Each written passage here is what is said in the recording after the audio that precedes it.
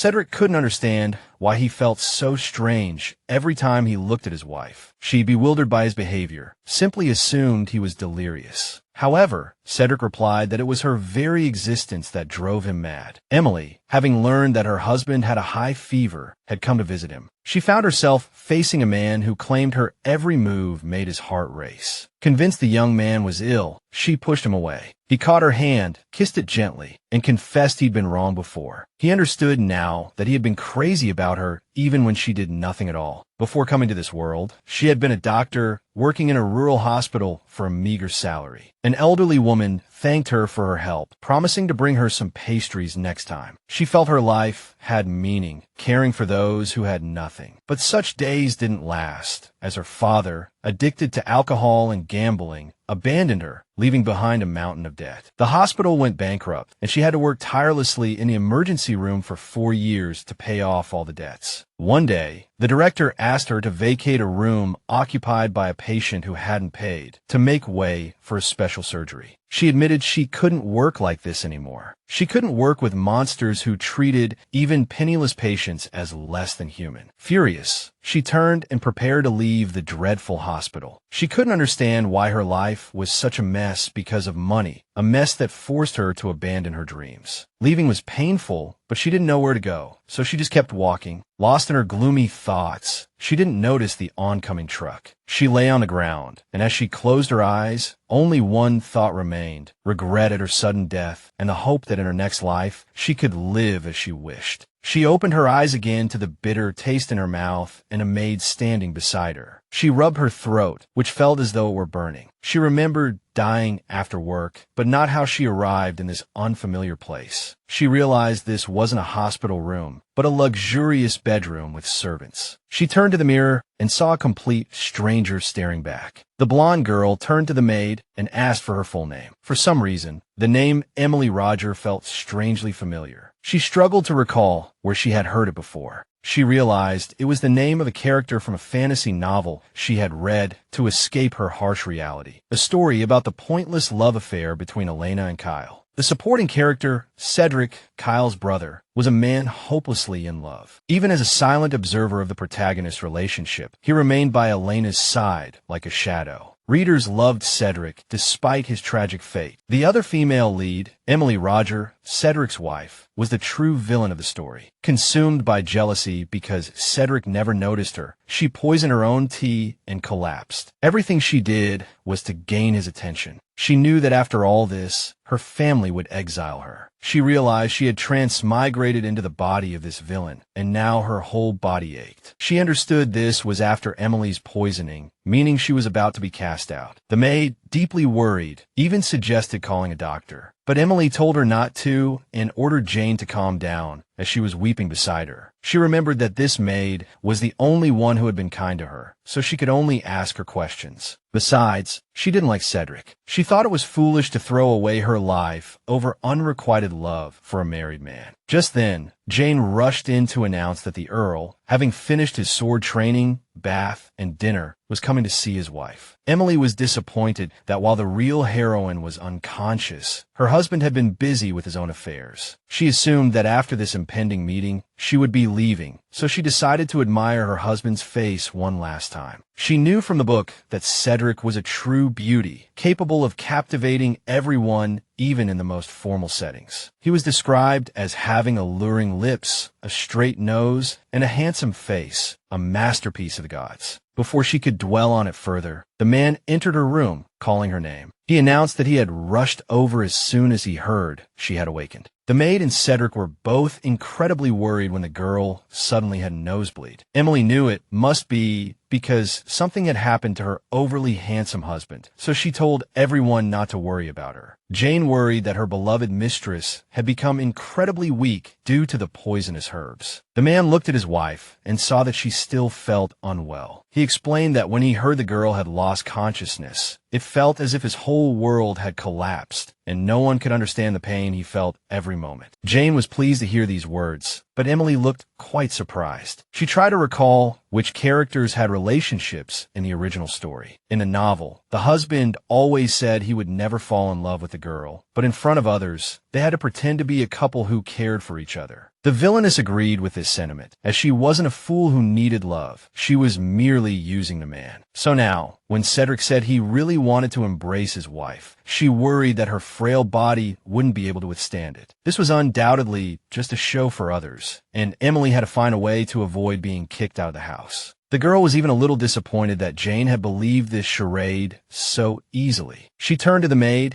and asked her to give her and her husband some time alone. Jane immediately understood everything and had the remaining maids leave the room, leaving the young couple alone. As soon as they left, my husband's attitude changed, becoming more like the one described in the book. Emily realized this was his true self. Although his beauty still unnerved her, the girl decided not to waste any more time. She approached the man and declared that they should get a divorce. She added that she could no longer live with someone like him. Cedric looked exhausted and reminded her that doing so would be defying the king's order. He reminded himself that he had sworn an oath under the sun and had always basked in its light, so he had to fulfill his duty. Emily reminded him that the king's order didn't say he had to maintain a happy family life until death. Cedric realized his mistake, as the order indeed only pertained to the wedding. Emily pointed out that everyone could see the reason for the divorce lay with her, as the man didn't want to keep her by his side precisely because he loved her deeply. However, the girl had just woken up, and Cedric believed divorce wasn't something to be rushed into. The man left, suggesting they discuss everything again at breakfast the next day. Emily thought it was like a cooling-off period during a divorce, but she didn't mind. The most important thing was that she had bought herself some time. The next morning, Jane came in to help her mistress get dressed and found her seemingly preoccupied. In fact, Emily was trying to recall the king's order. Initially, this order was simply presented as a fact. The novel story takes place in the fictional kingdom of Martin. However, Emily's father, Count Herdicalipus, the head of the family, was a war hero of the enemy nation. Later, war broke out between the two countries, and the Count betrayed right, allying himself with the kingdom of Martin. Because of this, Martin was able to win the war, merging the two territories into one, and the Count became a prince. The emperor didn't doubt his loyalty, but not all noble families accepted his origins from the enemy nation,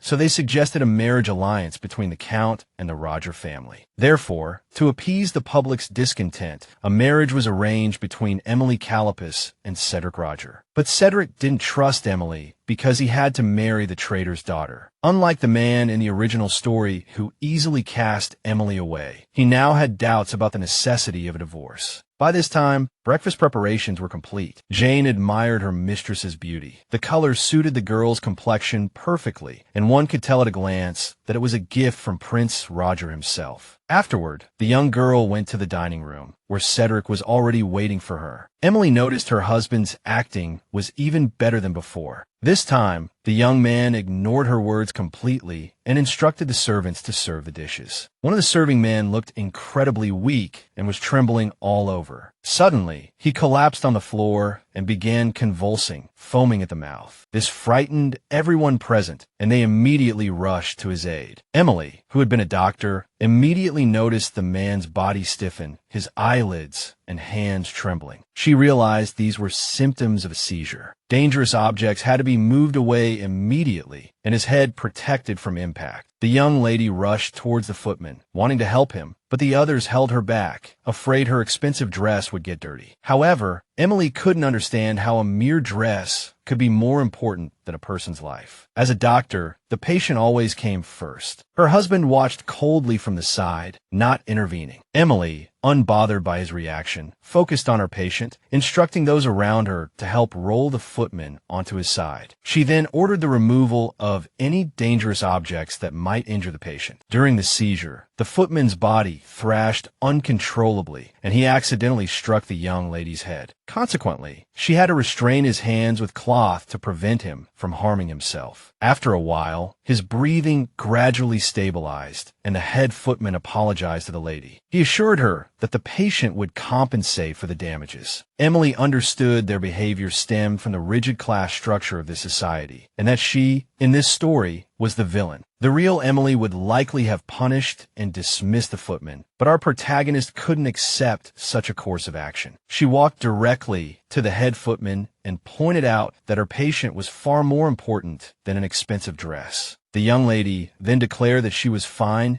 and told everyone not to worry, announcing she would return to her room to change. Only then did she notice that despite the chaos, Cedric's expression remained unchanged. She also noticed that after the commotion, the man was left to eat breakfast alone. Even so, Cedric showed no reaction, simply asking for his meal to be served. Afterwards, the young lady returned to her room, changed her clothes, and prepared to eat breakfast alone. In truth, she didn't think it was a big deal, as such situations were not uncommon in the emergency room. A while later, Jane informed her that the sick footman requested an audience. The young lady allowed him to enter, assuming he wanted to express his gratitude. However, as soon as the footman entered, he immediately knelt down, begging the lady's forgiveness for his mistake. He promised that such an incident would never happen again, just like the last time when he broke Lady Elena's favorite cup. The footman repeated that no matter how much he repented to God, he could not atone for his sin. In the era of the novel, medicine was hardly developed, so those around him believed it was a curse. Realizing that in this world, the socially vulnerable could not afford medical treatment, the young lady ordered the footman to stand. Emily saw that the young man was not at fault and asked him to promise her one thing. As punishment, she wrote down on a piece of paper what foods the footman should prioritize in his diet and asked him to sleep at least 8 hours a day. The footman was surprised by her words, explaining that due to work, he could only sleep a maximum of 6 hours a day. In a world without anti-epileptic drugs, Emily could only prescribe a dietary regimen, mainly low-carb, high-fat foods, to help him gain weight. From the footman's account, Emily learned that he had been working in the kitchen for about a year. Afterwards, the young lady went to find her husband, who assumed she wanted to discuss their divorce again. However, this time, Emily requested a different job assignment for the injured footman. Cedric thought she was deliberately trying to act like a good housekeeper. Emily hoped to transfer the young man to the laundry room or the library, somewhere with fewer people and no dangerous objects. Cedric admitted that the request surprised him, confessing he never thought she would care about any of the servants. He continued to question his wife about the illness, but Emily was distracted, staring at his bare chest. Because of this distraction, she couldn't concentrate. Feeling exasperated, she finally snapped, saying that someone like him, who had lived a life of warm meals and comfortable beds, would never understand what the sick went through. He had no idea how difficult it was for those patients, who sometimes even longed for death. She said that even if she only saved one person, her life wouldn't change because of it, but she couldn't stand by and watch someone she could help suffer. She admitted that watching all of this pained her, because the events unfolding around her made her feel powerless. At some point, Emily realized she had said too much, becoming quite agitated by the memories of her past. After her impassioned speech, Cedric agreed to reassign the footman, and the young lady left his office. After she left, her husband began to wonder who knew about her past coma from poisoning. Cedric's valet, Roberto, explained that those who knew were himself, Jane the maid, the doctor, and a few other servants. The valet was utterly astonished when his master declared that no one would speak of the matter again. They would bury it in the past. He promised Roberto that if anyone found out what happened yesterday, such an order would suddenly be issued. Cedric had previously considered Emily to be a typical noblewoman obsessed with money and men. However, recent events had made him realize that the girl was not so simple, and he intended to find out everything. Emily returned to her room and collapsed onto the bed, exhausted from explaining herself for so long to a man who understood nothing. If she didn't behave as usual, Cedric would likely become suspicious. However, Emily didn't want to torment herself anymore. She had to decide what to do next. To live well after the divorce, it was necessary to learn more about the situation outside the mansion. While rummaging through her wardrobe, Emily suddenly noticed a very suspicious doorknob. At first, she thought it was some kind of safe, but the space inside was large enough for her to crawl into. Once inside, Emily discovered that it was actually a secret room. Picking up a book at random, the girl read that contact with a certain substance would cause fingers to go numb and the tongue to lose sensation if touched. The book also described the uses of plants that could stop bleeding. The next page described a method for detecting small nodules on the human body, which could help identify diseases. Emily continued flipping through the pages, realizing that the book resembled the notes of a doctor or pharmacist. She didn't remember anything like this being mentioned in the novel and couldn't understand why the villainous Emily would need such information. Between a few pages, the girl discovered a portrait of a young woman signed Dear Lily. Emily was engrossed in the book when Jane suddenly called out to her, startling her. The girl immediately left the room to find her maid. Jane reported that Emily's father, the Duke, had come to visit. Emily smoothed her hair, thinking that if she wasn't kicked out of the mansion after the divorce, there would be less condemnation from those around her, as even divorced, she would still be the Duke's daughter. The novel stated that the Duke adored his daughter and even fell ill when he heard she was getting married. Because of the book's portrayal, the girl had expectations of a deeply affectionate father. Emily believed that such a man wouldn't allow his daughter's reputation to be ruined, so at this moment, he was her strongest support. Walking into the hallway, she saw a smiling man already waiting for his beloved daughter. Seeing him, the protagonist felt justified in her expectations of her father. She could rely on him. Emily was sure that the Duke truly loved his daughter. Very much so. After this, the man instructed the servants to leave, as he had missed his daughter dearly. Emily thought that since they had a good relationship, she could speak to her father relatively freely. However, the girl was utterly shocked, for instead of smiling father, she saw the Duke's contempt. He announced that there were rumors circulating in aristocratic circles that he and Cedric were not on good terms. The man believed that since he had arranged his daughter's worthless life, making her a princess, she should at least make a small effort to maintain her position. Emily felt fear at his words, realizing that the Duke was a true demon. The man was incredibly cruel, filling the girl with terror. Emily's hesitation annoyed him, and the man prepared to strike her. It was only at this moment that Emily realized that this man had, in fact, beaten the real protagonist numerous times. She couldn't understand why, in both this life and her past one, she had encountered such a terrible father. The girl wasn't going to put up with it. She didn't want to make a scene, but she had no other choice. Even though she was afraid, she knew she could handle it, although she would absolutely not be able to harm what was most precious. However, she didn't need to do anything, as the man suddenly froze. In fact, at this moment, Cedric entered, greeting the Duke, his wife's father. So, instead of striking her, the man slowly lowered his hand and gently stroked his daughter's cheek, as if that had been his intention all along. He announced that he had come to visit his daughter because he had received some bad news. He noted some tension in the air as the two men discussed family matters. Cedric asked the Duke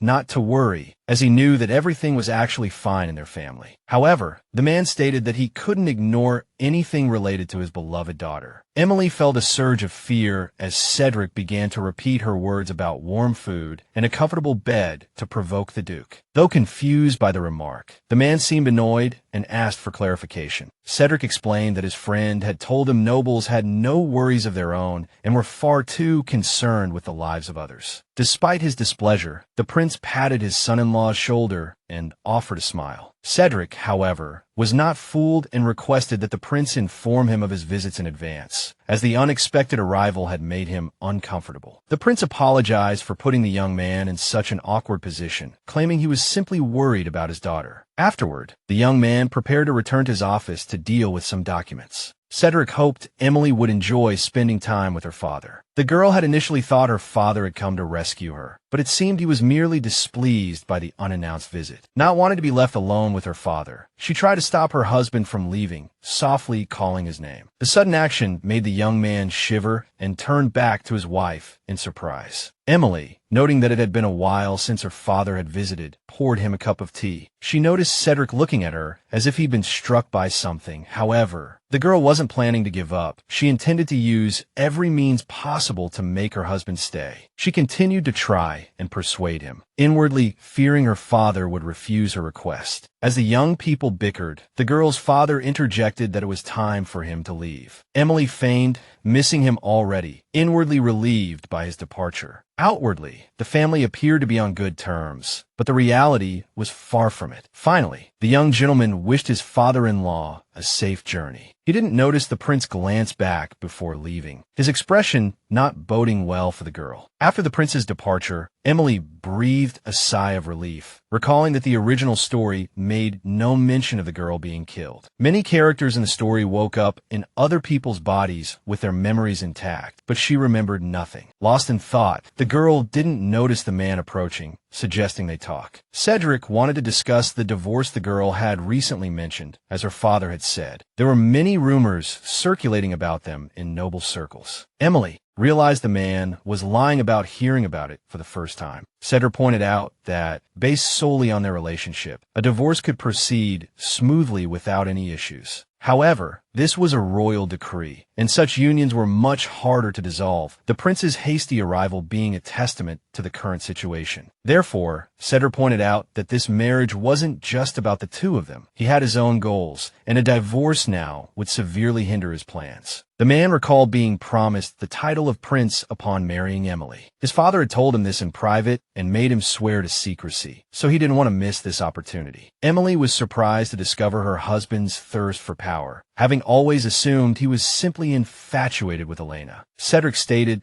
that they must maintain their marriage and change their relationship, especially the girls. He demanded Emily stop acting like someone who wanted to be exiled. The heroine felt the same way when she read the novel, because the real Emily wasn't acting that way out of mere anger. She simply wanted to escape. Cedric had been convinced of this when the girl had recently spoken to him about divorce. Emily understood he was right. Her father wouldn't support her, and she knew nothing about the workings of this world. Therefore, the girl admitted she was wrong, simply not wanting to live with a husband who was indifferent to his wife. Thus, she agreed to a divorce after the man officially became a prince. Hearing her words, Cedric also promised to change, as girls disliked his behavior. He smiled, promising that from now on, Emily would receive unprecedented care and affection. The girl was bewildered by his words, completely unable to understand what the young man was thinking. However, in addition to care, she also demanded 1,000,000 sills as compensation after the divorce. Emily knew that, by the standards of her previous life, this was a huge sum, so she felt she was being somewhat excessive. Even Cedric admitted he had initially misunderstood his wife. The man had thought the girl was too carefree,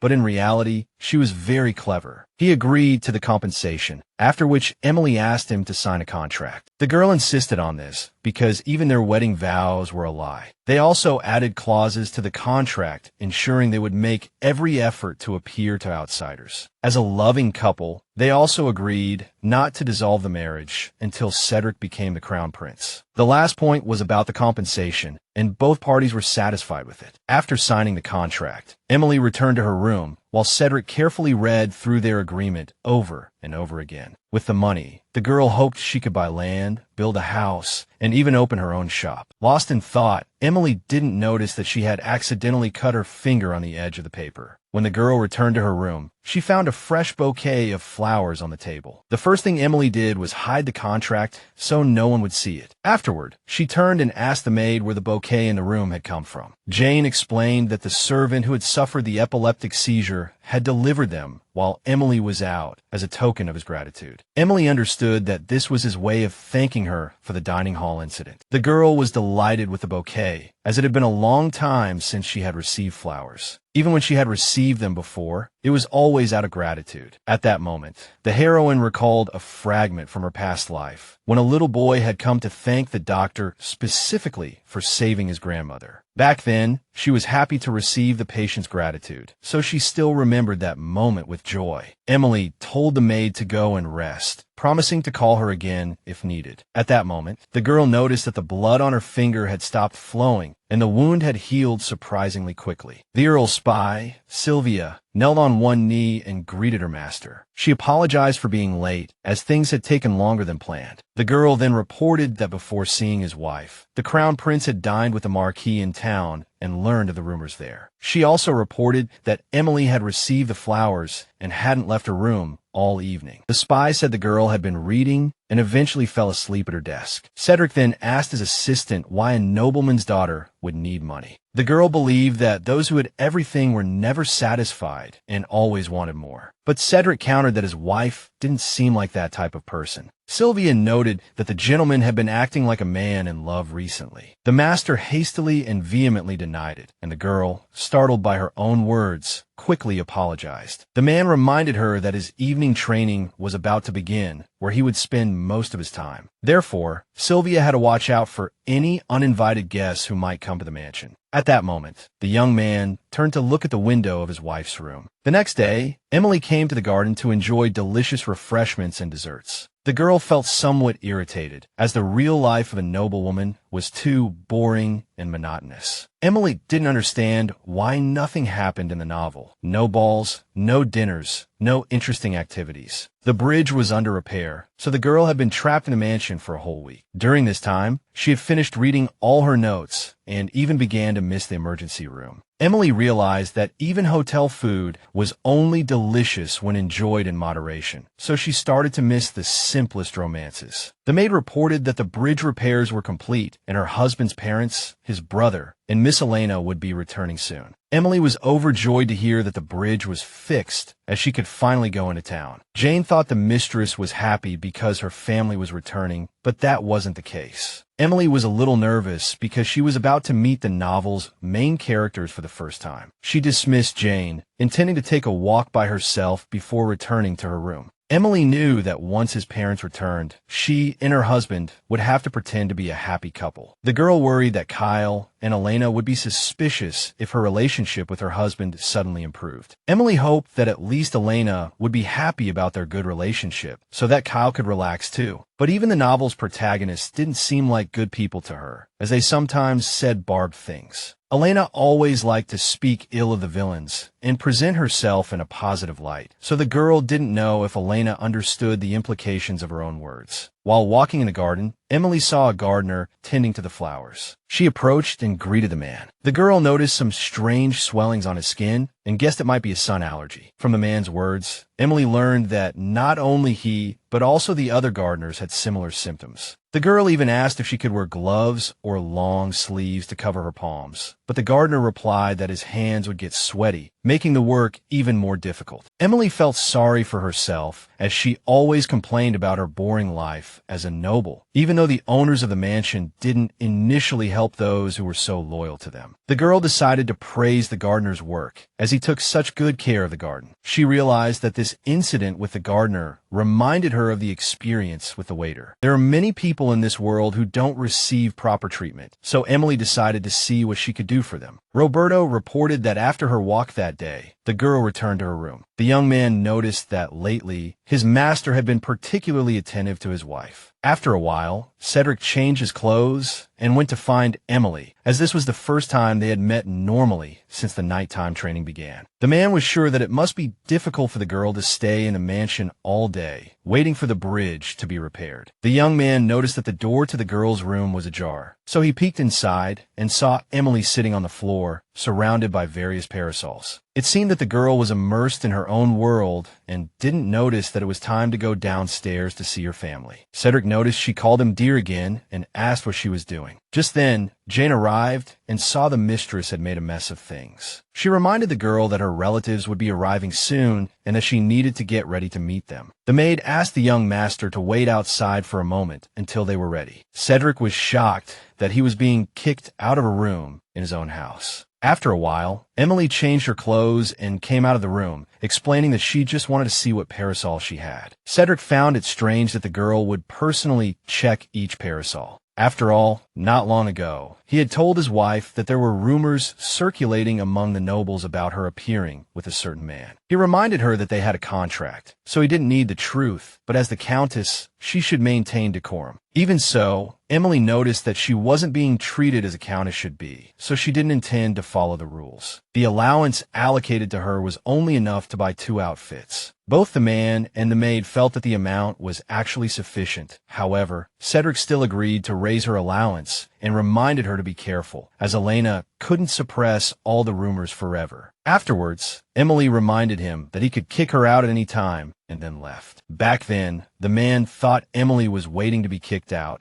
so when the poisoning incident happened, he already felt that she really wanted to leave the mansion. However, at some point, her behavior changed, and now the girl seemed completely different. Emily was still wondering if there were any lighter parasols in the store than the ones she currently owned. Based on her words, the young man realized that the girl actually just wanted a new parasol. He explained that her parents knew she was unwell, so he would answer all questions and she just needed to remain silent. Emily wondered if her parents knew who caused the incident. It didn't really matter who did it. It wasn't worth making a fuss about anyway. Emily hadn't expected a man to care so much about his title that he would act that way. Cedric noticed that the girl didn't know much about him, just as he hadn't expected her to be so greedy until she brought up the divorce compensation. Afterwards, the young man extended his hand and suggested they begin their performance. Also, the young man asked why she always called him dear. He was a little embarrassed because Emily expressed her affection in that way. The two went downstairs together and met Roger and his wife, Cedric's parents. The young man said they were both doing well and asked about his parents' journey. After his parents, Elena and Kyle, who had been following behind the girl, also entered the hall. He noticed Elena had been with him, so she was doing well. The girl took Cedric's hand and said the journey would have been more interesting if he had been there. At this moment, Emily stood to the side, wondering why no one noticed her. At that moment, she even forgot that in the original story, these three people were very close, so she decided to keep her distance. Just then, Cedric's mother inquired with concern about the girl's condition after her recent illness, and Cedric explained. After a few days of rest and eating some unspoiled food, Emily's condition improved. It was clear that Elena was truly concerned about her well-being and worried for her. Cedric, playing the part of the caring husband, seemed incredibly frightened. Only when Emily finally woke up and spoke did the weight lift from his shoulders. Emily took his arm, saying it was all thanks to him being by her side. Watching this, Elena suggested they all have tea and chat together. Emily's parents were delighted with the idea and said they would go back to their room to rest. Emily was sure she was seen as the villain who would spoil the atmosphere, so she intended to sit quietly. However, things didn't go quite as she had initially planned. Just a few minutes before the incident, the young people were discussing whether to go for tea. Elena said it was all right if Emily didn't want to go, as she hadn't fully recovered. But Cedric noted that Emily had fully recovered and could join them. Elena, however, thought that the exertion might worsen Emily's condition. Emily felt fine, but not wanting to impose and having some unfinished business, she decided to excuse herself. Wishing them a pleasant time, she headed towards her room. Suddenly, Emily tripped on her skirt and was about to fall. Instinctively, she grabbed Cedric to steady herself. This didn't help, and they both tumbled to the floor. Emily immediately stood up, mortified that she had fallen in front of Elena. Cedric, however,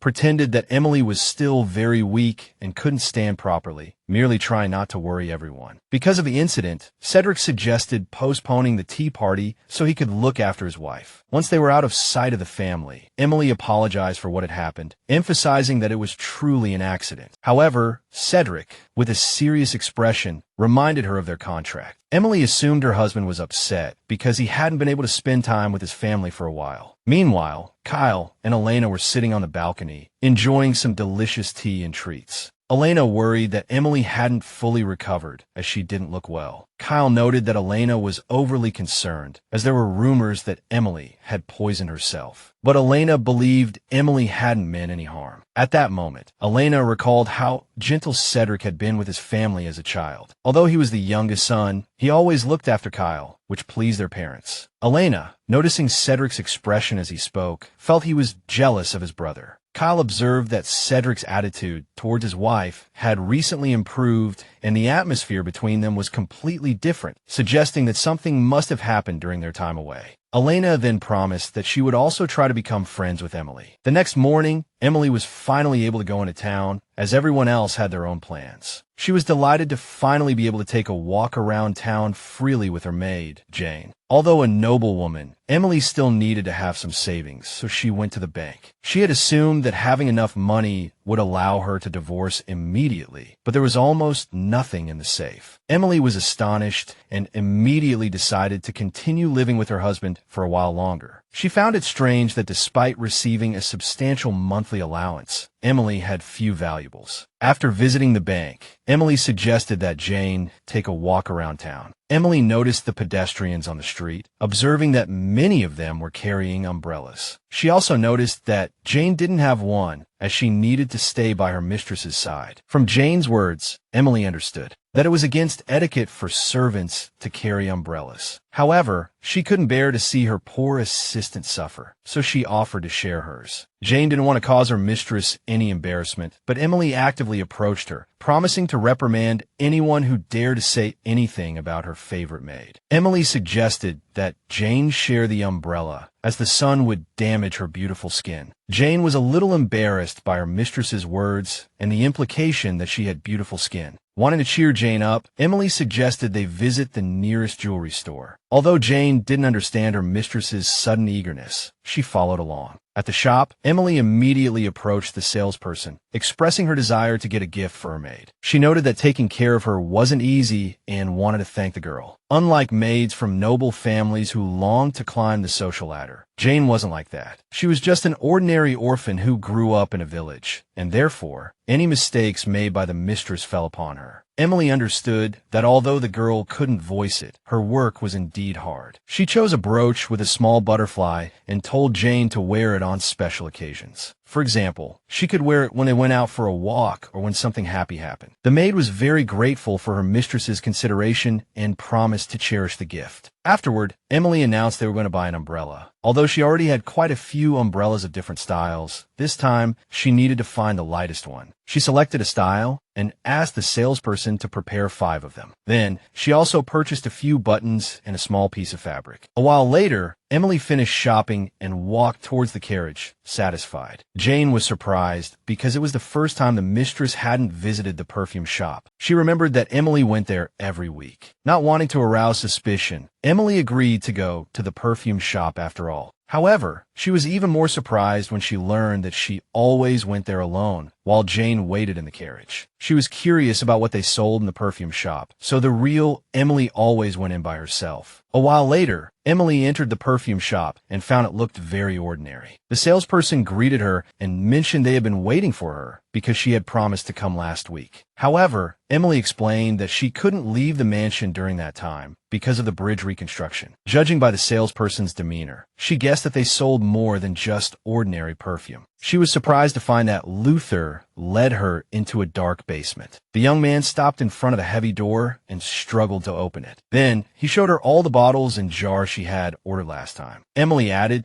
that the real Emily bought poison at this shop. However, the man began to explain the medicinal properties of various bottles, leading her to suspect that the real Emily was secretly involved with pharmaceuticals. She was sure that things like painkillers and sleeping pills must have existed in this era. Emily believed she could find the same things in a hospital, but the salesperson was puzzled by her words. He thought she was making an inappropriate joke, as these drugs were almost impossible to obtain. The young man thought she was trying to haggle, and Luther even offered her a special discount. Although Emily knew the price was still painfully high, the young man emphasized that the owner had gone to great lengths to get these things for her, so there would be no further discounts. At this moment, Emily realized that she had been spending all her money buying medicine in the real village, but she didn't know why she was doing this, nor who the mysterious shopkeeper was who had gone to such lengths to raise these funds. Emily approached the salesperson and asked him to show her a list of all the items she had purchased so far. Looking through the ledger, she found that all the transactions had started after her marriage. But the most interesting thing was that there weren't any small bottles in the secret room. Then, she turned to the salesperson and asked if they had any medicine for hives. Luther immediately assured her that he would get some from the warehouse and give her a discount. However, Emily felt the timing was right and decided to buy everything at the original price today. She suggested that the young man write down the original price in the ledger and report the discounted price to the owner, so the salesperson could pocket the difference. In exchange, she only asked for the owner's name. Luther reminded her that his master never met anyone, so he couldn't reveal any information. Emily pretended to be disappointed and said she would look for another supplier. She stated that she couldn't continue working with someone whose name she didn't even know. She almost reached the door hoping the salesperson would compromise and call her back. She was relieved when the young man actually did. He told her to come closer and warned her not to tell anyone that his master's name was Prince Wind's Hairy Bow. The name didn't ring a bell, as she hadn't read about him in the original story and didn't know what kind of person he was. She tried to appease the salesperson, explaining that she was merely curious about the things she touched. After finishing her shopping, the young lady returned to her room and instructed that she not be disturbed. Finding herself quite exhausted, she wanted to rest quietly. After the maid left, no one could disturb her, so Emily decided to start working as soon as possible. However, the girl felt strange, as if she had completely forgotten something. Just then, Elena, Kyle, and Cedric returned from their walk, chatting amongst themselves. Cedric noticed that a considerable amount of time had passed, and his wife should have emerged from her room. That morning, they had agreed that the girls should make more appearances to avoid rumors of discord between them. Emily explained that she already had plans for the day, but suggested seeing her husband in the evening. She thought everyone would assume she couldn't accompany him due to urgent matters, but in truth, she missed him dearly and couldn't wait. The gentleman thought her idea was excellent, adding that seeing each other in the evening would be quite nice. However, as evening approached and the girl still hadn't appeared, the young man assumed she had fallen asleep. Even Kyle noticed that his brother truly longed to see his wife. Cedric recalled that he rarely mentioned his wife in their presence, often attending invited banquets alone. Therefore, no one considered them a loving couple. Because of this, the young man hoped to change everyone's impression through their meeting today. He explained that Emily had never left his thoughts, but it was only after she was poisoned that he understood everything. Cedric said that if he didn't speak his mind, everything would be meaningless. He felt somewhat embarrassed voicing these feelings, but he noted that the girl should have been waiting for him tonight as well. Roberto, seeing his master return, approached and quietly reported what had happened. After listening, Cedric appeared annoyed and quickly excused himself from his family. Cedric, the second son of the royal family, had noble daughters lining up, eager to marry him. He was the captain of the royal palace's First Knight Order, widely recognized as a hero with distinguished war merits. Yet today, he fled in shame. The young man couldn't believe Emily had locked herself in her room, ordering that no one enter. Roberto wasn't privy to the details, but the order had been received by Jane, the girl's maid. Cedric couldn't believe Emily would forget their agreement, assuming it was another one of her schemes. He decided to wait, but even by the next day, his wife still hadn't left her room. A day later, the maid finally announced that the girl had gone out for a walk. Unable to see his wife for days, the young man vented his frustration through training, even the knights noticing their captain's recent heightened tension. Lately, the knights, distressed by his mood, implored him not to display excessive emotion. Cedric remained plagued by the thought that Emily should at least cooperate with him as compensation. He felt his training wasn't enough, hence these persistent thoughts. In recent days, only after training to exhaustion did the young man find some peace of mind. While strolling through the garden, Cedric heard someone call out to his wife. Turning around, the young man saw Emily placing a strange contraption on a gardener. In doing so, the girl had found a way for the workers to protect themselves from the sun while working. In actuality, she had simply replicated the headwear her grandmother wore while working in the fields. Emily was happy to do such a simple thing for the gardener, as he had worked for the family for a long time. The girl had also prepared a whole bag of similar hats to be distributed to the other gardeners. The old man's smile warmed Emily's heart. If allergy medicine weren't so expensive,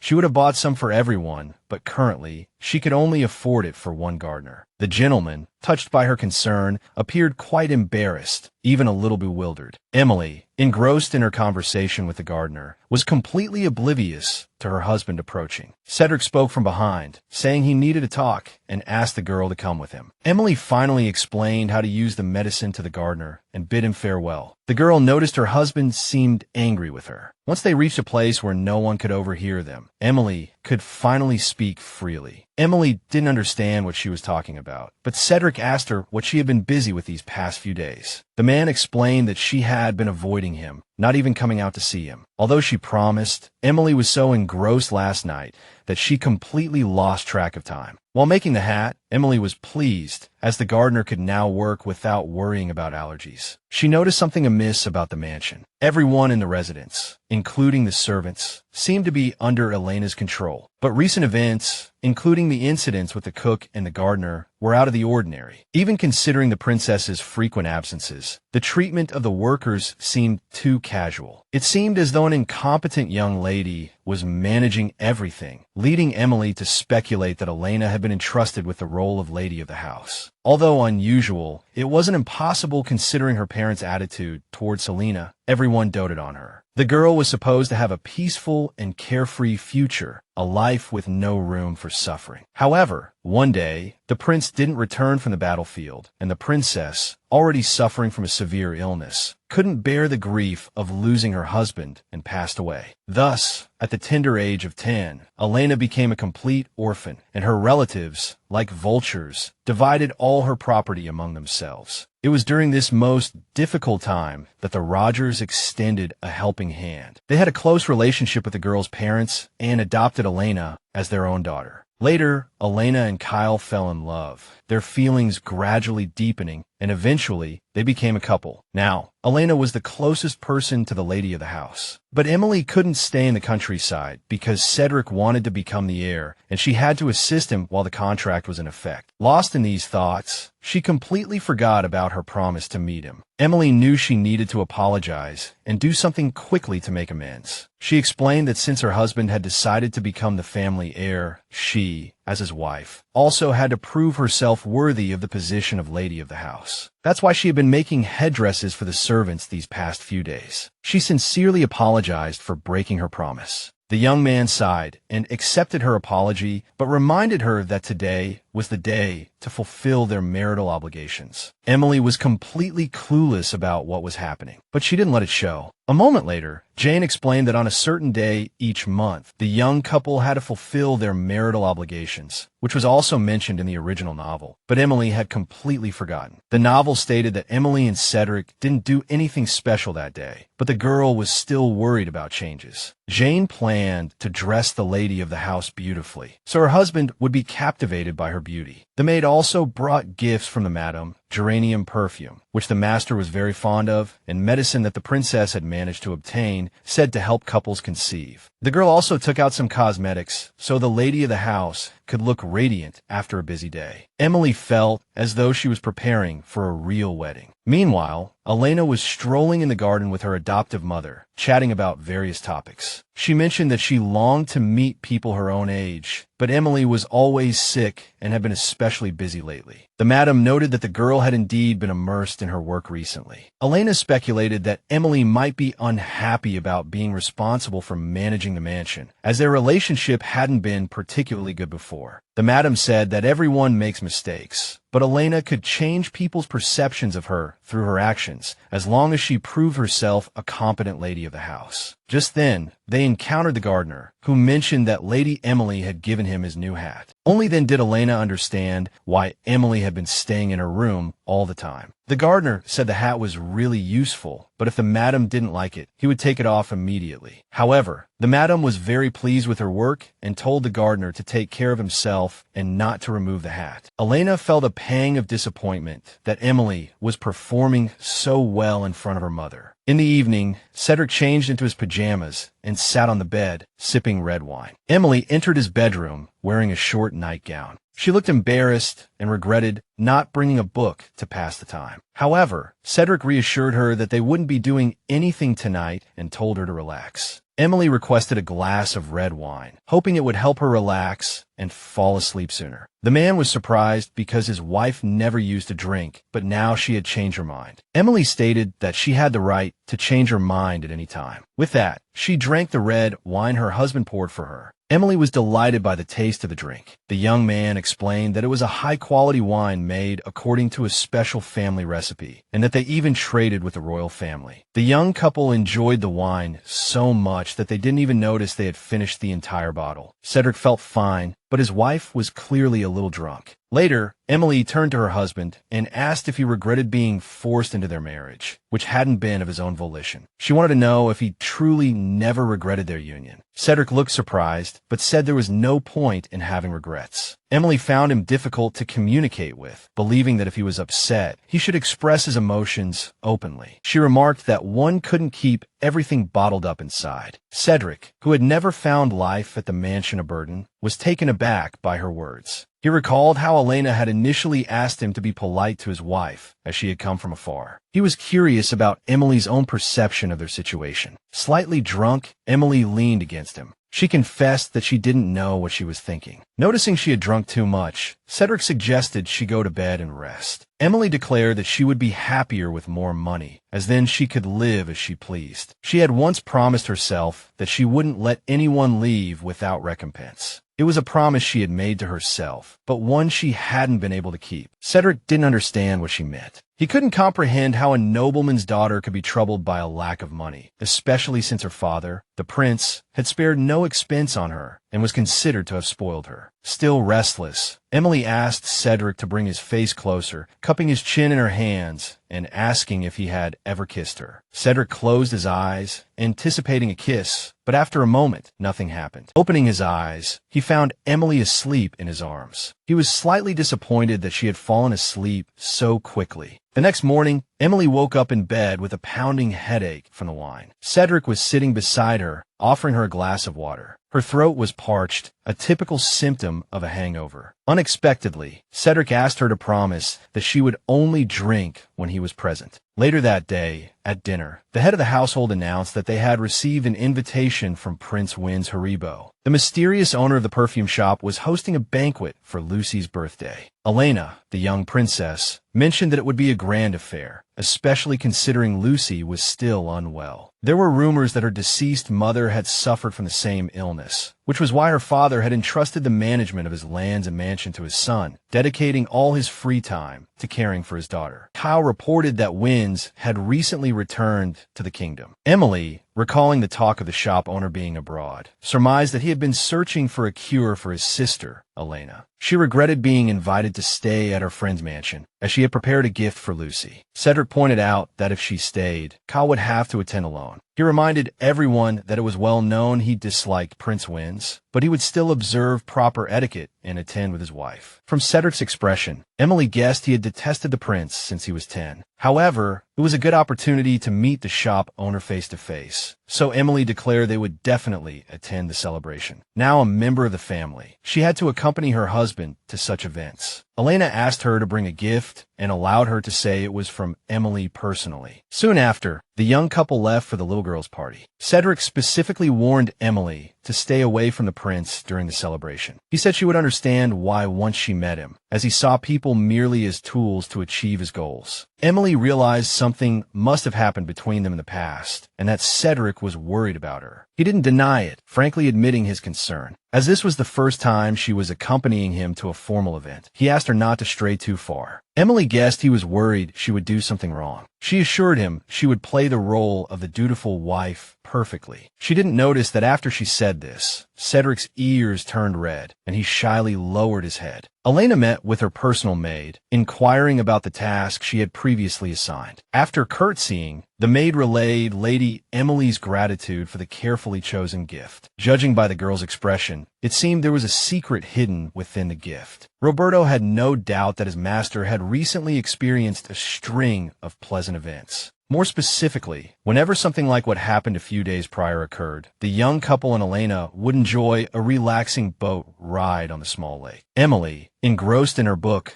was completely oblivious to the passage of time. Elena, Kyle, and Cedric were engaged in a lively conversation, and Emily even considered leaving early to give them some space. However, as she disembarked, she slipped and fell into the water, startling everyone present. Cedric immediately jumped into the water to save her. Emily tried to swim to the surface, but her heavy skirt prevented her from staying afloat. Seconds later, Cedric lifted Emily out of the water, allowing her to breathe fresh air. He dragged her to the dock, finally able to breathe normally himself. The The young man found himself unharmed, but Emily was weak. Terrified, Emily confessed that she had thought she would die in the lake. At that moment, Roberto noticed something strange in his master's expression. His master also ordered the poisoning incident to be kept secret and had been speaking with his wife more frequently. Lost in thought, the man didn't notice his master calling him. The young master announced that he was taking everyone to the training grounds. He realized that no matter how he swung his sword, it made no difference. Roberto immediately agreed to prepare the training clothes, noting to himself that his master seemed angry. In truth, Cedric was troubled by the fact that his relationship with Emily was a marriage in name only. He thought his concerns stemmed solely from his interest in her plans. However, that the image of the girl trying to kiss him that day and her adorable appearance when he rescued her kept flashing through his mind. Thus, the young man hoped to banish these thoughts with a vigorous training session. Soon, the day of the celebration arrived, and the young couple traveled to Prince Wincheribo's residence. Emily noticed the abundance of plants in the residence. Her husband explained that the family had long been involved in the cultivation of various flowers, herbs, and trees. Emily realized this allowed the prince to easily acquire the medicinal ingredients he needed under the guise of traveling abroad to collect new plants. A while later, the young couple arrived at the entrance to the main hall, where a servant greeted them. He opened the heavy doors for them and formally announced their presence to everyone inside. Emily found the greenhouse within the residence breathtakingly beautiful, but also noticed that everyone present was staring at her intensely. Emily guessed it was probably due to the rumors about her and her husband's strained relationship. She hinted to Cedric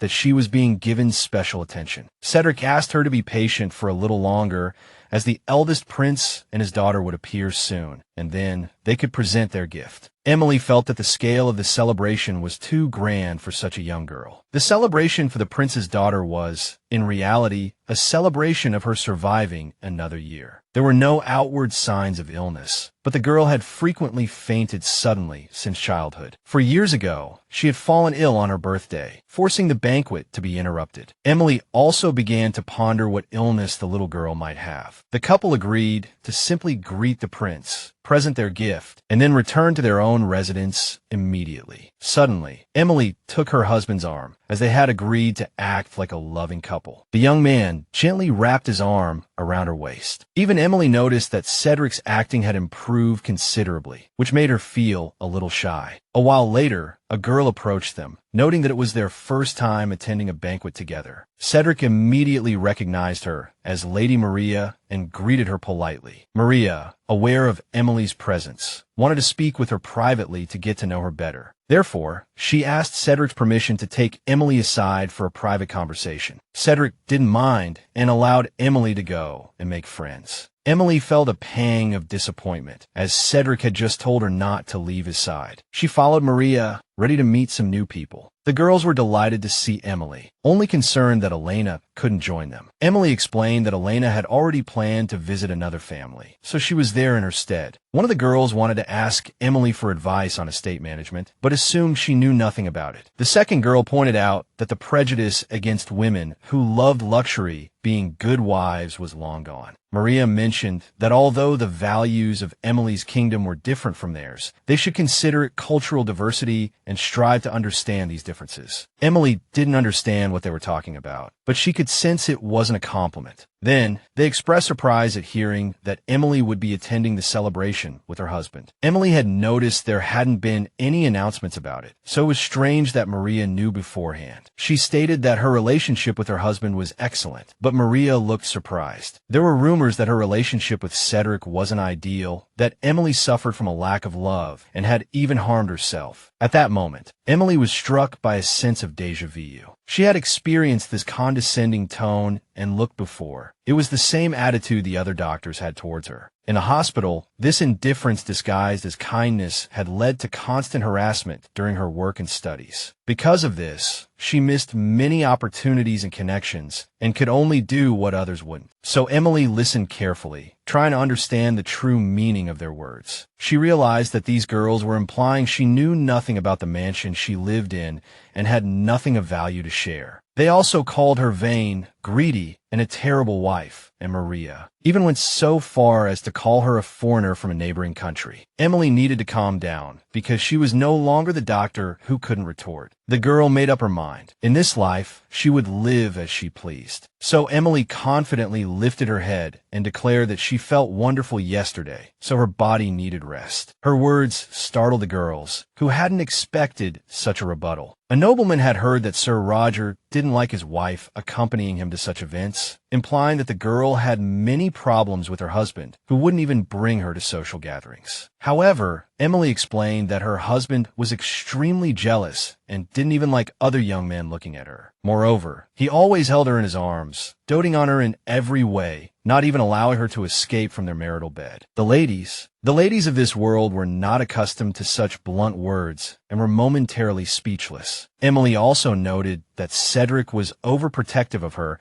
and would be displeased if he knew the ladies were giving her a hard time. Maria realized they had been exposed and tried to pretend nothing had happened. But Emily added that even if another man just glanced at her, her husband would become upset. The girls couldn't even imagine what would happen if Cedric found out about their earlier conversation. So Emily agreed to let it go as a small misunderstanding. Meanwhile, Cedric watched the girl from afar, eager to hear what they were talking about. Just then, Edward, the captain of the royal guard, approached him. Some young men were surprised that Sir Roger had come to the mansion, as he rarely appeared at such events. Edward reminded the young men to watch their words, as this was a respectable place. However, the nobleman couldn't help himself, as everyone knew Cedric and Vince Haribo had been rivals since their academy days. The young man wanted to continue, but he happened to meet Sir Roger's chilling gaze. Cedric walked past the boy, leaving him trembling. Edward watched the scene with amusement, wondering why the young man had even spoken. Everyone knew that the relationship between these two young men could be described as rivals. Cedric of the Roger family and Vince of the Haribo family both excelled in their studies and quickly became rivals in all aspects. Their student days were filled with a strange tension, and one incident became the catalyst. When their teacher discovered they had chosen the same thesis topic, he asked one of them to change it. Vince volunteered, confident he could handle any topic. But these were empty words. In the end, the young man wrote on the same topic, despite the teacher's instructions. However, he showed no remorse, confident that his thesis was far superior to Roger's. After speaking with the teacher, the young men returned to their rooms. Cedric wanted to discuss what had just happened, but Wincheribo was adamant that he had nothing to say to the other man. Roberto stated that while competition was one thing, the other young man had crossed a line. Wincheribo, however, retorted that he never considered someone without ambition, who only hid behind his brother, as a rival. Afterwards, the other young man was in no mood to talk and was about to return to his room. However, Roberto, infuriated by his attitude, shoved him to the ground and pinned him down. Wincheribo, surprised by the young man's actions, demanded that he release him. Cedric, however, fueled by injury and anger, continued with his original plan. Because of this prank, he was punished, and his relationship with Wincheribo was completely broken. From then on, Cedric didn't want to see or hear anything about him, but he still attended his sister's party. Just then, Wincheribo entered the greenhouse and walked straight towards Lady Emily, handing her a handkerchief and saying she had defended him earlier. There was a note tucked inside the handkerchief, stating that the young man would be waiting for her on a balcony. Lady Emily was surprised that a man she had never met had invited her to a rendezvous. Cedric watched coldly from the side, hoping this wasn't another one of his rival's schemes. He had to make sure these young people kept their distance from each other. However, before he could come up with a plan, he noticed that his wife and his rival had disappeared. Wincheribo was already standing on the balcony, a glass of red wine in his hand. It was an honor for him to meet Lady Roberto, a woman rarely seen in social settings. The man first reassured the girl, stating that this was not a suspicious meeting. He also mentioned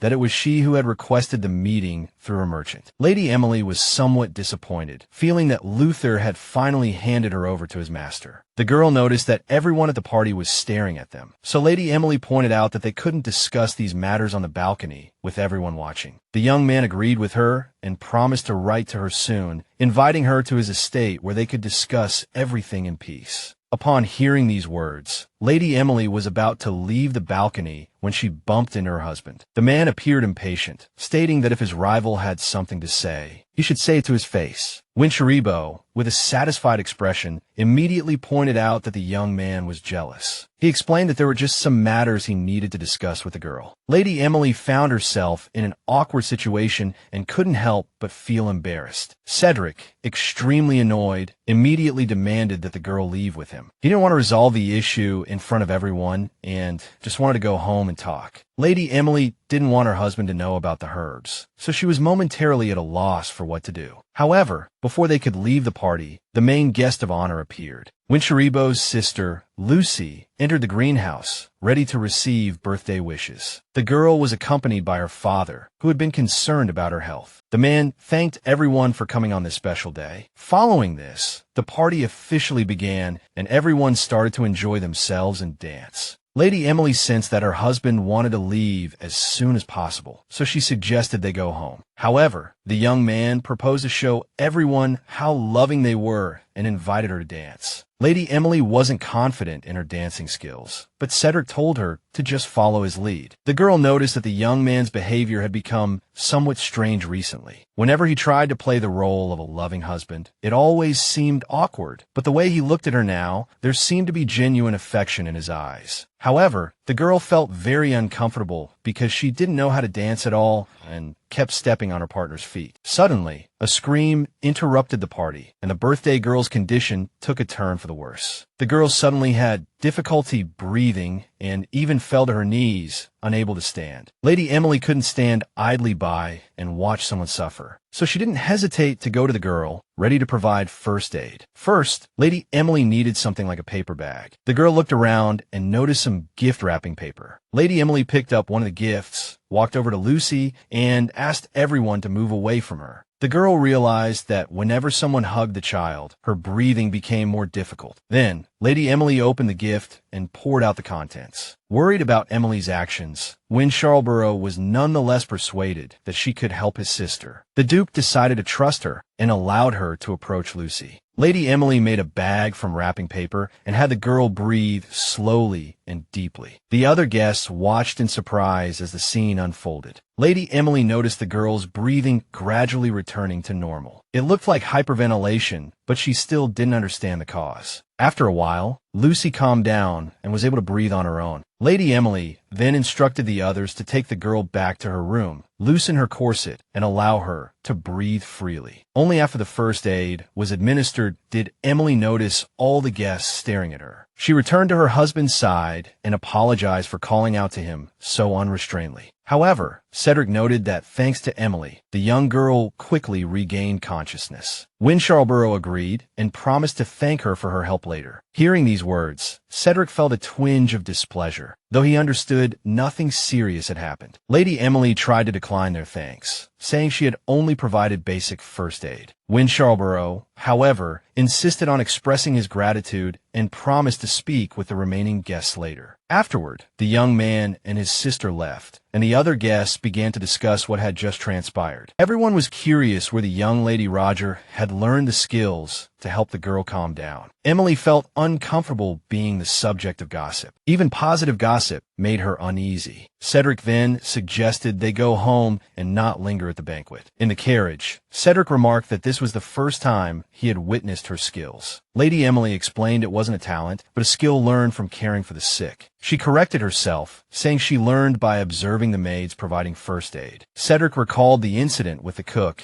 and, feeling she had been too reckless then, cautioned her to be more careful in the future. Emily was displeased with being asked to adhere to etiquette and ignore those in need. The young man pointed out that her noble intentions were irrelevant. Cedric reminded her that the cook was a servant in their household, and if something had happened to her, it could have been attributed to an accident. But if the girl's condition had worsened in front of everyone, things would have been much worse. In that case, everyone present would have blamed her for the child's state. Lady Emily realized her husband didn't understand the extent of her medical knowledge. and since people rarely die from hyperventilation, she guessed he was actually worried about her. She even teased him, saying he was afraid she would get into trouble. Cedric didn't deny it, replying directly that she understood correctly. Emily felt shy at his words, but promised to be more careful in the future. She had thought him cold, but he wasn't so bad after all. Suddenly, the carriage jolted. A wheel was damaged, the cabin tilted, and Cedric barely managed to steady her. A servant approached and apologized to his master, explaining that the carriage had run over something, causing the cabin to tilt and the coachman to hit his head. Emily just wanted to go home. She disliked these constant mishaps. She noted that no one was paying attention to her now, so there wouldn't be any gossip. She immediately got out of the carriage, promising to return quickly. Emily examined the coachman and, finding no dizziness or nausea, concluded there was no cerebral hemorrhage. The problem was the bleeding wouldn't stop. She said she would try to stop it and told the man to count aloud. She added that she would press firmly on his forehead to staunch the flow. Emily was annoyed that she had no tools to stitch the wound. She hoped there was a sewing kit or something similar in the carriage. Suddenly, the girl cried out and abruptly pulled her hand away from the coachman's head. She looked closely at her palm, trying to understand what had just happened. Suddenly, she felt as if flames were burning beneath her skin, as though she'd been burned. However, Emily saw nothing amiss, so she placed her hand back on the wound, continuing to apply pressure until the bleeding stopped. Afterward, she felt relieved, having done all she could. There wasn't much more she could do in this situation. By this time, Cedric, learning of the broken carriage, decided they would have to return home on horseback. The young man approached his wife and offered his hand to help her down. He told her what had happened and announced they had to return home immediately. Cedric helped the girl onto the horse. It was Emily's first time riding. The young man said he would sit behind her to help her keep her balance. He easily hopped onto the horse, carefully holding the reins. Usually in novels, such journeys are romantic, but Emily was too frightened to have any romantic thoughts. After a while, the young couple finally reached the gates of the mansion. Exhausted from the day's events, Emily had fallen asleep. Not wanting to wake her, Cedric carefully carried her to her room. They encountered Eleanor on the way. The young man reassured his sister that it was someone else's blood. Eleanor immediately worried that Lucy had fainted at the banquet. However, he didn't want to say much at the moment, as he was also tired from everything that had happened. Eleanor apologized for interrupting them, saying she was returning from a friend's house and had run into her stepbrother by chance. Cedric had to say that the coachman had been injured on the way back, and Emily had helped him, getting her dress dirty in the process. Afterwards, the young man returned to his room to rest and recover. Eleanor, who had been smiling a moment ago, was now annoyed by her stepbrother's coldness. Emily opened her eyes to find herself lying in bed in her room. The girl sat up and realized her clothes had been changed. Just then, Jane entered, saying that she had changed her mistress's clothes, not wanting her to sleep in a bloodstained dress. Emily felt a little embarrassed, thinking that her husband might have changed her clothes. Jane, however, thought her mistress was embarrassed about getting her dress dirty. She was very worried about her mistress and hoped she would rest well. Emily promised to try and recover and thanked the girl for her concern. So much had happened that day. As soon as the protagonist was alone, exhaustion washed over her. It was said that the deceased Grand Duchess had also experienced similar hyperventilation symptoms as Lucy at the banquet, so the girl guessed it might be hereditary. At the same time, she became curious about the strange power in her hands and what Emily was really doing. Late at night, the doctor came to see Mr. Roger and wanted to talk about the coachman's condition. The young master was also curious about the servant's injuries. The doctor explained that, judging by the bloodstains, the wound should have been very serious. However, when they unwrapped the bandages, there wasn't even a scratch on the coachman's head. So the doctor began to doubt whether the man had actually been injured. The doctor confirmed again that he had found no wounds when examining the coachman. The young master even wondered if the doctor had made a mistake, but that was impossible. After hearing the doctor's words, the young man declared that he was free to go and mustn't tell anyone what had happened. The doctor understood everything, agreed to keep the secret, and then took his leave. Afterwards, Cedric said he had to write a letter immediately. The next morning at breakfast, Cedric told his family everything that had happened. Emily was convinced that her husband was still in love with his half-sister. She believed that if they divorced, he would go to Eleanor, just like in the original story. The girl felt that it was time to worry about this. Just then, the housekeeper announced that Miss Lucy had sent an invitation to a tea party to express her gratitude. Emily was surprised that the girl hadn't forgotten her promise and had actually sent an invitation. She said she hadn't done it for anyone's thanks, but the mistress said her actions were brave and had brought great honor to the Roger family name. The mistress confessed that she was proud of Emily for becoming a part of their family. Eleanor didn't look happy at all when she heard these words. So she asked Emily if she had given the girl the gift she had prepared. Emily knew that, according to the storyline, the two girls used to exchange gifts frequently, but later, due to illness, this tradition had been interrupted. Cedric said he already had plans for tomorrow, so Eleanor could attend the tea party in his place. Emily said there was no need for an escort, as it was just a simple thank you visit. Afterwards, the girl inquired about the coachman who had been injured in the accident yesterday. She was relieved to learn that he was all right and recovering in the hospital. The lord of the manor was impressed that it wasn't the first time the girl had saved someone. Emily and Jane went for a short walk in town. Lady Emily noticed Jane was still wearing the hairpin she had given her. Jane admitted she wore it when she was alone because she truly cherished it. Emily was happy to bring the girl joy with something beautiful and hoped to give her more gifts in the future. Jane confessed that many of the maids were beginning to respect her as head maid. Emily realized how important this was for Jane, as she had been by her side for a long time. Jane also admitted she had always admired knights and their work. The day Emily gave her the hairpin felt like a knighting ceremony, which was why she treasured the gift so much. Emily loved the idea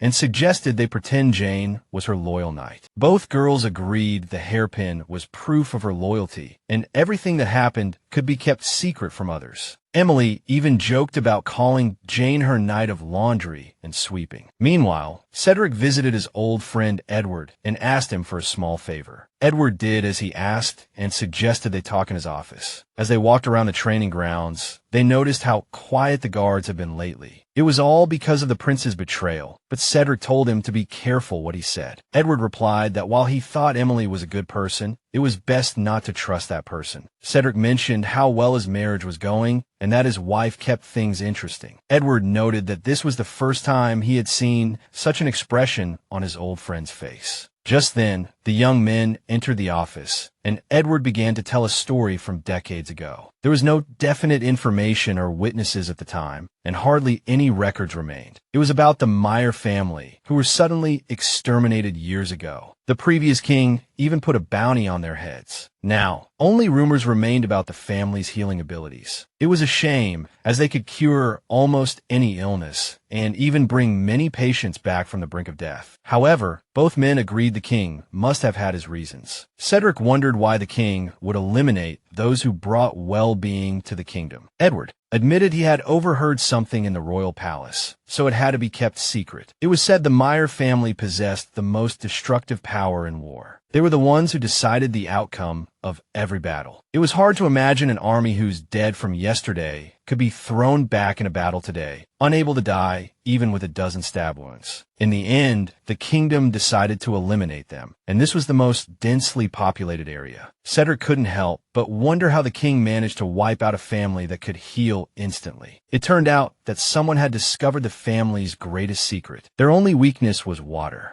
Although they could survive even after drinking poison or losing limbs, if they jumped into the water with a stone tied around their neck, they could hardly survive. Cedric listened intently and confessed he had another reason for calling his friend today. The king had been making secret trips to army headquarters more and more frequently. If any healers were discovered in the country, it would be reported immediately. Edward was hearing this for the first time and didn't believe any of the Meyer family were still alive. The young man immediately decided he wanted to contribute to the cause, but Cedric ordered him to be quiet. He still didn't understand why his friend was acting so strangely. In fact, he confessed that he would be happy to advance his career. His friend didn't care about that, as he would soon be replacing the prince. Cedric warned Edward that not a word of their conversation could be leaked. Edward agreed and asked him to send his regards to young Emily. At this time, Emily was waiting to meet Prince Vince at his estate. Vases of flowers were everywhere, and even the young prince himself looked like a beautiful flower. Emily noted that she had been invited by the young lady. Vince admitted he had sent the letter in his sister's name, so that the girl's husband wouldn't worry. Emily was surprised by such courtesy and didn't know how to respond. Then, the young man suggested they return to their previous conversation. That was when Cedric had suddenly interrupted them on the balcony. Emily believed this was what had been bothering her young host, as he had quickly invited her to his home. Emily decided not to delay any longer, frankly admitting that all the medicines were very expensive. Vince laughed, not expecting the girl to haggle. Emily was also curious why the country had such a serious problem with medicine. She noticed the young man didn't deny it, which meant her guess was correct. Emily's book stated that medicines were transported to the kingdom from faraway lands, but the prices were exorbitantly high. She heard that Prince Haribo purchased almost all of his medications from abroad, but for some reason, this country was unable to establish its own pharmaceutical production. The man pointed out that compared to other nations, their medical situation was extremely poor. Because of this, he was able to inflate the price of medicine. Emily couldn't help but wonder why this problem only occurred in their country. The prince was surprised that the girl genuinely didn't know the reason. Since she was a foreigner, Vince told her that this kingdom had previously relied entirely on the Meyer family's healing abilities, so medicine had barely developed. Emily heard about healers for the first time, people who could instantly restore a patient's health with a single touch. However, the girl was disappointed to learn that these people were all deceased. The official announcement stated that the family had profaned the divine right of life and death. Emily felt saddened that such great people were annihilated for such a reason. Now, people couldn't even obtain the most basic medicines and were suffering as a result. Prince Haribo didn't know why the girl was buying so much medicine, but he assured her that the prices would only continue to rise. He pointed out that international trade was a very complicated matter. Then, Emily reminded them that they could actually produce medicine themselves and teach people how to deal with simple illnesses. However, the girl didn't intend to continue this topic and instead inquired about Miss Lucy's health. Prince Vince noticed that the rumors weren't true. His sister had a different illness than their mother. Emily wondered if the girl had experienced any psychological trauma in her childhood. Prince Vince recalled that Lucy had fainted at a public reception attended by many young men and women. Emily realized that the girl was afraid of crowds, and the problem was likely psychological. She knew a little about child psychology and was determined to prove she wasn't talking nonsense. The girl requested to see Miss Lucy and be allowed to examine her. At that moment, the room was empty, allowing Emily to quietly observe it. In the silence, as she looked around the room, a thought came to her. She noticed that the room of someone suffering from a respiratory illness was filled with flowers. Emily stated frankly that the girl's room was a disaster for her condition. She explained that every gust of wind would carry pollen into the room, so the vases had to be removed. Stuffed animals easily collected dust and should also be reduced in number. Only plants that increased humidity should remain in the room. The girl guaranteed that as long as everyone did as she said, Miss Lucy would quickly recover. The young man was curious where the girl had learned her medical knowledge. Emily admitted that she loved reading, although all her knowledge came from her previous life. The young man couldn't help but laugh. He apologized for this, but still found it hard to believe that Emily would scoff at their family business and criticize their interior decorating. And all of this simply because she liked to read. It sounded unbelievable. The young man admitted that anyone else would have been thrown out long ago. However, he decided to give the girl a chance and promised to do as she said. He also promised to return the favor if it truly helped his sister. Only then did Emily notice the strange look in the young man's eyes and the way he was holding her hand. She immediately withdrew her hand, reminding him that she was already married to Mr. Roger. Prince Vince realized he had expressed himself poorly and noticed the girl's misunderstanding. He explained that he wanted her to participate in the development of medicines, or to develop them herself and become his partner. He also apologized for his words, causing her to misunderstand the entire situation. Emily felt embarrassed for misinterpreting him. In fact, this option suited her perfectly, so she felt there was no need to stay at the mansion any longer and decided to go home and attend to her own affairs. Before leaving, the young prince said there was something he wanted to tell her later. Soon after, Emily returned home. Just as she got off the carriage, she saw Eleanor. The girl came out to greet her, concerned about whether the conversation with the little princess had gone well. Emily decided not to tell her that she had actually been talking to the prince. Immediately after, Eleanor suggested they have tea together. This was the first time the girl had been so enthusiastic about spending time together. Eleanor said that both of her brothers were busy, so she had been a little bored that day and was eager to chat with her new sister and discuss the latest news. From Eleanor's words, Emily learned that rumors had spread about her recent diligence in doing housework and helping the servants. Eleanor wouldn't take no for an answer and pulled her along, preparing to have tea together. She insisted that she wanted to get to know Emily better and bond with her. Emily was surprised that Eleanor was starting to like her. This was very different from the original story, but Emily thought it was a good opportunity to get closer to her family. She followed Eleanor, and after a while, they arrived at the small gazebo in the center of the garden. Emily was surprised to find that the tea party wasn't just for the two of them. There were several other young ladies present. The girls she had met at the princess's birthday party were already sitting at the table. The girls were happy to see Emily again and immediately invited her to join them. After sitting down, Emily decided to enjoy their company and try to fit in. Emily noticed that the tea had gone completely cold and the pastries were almost untouched, indicating that the girls had been engaged in a lively discussion before her arrival. She couldn't help but wonder about the real reason she had been invited to the tea party. Suddenly, Eleanor turned her attention to Emily, asking for her consent to talk about the changes in the mansion since her arrival. One of her friends had already noticed that the servants were now wearing elegant hats. Emily explained that those weren't toys, but hats for sun protection to prevent sunburn. Maria recalled how Emily had cured Princess Lucy at the birthday party. Another young lady confirmed this, as she had also witnessed the scene. Emily explained that she hadn't cured anyone, but had simply performed first aid on a choking girl. She noticed again the strange atmosphere and the unexpected hostility from those present. Eleanor was surprised by the story, as she hadn't heard about it from her family. One girl was amazed that Emily possessed healing skills. Maria pointed out that a noble having medical knowledge, but not being a doctor would only cause misunderstandings. She hinted that only one family had possessed such abilities in the past, so Emily should be careful not to arouse suspicion. The girls began to spread rumors that the two might be related by blood. Emily wanted to respond, but her whole body felt stiff. For some reason, she couldn't say a word, as if her body was no longer under her control. Suddenly, Eleanor drew everyone's attention and asked them not to make baseless speculations about her friend. She noticed that both the refreshments and time were running out, so she suggested they take a walk in the garden. Thanks to this, Emily finally breathed a sigh of relief and tried to analyze what had just happened. She remembered what Prince Vince had said to her before she left the prince's mansion. He had forced her to admit that the gift for Lucy had actually been bought by another girl. The prince admitted that he thought so, because everything seemed suspicious. He said the gift was a new perfume from the Earl's workshop, their direct competitor. Emily herself was surprised that a new product from a competitor had been bought as a gift for the young master's brother. It was a great disrespect. The prince knew Emily well enough to know she wouldn't give such a gift, but he hinted that there was a traitor among her close associates. Emily realized that the invitation to the tea party and the conversation just now, previously unrelated parts, were starting to connect. She suspected that Eleanor disliked her, but she didn't understand why. She was also surprised to find that things were happening differently in this world than in the original story. The girls strolled through the garden and came to a blooming rose garden. It was the first time they had seen such a huge rose garden, and all the young ladies were amazed. Eleanor explained that she personally took care of these flowers. She wanted to hear her new sister's opinion, but found that Emily suddenly felt unwell. The girls suddenly felt nauseous and completely lost control of herself. Everyone was very worried about Emily's condition. As she suddenly felt ill, the other young ladies reached out to help, while Eleanor stood behind them, silently observing everything. A while later, Eleanor told her family everything that had happened and burst into tears. She explained that she had been personally tending the garden, striving to make it incredibly beautiful. However, the moment Emily saw the roses, she covered her mouth, her face contorted in disgust. She groaned and fainted. The girl, thinking Emily couldn't stand the scent of the roses, was forced to carry her unconscious body. Elena cried, believing the girl hated her and fearing they would grow distant. Kyle pointed out that she shouldn't apologize for something she hadn't done. He reminded her of all the effort she put into Emily's tea party, only for Emily to ruthlessly trample on her kindness. The young man noted that Emily, wallowing in luxury, wasn't content with humiliating her husband, but had now hurt Elena as well. He couldn't understand how such a woman had been accepted into their family. Their mother, however, disagreed, pointing out that there could be several reasons for a married, mature woman to be sick. Turning to her youngest son, she observed that he was already prepared to be a father. Their mother was convinced the girl's illness was due to pregnancy. At that moment,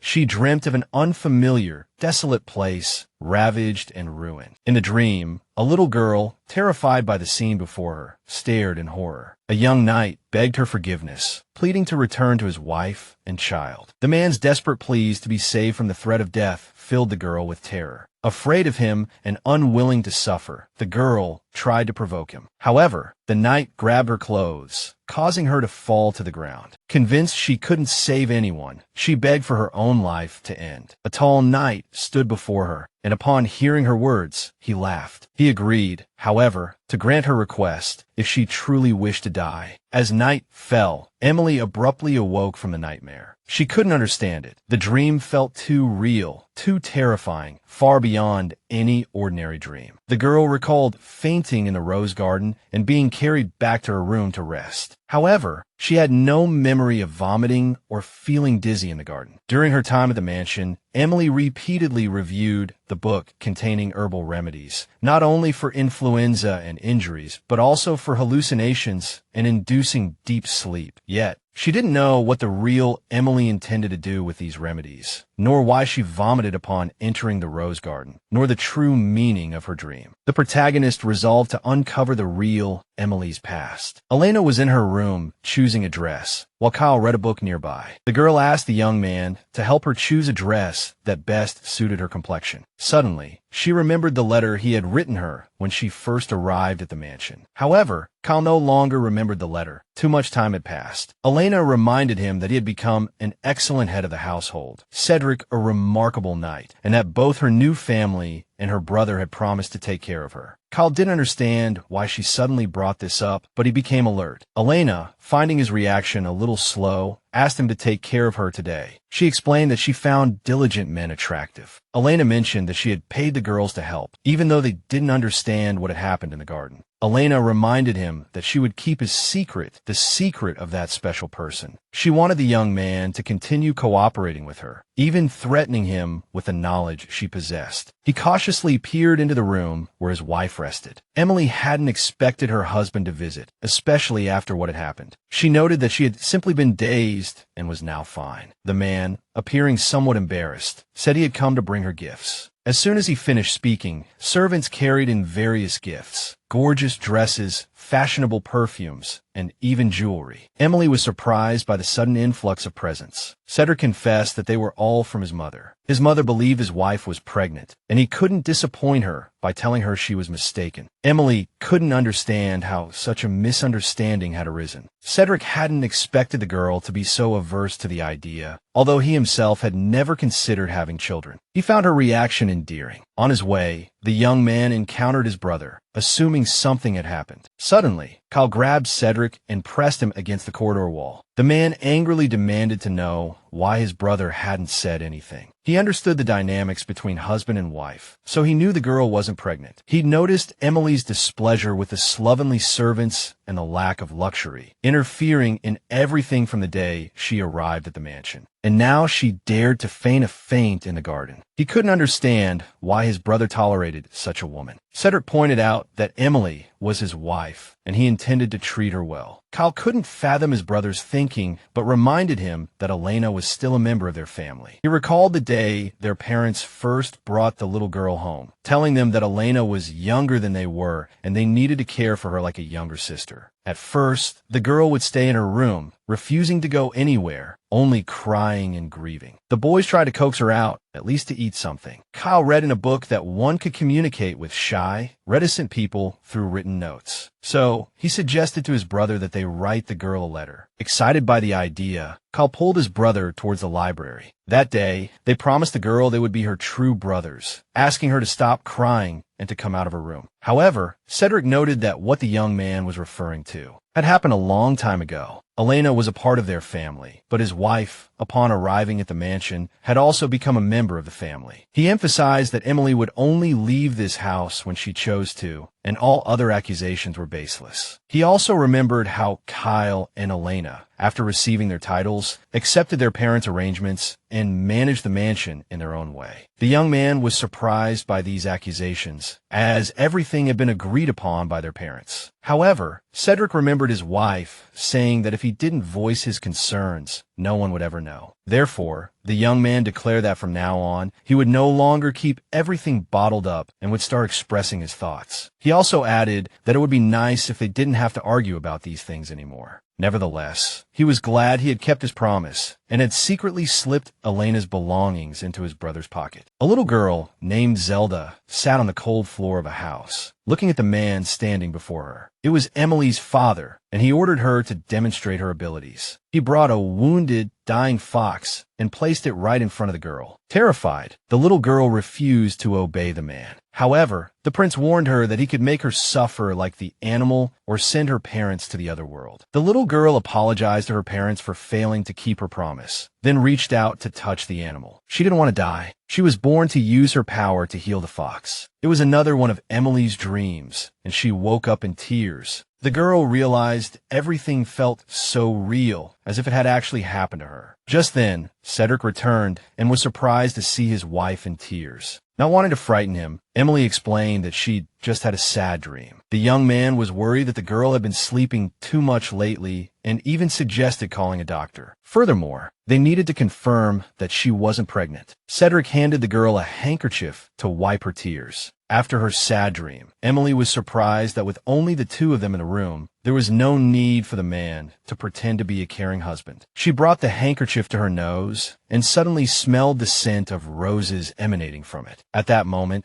the girl suddenly felt very unwell and began to feel nauseous, just like the last time in the garden. Now, Emily finally understood why she had been feeling sick. Cedric, noticing her discomfort, suggested calling a doctor immediately. Emily was about to tell him about the scent of the flowers, but her head began to spin. Just then, the young man himself smelled the fragrance on the handkerchief. Before he could do anything, Emily began to lose consciousness and collapsed. He managed to catch her, preventing her from hitting the floor and getting injured by any debris. Alarmed by the commotion, Jane entered the room and was shocked by the scene. Afterward, the doctor examined the girl and advised both her and her husband to rest. Jane was grateful that the doctor was nearby and able to assist the couple promptly. She noted that the mistress's husband was a true knight, having participated in wars and achieved many victories, so a small injury wouldn't faze him. Just then, the lady of the house entered Emily's room, and the maid curtsied and withdrew. The young woman's uncertainty about how to address her husband's mother brought a smile to the lady's face. The mistress of the manor, concerned for the girl, discovered she had fallen ill. Emily felt guilty about the rose scent, believing her husband had been injured because of her, and everyone mistakenly thought she was pregnant. However, she was relieved to learn that the incident was actually caused by Elena. But she had never encountered an illness with symptoms manifesting solely from scent. It wasn't even an allergy, as she felt no itching or choking, meaning the cause was purely psychological. Emily had forgotten all the memories of the real protagonist, so she couldn't confirm this. The mistress of the manor noticed her son's genuine affection for the girl and expressed her sympathy for him. Emily noticed that many didn't believe in their genuine love, and in moments like these, it was crucial to play her role well. The lady mentioned her happiness that the love between the couple was mutual. Suddenly turning serious, she decided to share the family story with the girl, as she was now a part of the family. She explained that Cedric was naturally kind, but his personality had changed since returning from the battlefield. Whether due to the horrors of war or something that happened there, he had changed. After returning from the battlefield, the young man seemed to abandon all thoughts of marriage. He closed himself off, telling his mother directly that he only wanted to be a knight and would never marry. Therefore, she was overjoyed to see her son gradually allowing his wife to get closer to him. Emily was grateful and touched by the story, but also worried, as their marriage was still essentially one of convenience. However, the girl promised to stay by her husband's side for a long time and take care of him. In return, Emily wanted to ask her mother-in-law about other matters concerning the manor. In the evening, Emily returned to her room and found her husband still awake. She explained that she came to check on the young man's wound since he was injured because of her. She noticed the wound was deep but healing quickly. However, the girl still suggested he change the bandage and disinfect the wound while avoiding unnecessary movement. As she was about to leave, the young man asked her to lie down next to him since she was already there. Emily assumed this was also part of their act as a married couple, but the young man seemed unsure, stating he had something to tell her. Cedric explained that the handkerchief he gave her had a strong rose scent, and later he found rose-scented sachets in his pocket, but he didn't remember putting them there. This meant someone in the manor knew about the girl's aversion to the scent of roses and deliberately placed the sachets in his pocket. Emily knew who was capable of such a thing, but no one other than Elena came to mind. However, this was merely speculation, as both Cedric and Kyle were fond of the girl, and if she were putting pressure on the girl, she might be expelled. Cedric apologized for believing such nonsense and causing her suffering. Emily was shocked that the man sincerely apologized to her. She stated it wasn't his fault, as she had only recently discovered her aversion to the scent of roses. She also mentioned that the mistress of the manor believed her husband had genuine feelings for her from the beginning. The girl had been worried about their arrangement, but now she felt they had settled into their roles as a married couple quite well. She asked the man to continue playing his role well until he became the Duke. After a while, Cedric noticed the girl was exhausted, and she fell asleep beside him. He carefully reached out and stroked her hair, as his actions towards her weren't pretense. There's some kind of game. The next morning, Cedric woke up to find the girl gone. By then, Emily was already in a carriage heading to the city, as she felt this world was vastly different from the original world in the novel. Without the original character's memories, she couldn't pinpoint the differences. Even without her memories, someone knew Emily before her obsession. Therefore, the girl went to her father, seeking the truth. Upon arrival, she stayed in the guest room, waiting for him to appear. Although it was her first time seeing the living room, it felt incredibly familiar. Even the table in front of her, the decorations opposite, everything felt undeniably familiar. Suddenly, the girl felt unwell again. She remembered a maid mocking her and forcing her to eat spoiled food. Back then, Emily was just a little girl, trembling with fear every time she was in that house. Emily seemed to be suffering from PTSD, the memories of her time living in the mansion resurfacing and affecting her. Although she hadn't personally experienced those things, her existence became more precious, especially after her brother's appearance. Meanwhile, Cedric had changed his clothes and learned from the servants that his wife had gone to visit her father. Roberto explained that Jane would accompany her, so there shouldn't be any problems. Afterward, Cedric turned and ordered his aide to immediately destroy the rosary made of roses in the mansion. Even the aide was surprised, as it was the rosary that Lady Elena had cherished, but Cedric was firm, ordering it to be done before Emily returned, as it would cause problems if she smelled the fragrance in the wind again. The young man realized he needed to go out on business. Roberto was disappointed, thinking that Emily had deceived poor Cedric and was now using him again. He, too, came to the city and entered a shop on a shopping street. The shopkeeper was an old man wearing glasses. Cedric visited a modest carpentry shop. The shopkeeper was a blind old man. Despite his blindness, the old man heard the clicking of heels and knew a nobleman had arrived. He told the visitor not to be too surprised, as when one loses their sight, other senses become sharper. Cedric explained that he hadn't come to shop, but to inquire about something. The young man had heard that the old man knew a lot about the Myers family. Cedric promised absolute secrecy, explaining that he had met a child from the family long ago, but had heard the previous king had eradicated them all. Hearing the insistence in the nobleman's voice, the old man asked what the young man intended to do with the child. Cedric said he hadn't decided what he would do upon seeing her. However, he reminded the old man that he should be grateful. The old man laughed, admitting he did have something to tell the young master. He explained that some family members were still alive, but they had lost their abilities, so there was no reason to expel them from the kingdom now. He also explained that those whose abilities faded over time also gradually lost their sight. It was only then that the old man realized he had forgotten to introduce himself to the young gentleman. Opening his blind eyes, the old man revealed his name, Eric Myers. Cedric was surprised to learn that the members of this family lost both their healing abilities and their vision. The old man had never heard of this girl, so he asked him to tell him the story in detail. The young man was immersed in memories from 5 years ago. He was on the battlefield, gravely injured, but he didn't want to die. The youngest war hero, a rising star, but these titles meant nothing to him. He prayed in his heart for even one person to save him, because he didn't want to die in this war. At that moment, a young girl suddenly appeared before him, promising to save him no matter the cost. Due to his injuries, Cedric's vision was blurry, but he could tell from her voice that it was a young girl who had somehow appeared on the battlefield. The next second, he felt the girl kneel before him, placing her hand on his chest. Suddenly, a warmth surged through him. He noticed the girl was crying, yet still tried her best to save him. Soon, the young man felt much better. He saw the kingdom's insignia on the girl's clothes. Later, Cedric assumed she was an enemy, so he immediately jumped up and tried to attack her. He was convinced the girl was sent by the neighboring country to kill him. However, the girl was determined to save him, even if it wouldn't improve her own fate. She said there was nothing more painful than watching someone she could save die. Cedric didn't understand why the girl was so insistent on saving an enemy knight. He thought it was all a trap and didn't dare let his guard down, but due to his injuries, he lost consciousness. When he opened his eyes again, he was in the military camp, all his fatal wounds completely healed. He couldn't tell anyone he had been saved by someone from the enemy country, so he chose to keep it a secret. But this girl was definitely different. The boy couldn't remember her face, only that she was probably 3 or 4 years younger than him. After the young man finished his story, the old man thought it sounded very real. There were rumors that there was indeed a special surviving child in that family. Meanwhile, Emily tried to calm herself, reminding herself that the images in her mind were just the original female lead's memories. The girl looked at her brother, recalling how he used to torment her as a child. He knew that no matter how much he hit or hurt her, she wouldn't die, so he treated her like a toy. The young man was incredibly cruel, and he was delighted that now, as siblings, they could play together every day. He had a particular fondness for roses, captivated by their beauty. The young man would pick the flowers and shove them into the girl's mouth, taunting her. Because of these memories, even as an adult, Emily felt nauseous whenever she smelled them. So every time she smelled roses, she felt sick. The dreams she had weren't just dreams. They were real memories of the past. Emily Rogers belonged to the Myers family. The girl finally understood. She realized she wasn't the Duke's biological daughter. He had simply taken her by force and used her for his own purposes. Now she understood why he treated his daughter this way. As an adult, Emily wasn't afraid of her brother and stated that she had come to see her father, not to see him. The man noted that their father wasn't home, but even if he were, there was no reason to see the girl. He noticed Emily seemed confident and assumed her married life had improved. The girl realized this conversation was pointless. The man had only come to mock her as he always did. Her judgment was correct, as the young man simply wanted to remind her of how they interacted in their childhood. He gestured for a servant to bring him something he had prepared beforehand. In less than a minute, a young aide brought a magnificent bouquet of red and white roses. The girl's brother was sure she would be uncomfortable just seeing these flowers. He also pointedly mentioned that he hadn't prepared any refreshments for her, as her favorite food was roses. However, Zion didn't expect Emily to grab the bouquet and hit him in the face with all her might. She wasn't the timid Emily of the past. She could now do what the frightened girl of the past couldn't. The young man trembled momentarily, shocked by her retaliation. But he quickly regained his composure and yelled at the girl angrily, accusing her of attacking him. Emily stated that she would never obey his orders again. The man was astonished, as the girl had always been timid and trembling before. Emily pointed out that she was the reason he had the title of war hero, his honors, and even his power, so she had no reason to be grateful to him. The girl warned that if he did this again, she would reveal to the entire kingdom that she was a member of the exiled family and the truth, that it was because of her healing abilities that only her father's army was unharmed on the battlefield. Her brother believed the girl was no longer afraid at all because if the kingdom knew this, she would also be sentenced to death. Furthermore, he felt she should be grateful they had kept her true identity a secret. However,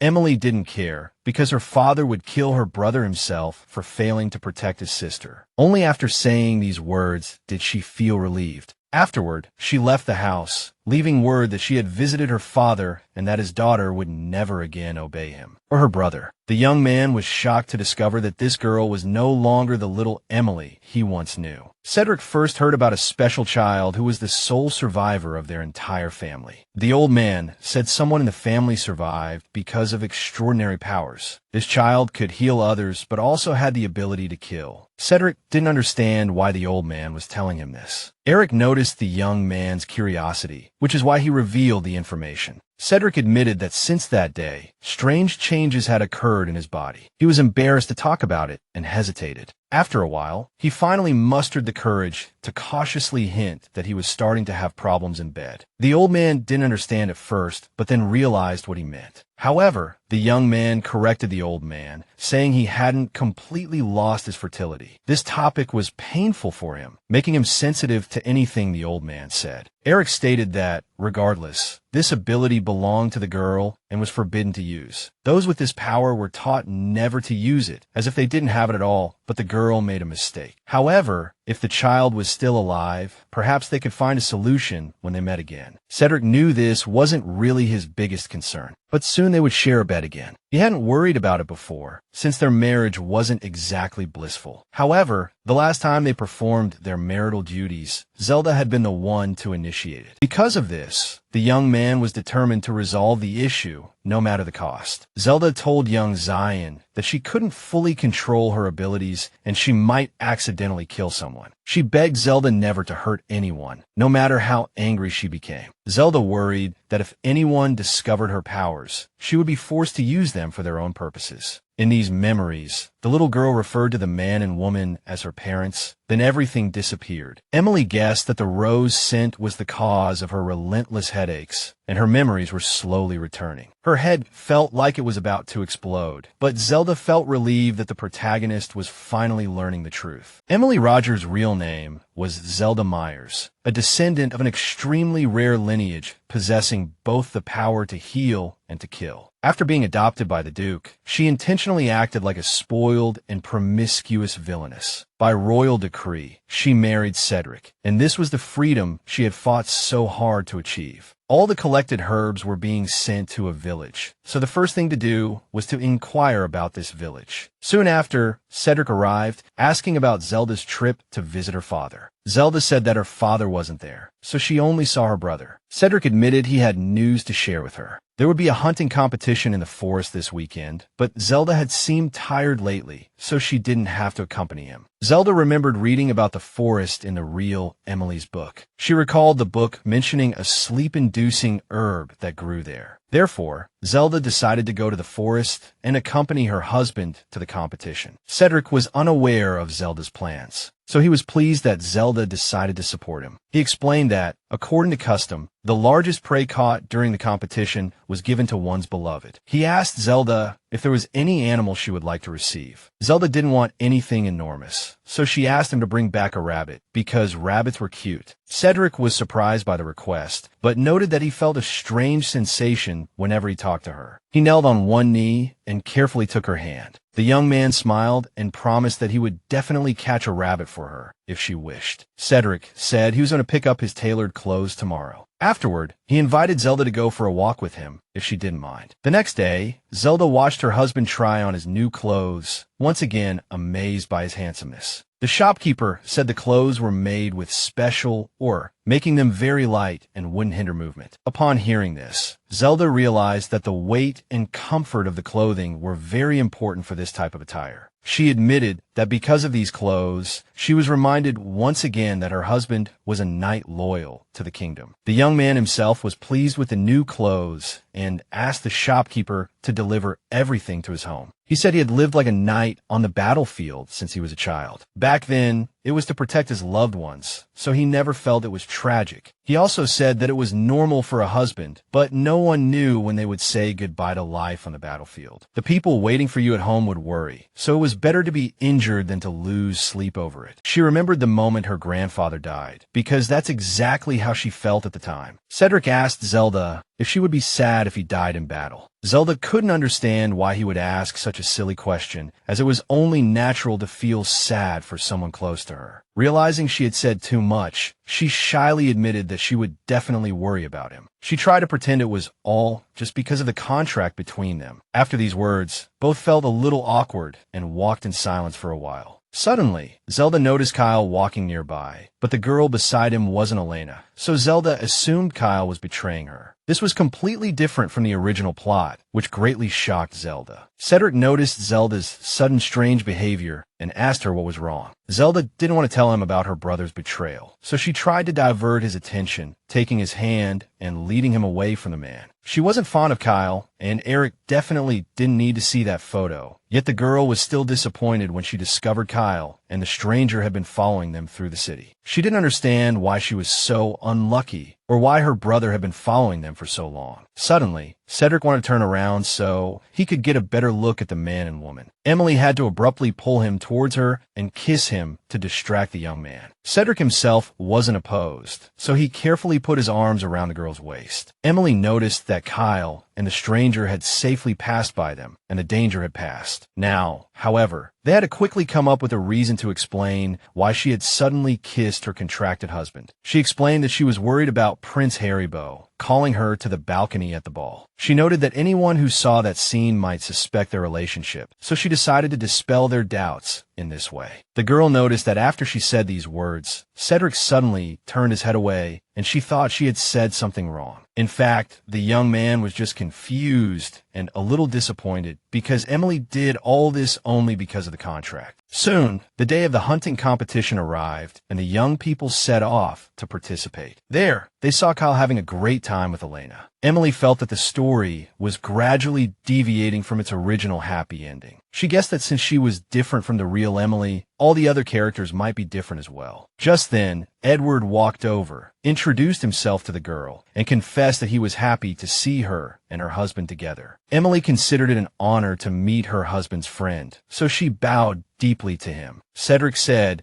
they used to be in the same academy, and now Edward was the head of the security forces. The man wanted to invite everyone to lunch together, but Edward declined his offer. Emily didn't understand what had happened between the men that made her husband behave so unfriendly. Actually, Edward approached the young people to tell them about the largest beast in this forest. He explained that this was the first time in the kingdom's history that they had encountered such a large bear, and no one had been able to drive it away for months because it was too ferocious. Therefore, it was rumored that whoever could catch this bear would be the winner. Emily was very surprised when she heard this news, as it could ruin all her plans. She had wanted to collect herbs while everyone was busy with the competition, but now she was afraid to go into the forest alone. This was Emily's first time participating in the competition, so Cedric offered to explain everything to her in detail. He explained that the ladies were to wait in the tents until the competition was over, but they could go for a walk if they were bored. However, they must never cross the flags, as that was the hunting area, and the girls might encounter danger. Emily was glad that she could avoid encountering the bear as long as she didn't enter the danger zone. Afterwards, the girl's brother approached the young people and was about to greet them. He confessed that he didn't expect to meet his relatives here, so he felt it was a great stroke of luck. Emily couldn't stand everyone being happy for the son of the war hero, even though he was a terrible person. The young man walked up to Emily and Cedric, greeted them personally, and chatted for a bit. The girl guessed he thought she would restrain herself because there were people around. Cedric didn't know what was going on, so he was relatively calm towards his wife's brother. The man confessed that he was a little sad because his beloved sister was unwilling to support him. He recalled that Emily always made her beloved brother happy, and even vaguely hinted that the girl brought him the same joy.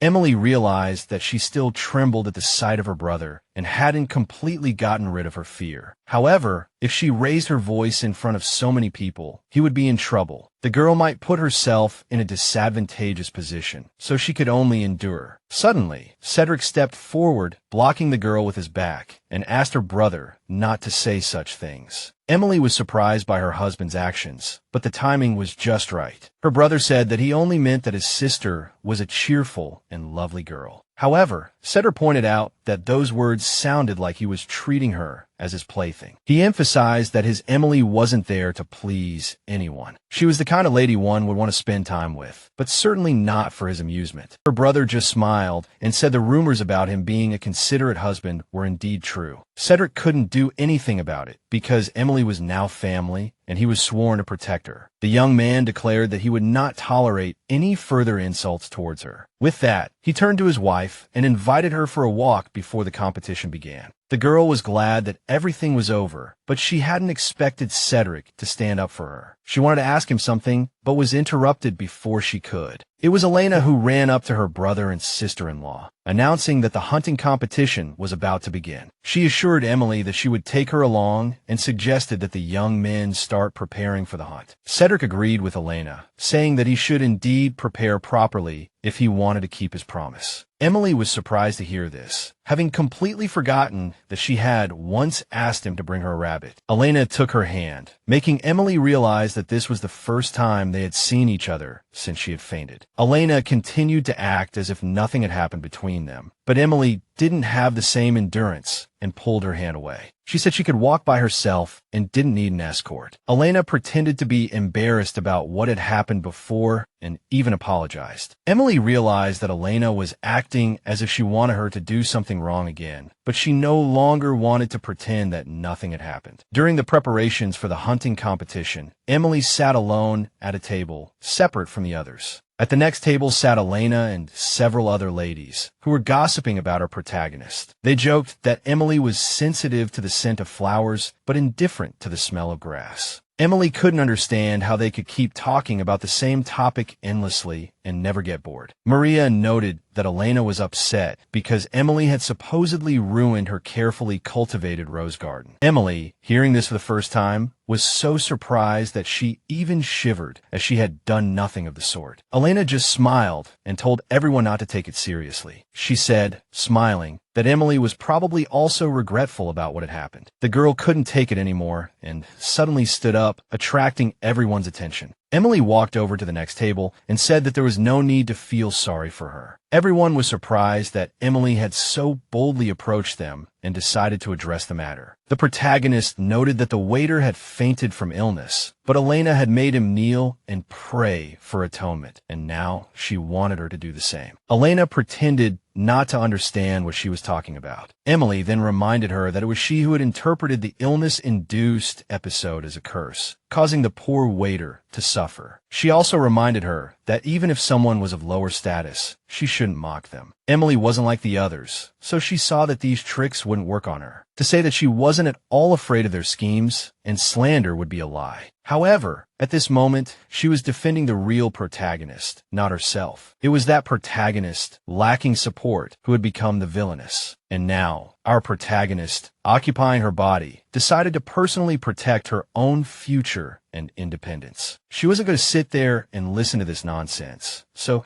she decided to go into the forest to gather herbs. After she left, the girls at the table were surprised by her confidence after her supposed misdeeds. Elena suggested that they stop dwelling on the past and focus on the ongoing competition. She noted that the hunt had just begun and that interesting things would soon happen. Edward curiously asked why his friend hadn't even taken a bear hunting rifle. Cedric replied that he already had prey in mind for his wife. With that, the young men bid each other farewell and went off to hunt at their own pace. Cedric remembered how upset and humiliated Emily had looked when her brother appeared. The man seemed to be burning with rage, acting without considering the consequences. However, he also remembered the girl saying that their relationship was purely contractual. He felt that Emily's behavior stemmed from the fact that their relationship was merely contractual, so it wasn't surprising that everything was going according to plan. But he couldn't say when he had started to feel so genuinely. Meanwhile, Emily was in the forest gathering herbs to help her sleep. It would be great if she could find herbs with similar components to the medicine she had given the gardener. The girl was carefully searching around when she suddenly heard a strange sound. She thought she saw something moving in the bushes nearby, but before she could get a clear look, an arrow whizzed past her face. Emily knew there was a hunt going on, so she assumed someone had accidentally shot at her. However, a moment later, another arrow flew by, embedding itself in the ground. The girl realized this was more than an accident. Something strange was happening. She concluded that someone was deliberately shooting at her, and she had to get back to camp immediately. Emily tried to leave the forest as quickly as possible, with arrows continuing to chase her. One arrow flew so close it grazed her face, drawing blood. Suddenly, Emily heard her husband call her name. She braced herself for the worst, but found him shielding her with his body. She saw an arrow lodge itself in his left shoulder. He began to reassure her, tried to explain that he was all right. Overwhelmed, Emily burst into tears, but was relieved he had arrived in time to save her. Cedric explained that the arrow hadn't gone in too deep and he wanted to pull it out. However, Emily knew this would cause more bleeding, so she begged him not to. She suggested they just break off the shaft, which Cedric did. But he didn't know which direction the attack had come from, nor where the next arrow might fly from. Worried that he had been injured because of her, Emily prepared to tend to his wound, but he grabbed her hand and told her not to do anything. He put a finger to his lips, signaling her to be quiet. A skilled hunter, Cedric immediately sensed a large bear prowling nearby. Emily had never seen such a massive bear and was terrified. The young couple huddled together, silently praying the beast wouldn't notice them. Emily couldn't understand how she had forgotten and wandered into the hunting grounds. After a while, she realized the bear had moved on and they were safe for now. Just then, Edward, who had been tracking the bear, happened to pass by. Emily emerged from the bushes and called out to him. After hearing what had happened, Edward declared that Cedric needed immediate medical attention. Emily, extremely worried about her husband, couldn't calm down. Edward, noticing his friend's strength, reassured her not to worry too much. He tried to comfort her, even smiling and telling her to stop crying. Emily was usually the one acting as the doctor, but as she looked at her injured husband, all she could do was cry. It pained her even more that he, the patient, was comforting her. Later that day, she returned to her room, wanting to process everything that had happened. She knew the only person who might have attacked her was her brother. If she had been injured alone, she could have easily healed herself with her abilities. But Cedric had been hurt. Recalling his order for her to do nothing, she wondered if he had discovered her secret. However, she reasoned he had simply been afraid she would attract the bear's attention.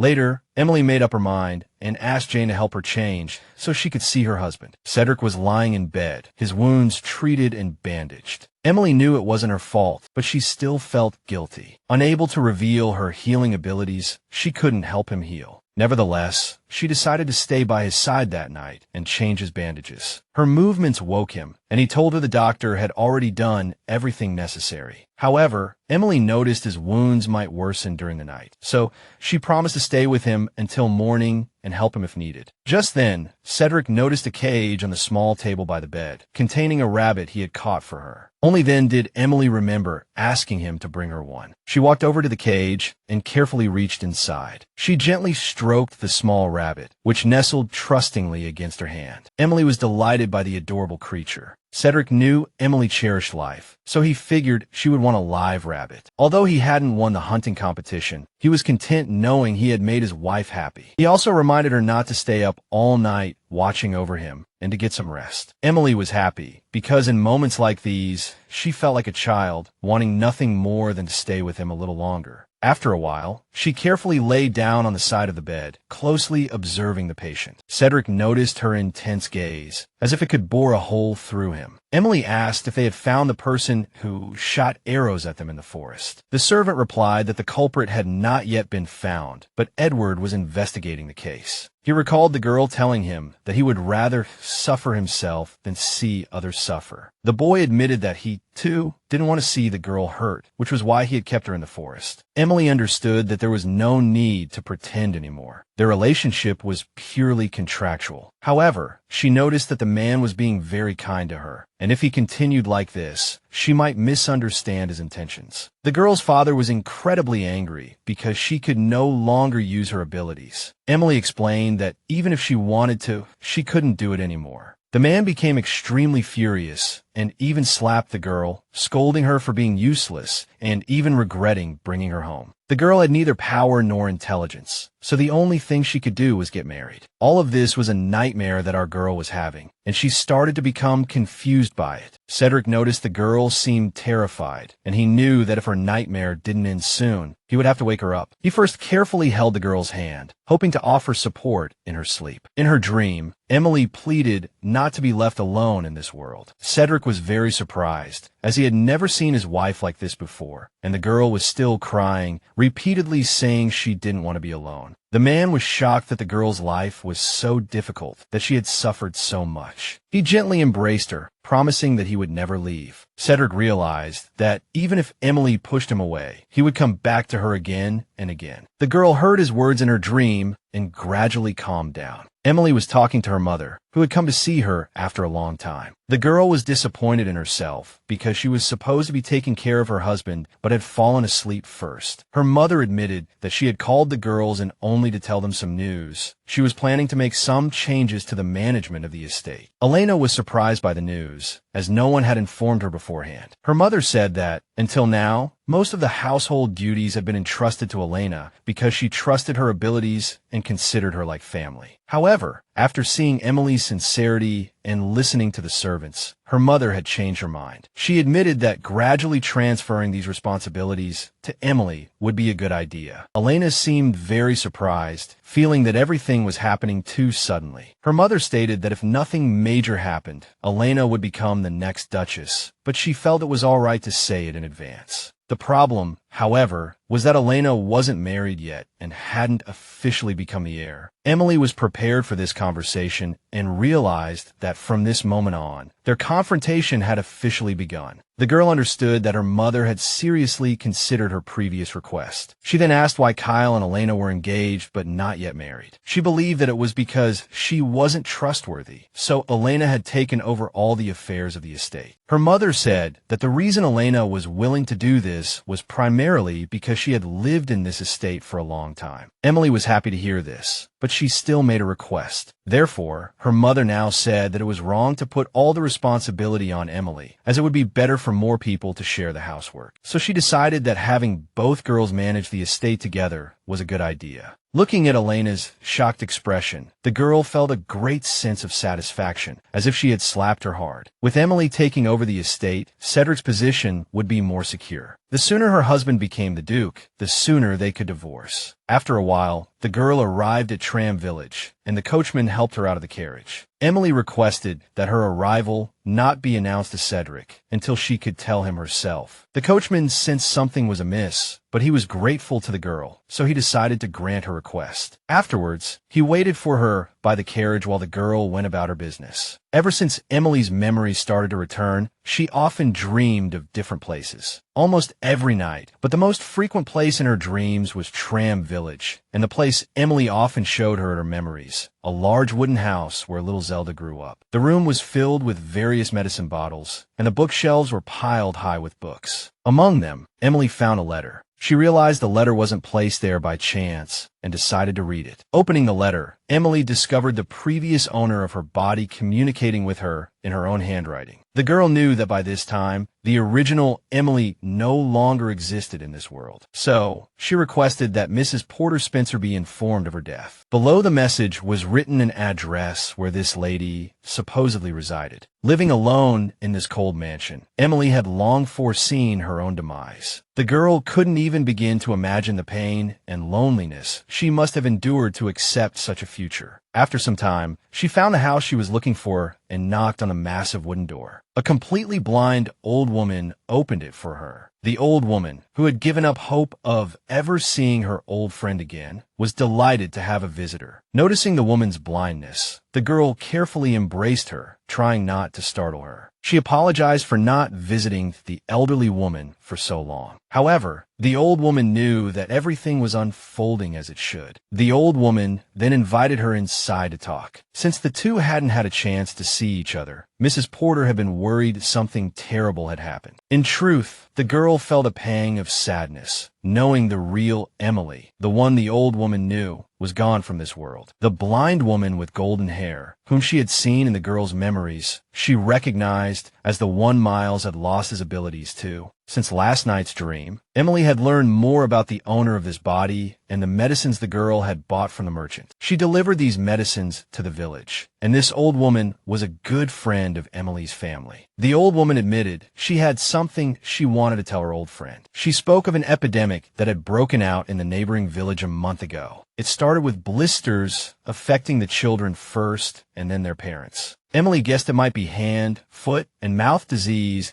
and asked if the children had small spots in their mouths or on their skin. The old woman was surprised that Emily recognized the illness from the description alone. The girl simply joked that she had encountered children with similar symptoms before. The old woman said the medicine the doctors prescribed was very effective, and all the children were now recovering. In addition, the noblewoman who had been complaining of feeling unwell had used up the last of the medicine the girl had given her. Emily was happy to hear so much good news lately. The old woman's only worry was that Emily was still unwilling to reveal her real name to her family. The reason they were able to make medicine and constantly test its effectiveness was because of the money and jewels Emily had donated. Thanks to this, although her family had lost their healing abilities, they were able to establish their own guild, helping each other and no longer fearing illness or injury. However, no one knew of Emily's involvement because with her status, she had to hide her belonging to this family, otherwise it would cause chaos. Emily was pleased that her genuine responses aligned perfectly with the real Emily's intentions. Recalling Emily's actions before the girl took over her body, everything now made perfect sense. This was the sole reason she lived a double life, as a noble and a secret benefactor to the village. Emily explained that she was currently looking for ways to produce medicine faster and that someone interested in medicine could help them. With that, the girl took out some new medicine and some money from her bag. Mrs. Porter was overjoyed to have someone helping, as the girl had taken on too much work. Emily assured her they needn't worry, as she had support. Mrs. Porter firmly believed that if Lily and the girl's mother knew of her contributions, they would be incredibly grateful. From her words, Emily understood that Lily was the child whose portrait she had seen in the book. The girl guessed Lily must have meant a great deal to Emily, since the old woman mentioned her. At that moment,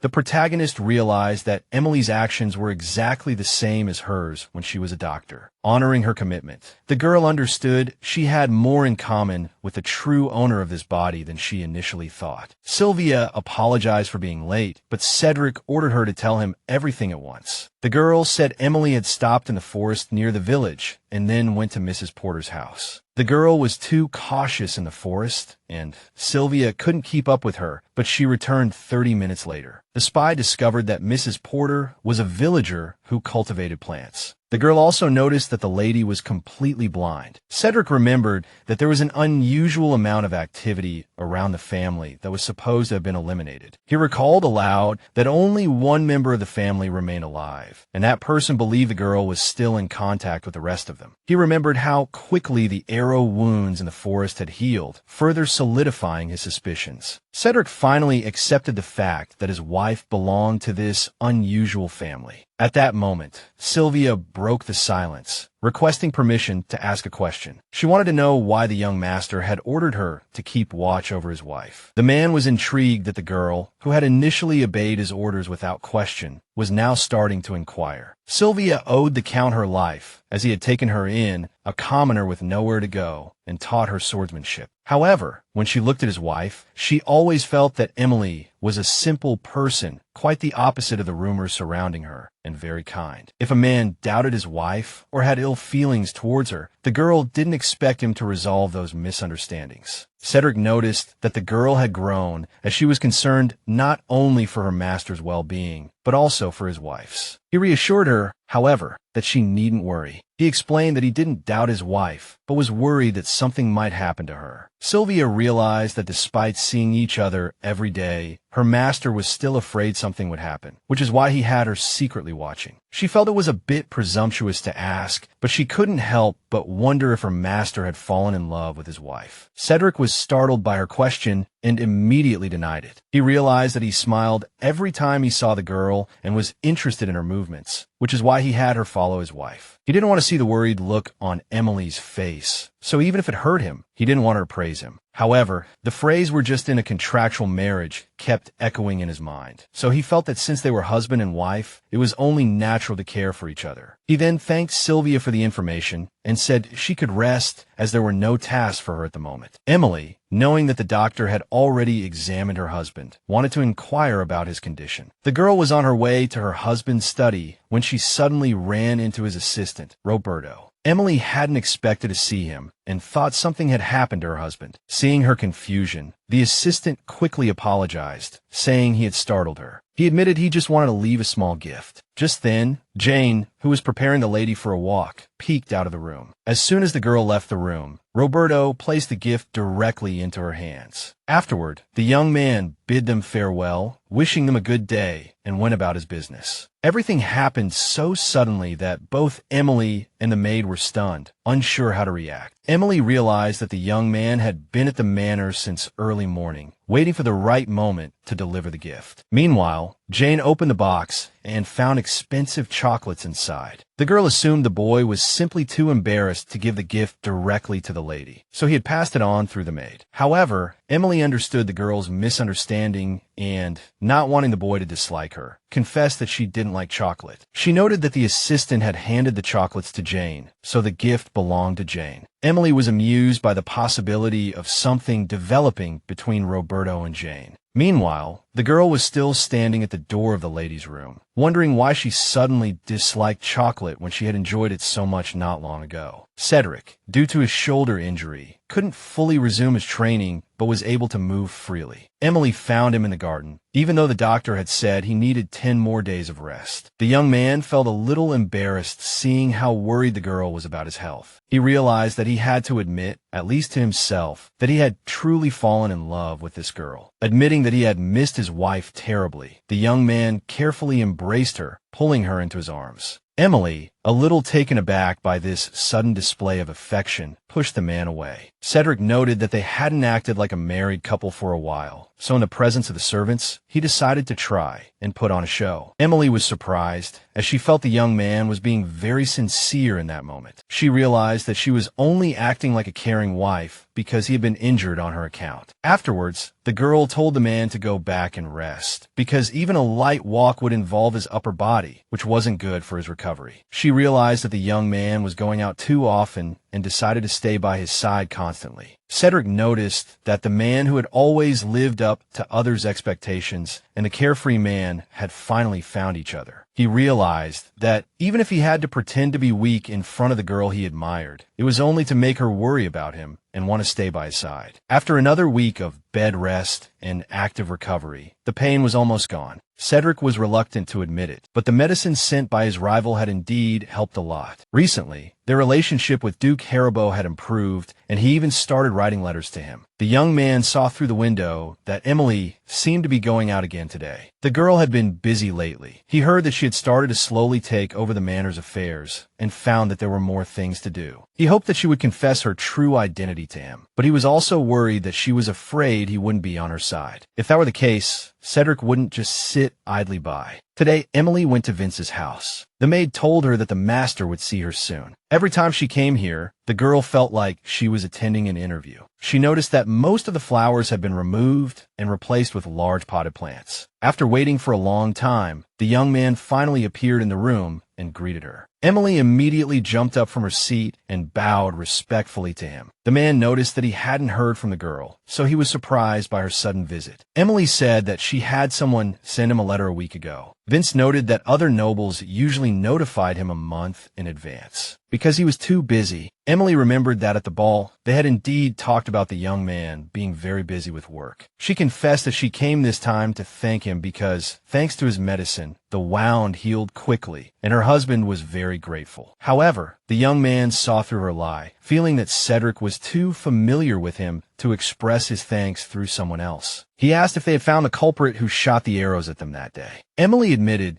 that she had no reason to hide this information from him since she had received his medicine. She explained that they usually used arrows with the family crest, but this time the arrowhead was blank, so they hadn't found the culprit yet. This also proved that the attack was premeditated and the culprit had prepared in advance. Emily suspected that her brother had done it, so there was no need to talk about it further. The man then mentioned that he had followed her advice and replaced all the plants, after which his sister's breathing problems disappeared. Emily pointed out that this wouldn't completely solve the problem and that professional treatment was still needed. The man admitted that he had wanted to ask her about this, but she brought it up first. He also remembered that he hadn't received a reply regarding the cooperation proposal. First, Emily wanted to clarify that she didn't have as much knowledge about medicine and herbs as he thought. However, she admitted that she knew some people who had been engaged in medical research for a long time. The young man became interested in this story and asked her to explain who these people were. Emily asked him to promise not to inquire about or investigate the origins of these people because she wanted to cooperate with them to produce and supply medicines, and this was the only condition for a smooth collaboration. Emily knew that he might refuse, but these conditions were to protect the villagers. However, the man surprised her by agreeing to the cooperation because for him, the most important thing was the result. He promised to provide her with any help. Emily said that she planned to share the methods of using herbs and the pharmaceutical process, hoping that Vince would bear the material costs and arrange the medicine transportation routes. Their goal was to make medicine available not only to nobles, but also to ordinary people, with profits split equally. The man was satisfied with these conditions, but usually medicine manufacturers needed to guarantee the efficacy of their products. He trusted her, so he was willing to make such a generous investment. However, he also knew that it would be difficult for her to develop her business while keeping the source of the medicine a secret. Emily herself understood that he was right, as there were always rumors outside that she was a debauched villain. If she suddenly started making medicine, people wouldn't trust her products, so she hoped that the young man could find a trustworthy person and suggested hiring a representative to act as the official guarantor for the medicine. Vince realized the girl was ready to prop up someone to please the public, pretending he was in control. The man liked the idea, but Emily worried about what she was teaching him. Vince agreed to the proposal and wanted to find a suitable candidate. Emily confessed that her husband didn't know about any of this, as it was her selfish way of surviving after gaining her independence. Vince was willing to keep this secret for the young woman. Afterward, the young lady said goodbye to her future business partner and left through the back door of his mansion. The girl was very tired, but happy that their conversation had gone well. Emily felt uneasy, as she wasn't sure of Vince's true intentions. She found Cedric to be more like a loyal puppy, while Duke Haribo was like a cunning fox. The girl found the thought of her young husband as a puppy rather endearing. Suddenly, she snapped back to reality, realizing she was daydreaming. Emily didn't want to just enjoy the company of a man who was about to be divorced. Cedric wanted to ask the blind old man a few questions, so he went to his shop. However, passersby noticed that the old man's shop was closed today. They said the shopkeeper had fallen ill a few days ago and hadn't gotten better for 3 or 4 days. Cedric realized he couldn't wait any longer and had to go back. The young man thanked the strangers for the information, hoping nothing serious had happened to the old man. Afterward, the young man returned to his mansion to see his wife. He said he was just doing his own thing and asked where the girl had gone.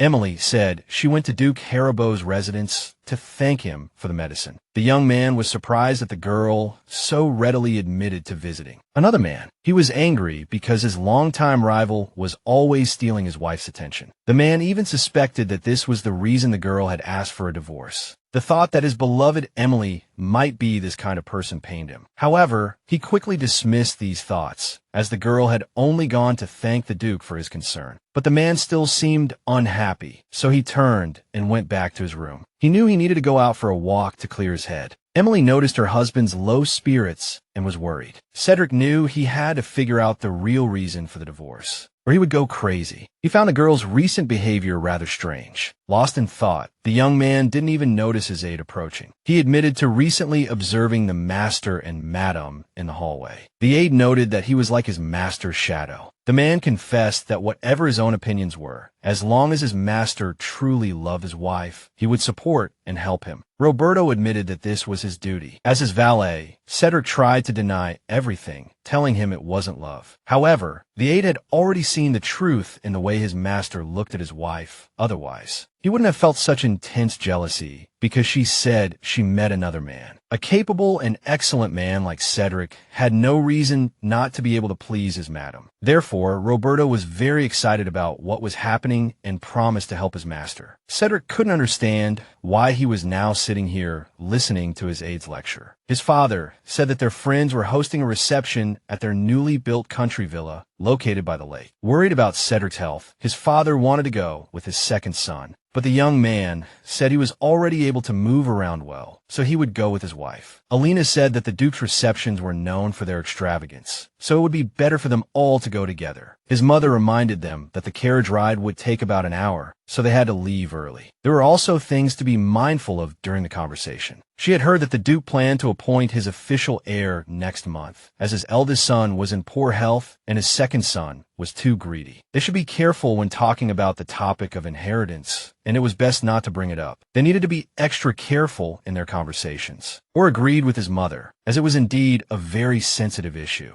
Emily noticed that here too, two sons were vying for the inheritance. The terms of their contract were that Cedric would receive the ducal title upon marrying the girl. Now that their relationship had greatly improved, they could discuss related matters with the current Duke. Emily felt that Cedric couldn't leave the person he loved to live with someone else's wife. She felt a little bad about it, but still felt it was necessary to ask the young man directly. Emily was worried about her husband, as he had recently injured his shoulder and had just recovered. She noted that being surrounded by so many girls like last time would be difficult. She thanked the young man for putting up with her complaints all this time. The girl said that she only thought of this after hearing about the Duke's sons. Cedric said they were discussing the matter with their father, but there had been no progress so far. Emily explained that she was asking because they were about to get divorced. She reminded him of the contract between them, because the sooner the young man became the Duke, the better it would be for everyone. She recalled that once he received the title, they were supposed to divorce and go their separate ways. Cedric was saddened that the girl had been thinking about divorce and considered himself a terrible husband. He said that if she needed money, he could give it to her directly. There was no need for a divorce at all. Emily realized the man had simply misunderstood her words. She said she was doing this because the young man loved Alina. Cedric was so surprised by this answer that he didn't even know how to respond. The man couldn't understand why the girl was suddenly so confident in such an absurd idea. Emily was surprised by his reaction, but that was how it went in the original novel. The protagonist of the book was Alina, who became the adopted daughter of the young man's family, while the supporting character, Cedric Roger, suffered from his unrequited love for the girl. Emily was sure that was how things were supposed to go, but now she was starting to have doubts. Cedric looked his wife straight in the eyes and reminded her that Alina was his brother's sweetheart. He reiterated that she was like a sister to him, as they had grown up together. Emily was shocked to hear Cedric confirm that he had no romantic feelings for Alina whatsoever. The man emphasized once again that, for him, the girl was just a good friend, a member of the family. Emily was surprised because the character in the novel acted completely differently from the man in reality. As described later, the young couple took a walk in the garden, pretending that nothing had happened. That day's conversation kept Emily awake all night, and she felt incredibly ashamed of the mistake she had made. The girl couldn't believe that for so long, she had thought Cedric was in love with Alina. At this moment, she thought all the young man's actions towards her were genuine. However, she quickly dismissed these thoughts and decided to pretend nothing had happened. Cedric decided to forcibly pull his wife along, noting that she was more beautiful than all the flowers in the garden. However, Emily just took it as a bad joke and didn't believe his sincerity at all, so she awkwardly thanked the young man for the compliment. It was so out of character for him that Emily became even more convinced that she had misunderstood his feelings. However, the genuinely sincere Cedric was quite surprised by the girl's reaction. He thought that Emily had misunderstood his relationship with Alina, which was why she was giving him textbook compliments. However, The two had different thoughts, and their ideas didn't intersect at all. A little while later, the Duke thanked all the guests who came to the opening of the new mansion. Alina watched everything from the balcony, not participating in the conversations. The girl hoped that Emily's brother had arranged everything and was prepared for the upcoming events. Zion was very angry because it was difficult for him to make up for what the girl had done. They had met some time ago in a dark alley late at night. That meeting was for the young man to give the girl information about his sister. This happened after Emily went to her father's house and hit her brother in the face with a bouquet. However, even then, the man felt that the girl's recent behavior at the competition had crossed the line. He couldn't believe she would shoot at the young man in front of so many people. Initially, the only thing they hadn't agreed on was kicking Emily out of the Roger mansion. But if it were discovered that Emily actually belonged to the Maya family, his father would be executed for concealing it. Alina was surprised that the young man was so worried about his relative. She thought he hated his sister so much that it wouldn't matter whether he killed her or sent her back to the estate. Alina simply scoffed, saying the young man's feelings for the girl were like familial affection. But her brother was more rational, pointing out that not everyone wanted to kill out of hatred like Alina. And he knew that Emily couldn't actually be killed. Because of her abilities, Alina agreed, but she wasn't going to put up with what was happening. She had tried to get rid of the girl before, even falsely accusing her of mistreatment. Later, she even pushed her into the water, trying to drown her in the lake. And, as it turned out, she was the one who gave the girl the poisoned tea. But none of it worked, and her brother noticed that the girl had become very brazen recently. He recently heard that the Duke would soon be holding a grand reception at his new lakeside mansion. The man said that Emily's weakness was water, so there was no better place for the deed than by the lake. Alina remembered the young man, saying earlier that the girl was impossible to kill. He held a particular resentment towards his toy because he could have played with her for the rest of his life, but now she had decided to stop obeying. So, the young people devised an extremely cruel plan, ready to put it into action. At first, the boy didn't want to kill his sister, but she had angered him so much that now he didn't care. The reason for his poor attitude towards her was obvious, but he didn't know what the girl had done to Alina. But this was only on the surface, as the girl had her own reasons. She explained that ever since Emily arrived at the estate, she had begun to take back everything that rightfully belonged to her. First, the promises made to her beloved brothers in childhood, and then a family that had promised never to abandon her, and a mansion full of kind people who loved the girl with all their hearts. Everything was wonderful until Emily appeared. Therefore, the girl decided to get rid of her. Alina would never let her take anything else from her again. A few hours earlier, the young people were given a tour and told that the owner had poured all his heart into the vast gardens by the lake. Alina noted that the surrounding scenery was so beautiful that time flew by unnoticed. Emily felt very uneasy being so close to the lake. She remembered her mother trying to help her and telling her to run away while she had the chance. She begged the girl to leave everything behind and flee without looking back. So, little Zelda abandoned her entire family, evading the knight's pursuit. After that, the knights ordered all the family members to enter the water one by one. It was His Majesty's direct order to drown the cursed family. Although this was a different lake,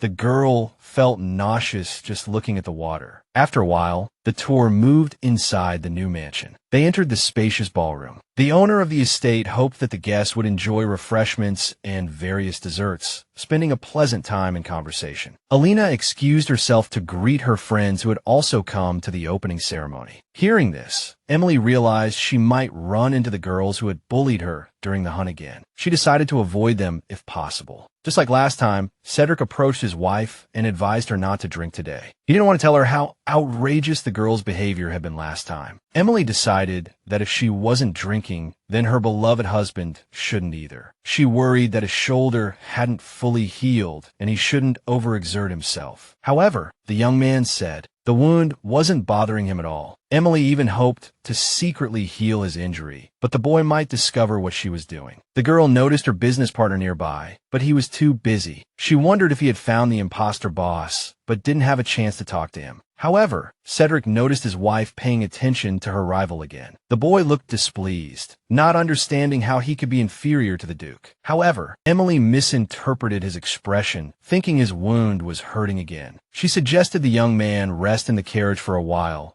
she spent time with her family. Alina and another young lady observed this from the side. The stranger turned to Alina and assured her that all their agreements would be fulfilled. At this moment, Alina looked as if she were plotting some terrible crime. After a while, Emily finally met her business partner and learned that he had found the right person for their work. But the venue wasn't quite suitable, so the young man suggested discussing the details in a few days. Emily agreed to sign the contract in a few days and was happy that everything was going so well. Afterward, the young man apologized for being busy and turned to talk with his friends. Since the Duke rarely made public appearances, everyone seemed to want a word with him. Suddenly, Emily's father approached her from behind, pointing out that her current husband couldn't satisfy her, as she was always flirting with other men. The girl was completely taken aback to encounter her father there and was initially frightened. The Duke had heard she'd recently tried to see him, but hadn't been able to. For her father's words, Emily understood that her brother had told him about what happened during their journey. The girl was worried, but she decided not to give up and to show her strength in front of the man.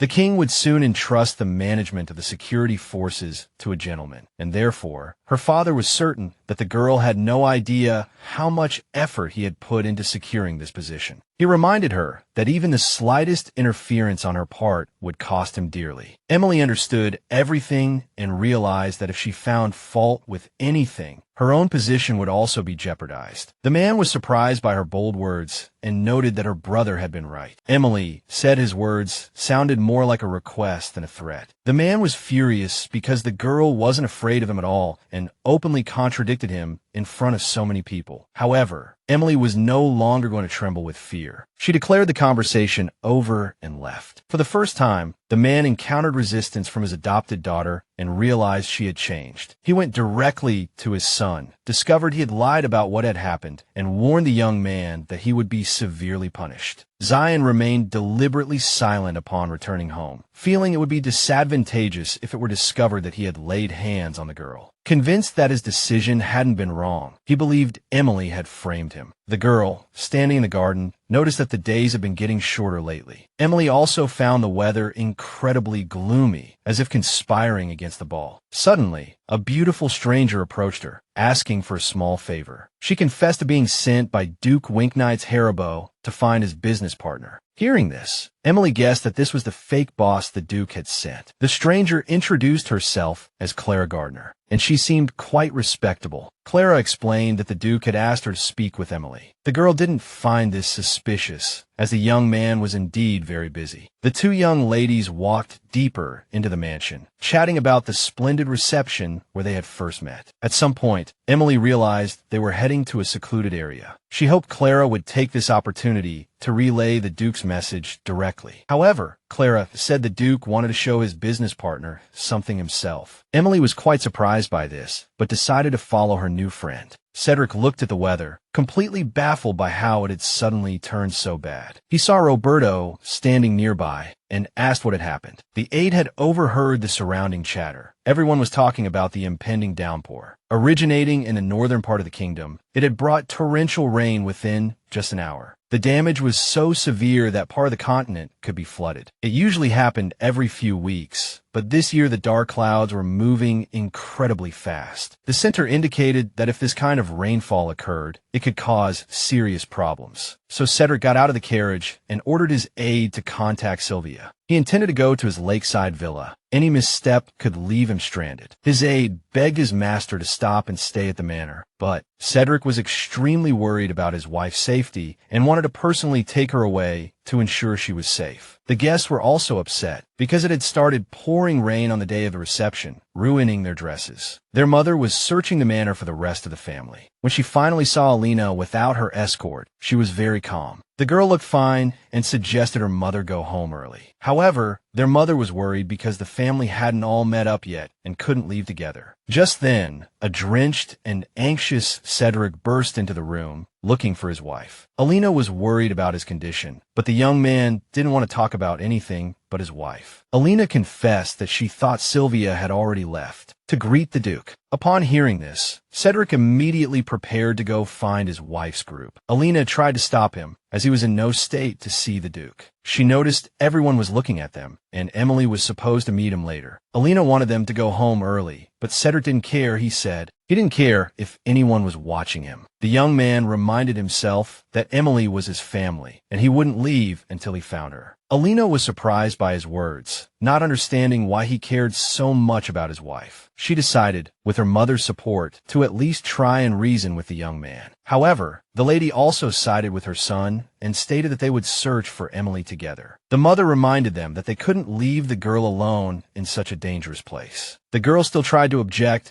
but was very surprised by the change in everyone's attitude towards Emily. Her mother replied gently but firmly that none of them would leave without Emily. Then, she began to go through all the rooms, looking for her daughter-in-law. Cedric thanked the lady for her help and told her not to overexert herself. The young man started searching for the girl, leaving Alina alone. She felt terrible, thinking that in such a huge place, no one was on her side. Her plan hadn't worked out as she'd hoped, but she still hoped her brother would deal with the girl. Meanwhile, Emily continued to follow her new friend Clara along the long corridors. She realized that the lady had been going in circles, never getting to the point, and everything seemed suspicious. At one point, she decided to confront Clara, discovering that she clearly hadn't been sent by the Duke. The girl noticed a misunderstanding between them, and she didn't understand what the other meant. Before she could say anything, a deafening clap of thunder suddenly sounded outside. Emily hadn't even noticed the weather turning so bad, as she had been inside the manor. Just then, Clara gave a bloodthirsty smile and said she did have a request. Because of this, Emily didn't notice a strange man approaching from behind and striking her head. Meanwhile, Cedric ran through the rooms, calling out for his wife. Wherever he went, the rooms were empty and no one answered him. He was anxious because it would take a long time to search every corner of the house. Just then, the young man heard someone approaching him quickly and calling his name. It was Vince, who had just heard about Emily's disappearance. The butler said he had recently seen a girl walking with Emily deeper into the palace. Cedric was grateful for his help, but he also wondered why the young man was so eager to find his wife. Duke Vince decided not to hide it any longer and confessed his worry for the girl. However, he also realized that this was not the time for idle chatter. Cedric had to put the conversation aside for the moment, deciding to wait until everyone was safe. When everything was safe, Emily regained consciousness and found herself in a very dark place. The girl fumbled around, realizing she was locked in a small room. She remembered being attacked from behind by a stranger and then losing consciousness. Emily started shouting for help, trying to get someone to rescue her. The girl understood that it was unlikely there would be such a narrow room in the Duke's mansion. Looking down, she saw that water was slowly seeping in. The girl realized with horror that she wasn't in the manor. Emily understood that she was locked in some kind of box and had been thrown into the water. Sylvia had known for a long time that her mistress was in great danger. Roberto said he had just come to pick up the mistress on his master's orders. The aide discovered tracks leading to the lake, just as the rain started and the water level rose. Sylvia agreed that this was definitely not a sign of good intentions. So, the young people decided to join forces and follow the tracks to the lake. They themselves guessed that something bad might have happened to their mistress. The man was displeased that Clara had left first, saying that she was of noble blood after all. His companion, however, was satisfied, as their task was complete and they only needed to return for their reward. However, these young men didn't expect to encounter two nobles by the lake in the pouring rain. The two dukes overheard their conversation and demanded they explain everything in detail. The two criminals were about to flee the scene of the crime, but they didn't succeed, as two experienced knights appeared and stopped them. One of them tripped while running away and fell heavily onto the wet ground. Cedric was in no mood for jokes and threatened them to explain what had happened immediately or he would take their lives. Meanwhile, Emily was trapped in a box, sinking deeper and deeper. She felt that her healing abilities were meaningless in this situation, as she couldn't escape. The girl had no choice but to risk death and try to escape. She was terrified and desperately wanted to call for help because she didn't want to die. Emily frantically pounded her fists against the walls of the box, at one point even accidentally breaking her camera. Like a bolt of lightning through her body, suddenly, a stream of water rushed into the box. The girl felt that strange, stinging and burning sensation in her hands again, just like she had with the coachman. Now there was a huge hole in the box, and she had to get out immediately. Emily took a deep breath and climbed out of the box and into the lake. She dove so deep that she couldn't even see the surface. No matter how she swam, the surface never appeared, and her strength gradually faded. At that moment, all she could think about was the time she spent with her husband. She remembered the gentle words he had spoken to her and his strong embrace. Emily didn't understand why. At this moment,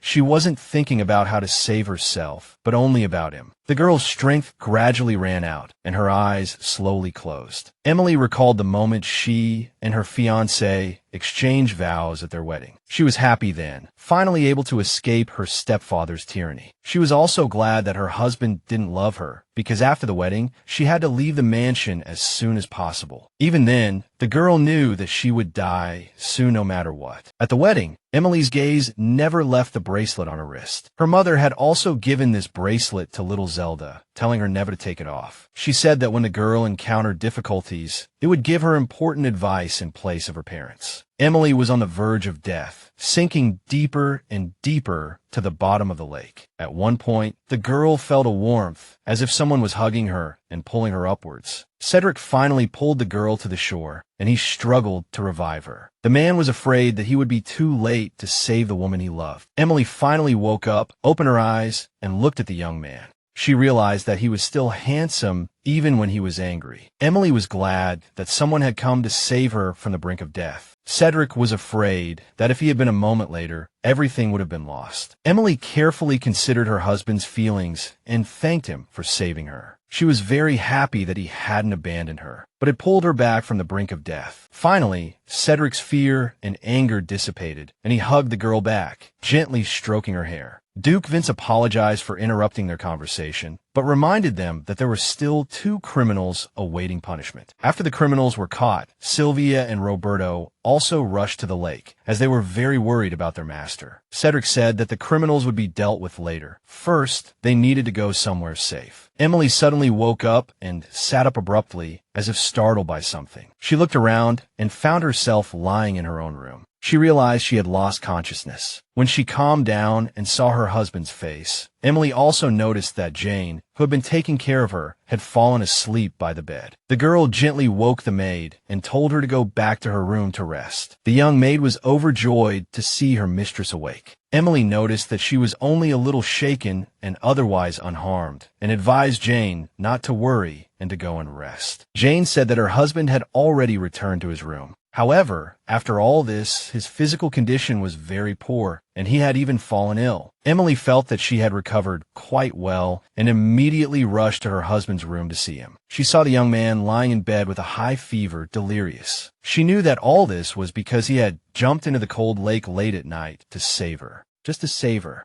The girl decided to take care of him, applying a cold towel to his forehead to lower his temperature. She knew the doctor had already been, but she still wanted to care for her husband personally as a token of her gratitude. Cedric was puzzled by her actions. He found himself unable to understand this girl at all. The man carefully put his arm around Emily's waist and pulled her closer. He noticed that whenever she was near, he felt strange. Emily noticed he was saying odd things, but she attributed it all to his fever. The man suddenly grabbed her hand, kissed her palm, and confessed that he was madly in love with his wife. Emily was very confused by his actions and didn't know how to respond. Suddenly, Cedric pulled Emily towards him, embracing her tightly. Emily felt his body burning up and assumed he had a fever, thinking they needed to call a doctor. However, Cedric gently held her hand, saying there was no need to call anyone. He closed his eyes and softly kissed her lips, making her blush. He confessed his previous hesitation, but after nearly losing his wife, he decided to express his true feelings. Looking directly into her eyes, he confessed his love for her. He hoped she would reciprocate and tell him how she felt. However, Emily seemed flustered by his confession and remained silent. At first, Cedric felt disheartened, even disappointed, but quickly regained his composure. He said that everything had happened so suddenly, so he would give her some time to think. Emily knew Cedric was a truly good person. Initially, she had been afraid, but now, in this mansion, she was happy with him. She had already realized that she loved her husband, as he was such a wonderful man. However, she still had a reason to divorce him soon. Sylvia and Cedric stood together in the night forest, watching the criminals. They recognized the 2 men who had locked Emily in a chest and thrown her into the lake. However, Besides them, Clara also sat before them. It was the first time Cedric had met her. She admitted to acting on Emily's brother's orders and promised to reveal everything. Cedric learned that this wasn't the first time she had deceived nobles. She had been doing it all along and deserved to be punished. He drew his sword, placing it against her neck, forcing her to reveal the true culprit. Then, Clara confessed that Lady Elena and the Marquis were in cahoots, and she had ordered the attack on them during the hunting competition. She said they could find evidence at the blacksmith shop where the arrows were forged. The girl had provided some very useful information, so she hoped to be pardoned afterward. However, Cedric didn't recall ever promising forgiveness in exchange for information. With that said, he swung his sword, punishing the criminals. Emily went to see Duke Vince to review the completed contract sample. There were recent rumors that the king was also interested in developing new medicines, which was good news for their new venture. Emily was pleased, but she wanted to ensure the formula remained confidential. The Duke agreed, but first, they needed to procure the raw materials required for mass production. Furthermore, he had a question for her. The Duke didn't understand why Emily had brought her husband along to discuss the new contract while he was currently waiting in the living room. Emily herself was a little confused by the situation and tried to explain everything. In truth, her identity had recently been discovered. During their last conversation, Cedric had admitted she hadn't told him anything. He knew she belonged to the Myers family, but had been waiting for her to tell him everything herself. He had thought he didn't like Emily, but since they were husband and wife, they shouldn't keep secrets from each other. She was surprised to discover that her husband already knew all her secrets.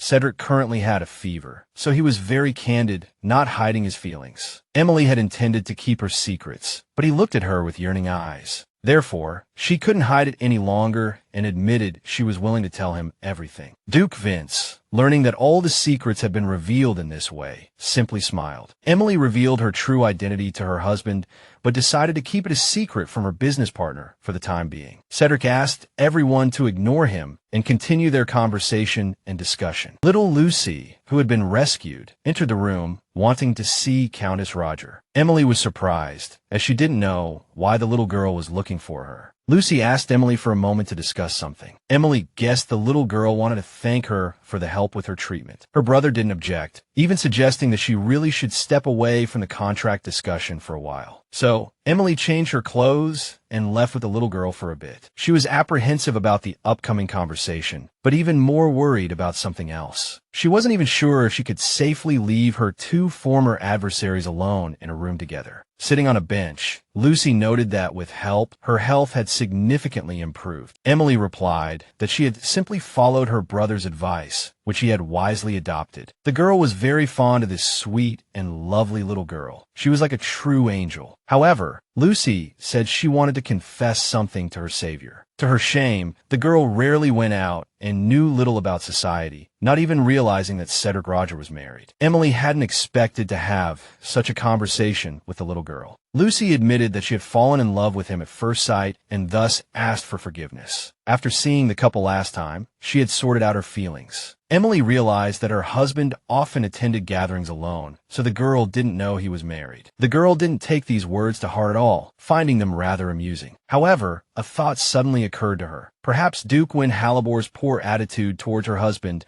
was because his younger sister had fallen in love with him. She found this adorable and decided to ask the gentleman about it next time. Lucy felt terrible about what had happened and hoped Emily could forgive her. For the girl, it was a trivial matter, and she hadn't even given it much thought. Emily took the little girl's hand and confessed that there was no problem between them. On the contrary, she was glad that her husband seemed like a true knight in the princess's eyes. Touched by these words, Lucy confessed that lately she had even liked Lady Emily more than her husband. Meanwhile, a real scandal erupted in Emily's adoptive home. Her brother accused the maid of failing to do even the simplest things while Emily was still alive. The young man had lost contact with Clara and the mercenary and now feared he would soon be caught. However, the maid had to find out who had rescued Emily from the chest and the lake and how she had survived. The man was angry at the girl because she prevented him from receiving his father's full affection. If before he simply disliked her, now her brother was furious and even contemplated killing her. Hearing these words, the father approached and asked Zion what he meant. Although he was far away, he was sure he had heard his adopted daughter's name. The young man explained that he was merely asking why Emily hadn't attended the gathering with Cedric. He was worried that there might be problems between the couple, which could negatively impact the family. However, his father angrily reminded him that he hadn't asked him to worry about such useless things, reiterating that he had already told him this 100 times. Since his son still acted like a child and might inadvertently reveal all their secrets, it was best not to talk about the girl at all. Terrified of his father, the boy immediately begged for forgiveness. His father warned that if he caught him doing this again, there would be trouble soon. The king was about to appoint him to oversee security matters, a position he had worked very hard to attain. Zion knew this meant immense power, allowing him to control most of the kingdom's soldiers at will. His father had once betrayed his own country, siding with the enemy. He had even adopted a little girl from an exiled family, all to secure this position. So the boy had to stay home and avoid causing trouble. The young man didn't dare argue with his father and simply lowered his head in agreement. In truth, he hated his father and hated being treated like a good-for-nothing. Even now, his father showed no care for him, only offering indifferent glances or merciless violence, no matter what he did. Therefore, he wanted revenge on his sister. At that moment, Potter visited Emily again, reporting that everyone in the village had agreed to the contract terms. Some had worried about being exploited for someone else's profit, but the lady had convinced them. She also handed Emily a book detailing all the medicines they had been making, including recipes and ingredients. Leafing through the book, Emily realized it was a true gem in the field of medicine. Potter agreed, calling it a treasure soon to be revealed to the world. Emily hoped that through this, the kingdom would achieve the peace she longed for. Potter had full confidence in her and promised that even if she failed, they would always support her. The girl knew she had no time for mistakes or second chances, but if she told the truth, the lady would be very upset, so she pretended she wasn't in a hurry and that everything would go smoothly. Just then, Potter told them that before Emily, another girl like her had come, wanting to help them. This was the first time Emily had heard of such a person she hadn't known. And he said that back then, they knew so little about medicine, so the girl did her best bringing herbs and food. She cared for everyone, trying to look after all of them. But one day, the girl suddenly disappeared and was never heard from again. Annie was worried because the girl hadn't confided in anyone and no one could find her. Watching Emily grow up, Annie was reminded of that girl. She noticed history seemed to be repeating itself. So this time,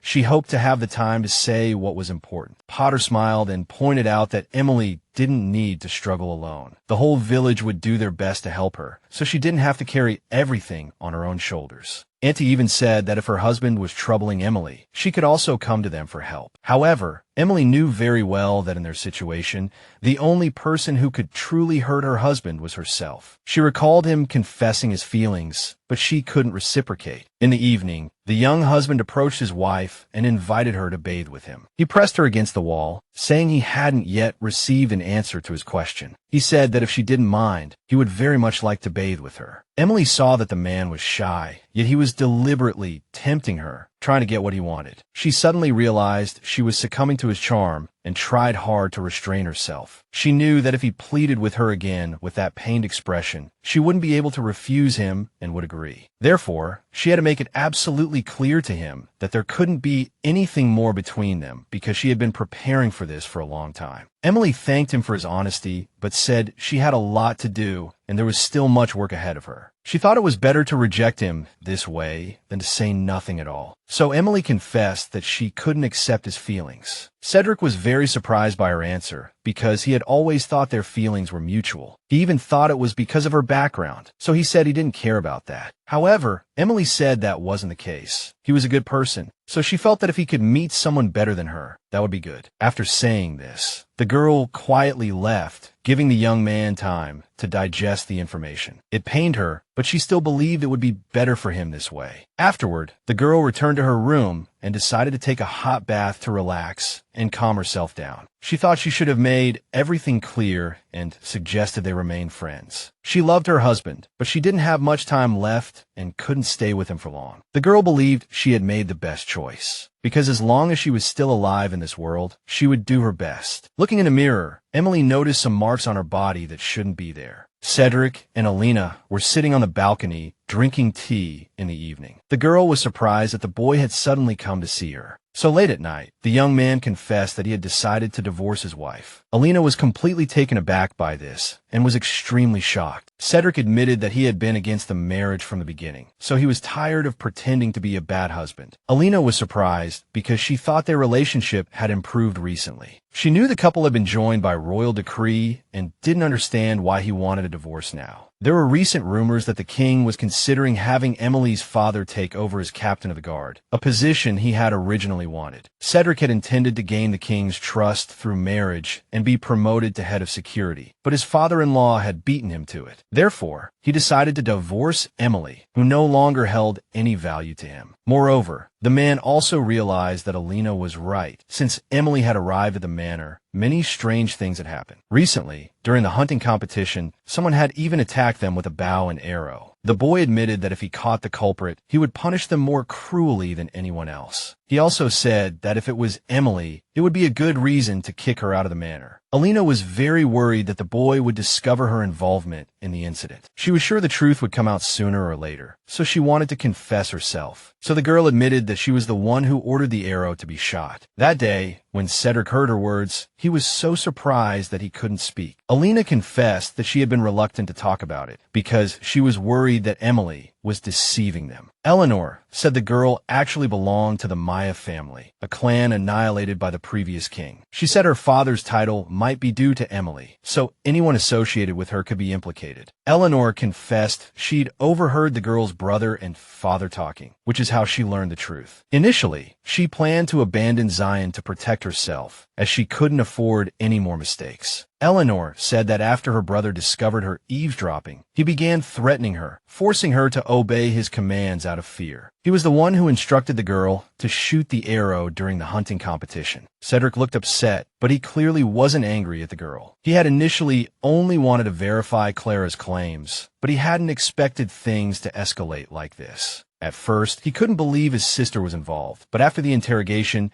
it was clear that Elaine and Zion were collaborating. To escape unscathed, Elaine decided to frame her accomplice. Cedric decided to seize this opportunity and pretend to side with his sister. He admitted that if he'd known what kind of woman he was living with, he would have divorced her long ago. Eleanor was relieved that her brother clearly believed her and was now firmly on her side. He told her not to see the criminal again, warning that the girl could be in danger if they weren't careful. Cedric said he would pretend to love Emily wholeheartedly, just as he had before, using her to get closer to his enemies. Eleanor, not wanting the lies to be exposed, urged him to abandon the plan. However, Cedric promised to resolve the issue quickly so as not to hurt anyone. Emily said he was a great person, but Cedric wasn't so sure. After all, he knew he would do even the dirtiest deeds for the girl, even if it meant going against his family. His mother mentioned a noblewoman was hosting a tea party at the mansion and had invited a married couple. Emily felt like she had heard Viscount Ian Ralph's name somewhere before. Her mother promised to have a tailor make a new dress for her, and Cedric's attire would match hers. Emily was grateful for everyone's concern. However, her last conversation with the man hadn't gone well, so she worried something might go wrong. However, she pretended nothing had happened, and they maintained a good relationship. Emily realized that even after those harsh words, the man still treated her tenderly. Therefore, she hoped to do her best for this person in the limited time she had, leaving no regrets. Jane, learning that her mistress was going to see Ralph, worried that Vitessa Cordelia Ralph might also appear. She recalled that the girl had once had a crush on Emily's husband. She explained that Miss Cordelia and the Earl had attended the same academy. As a child, after graduation,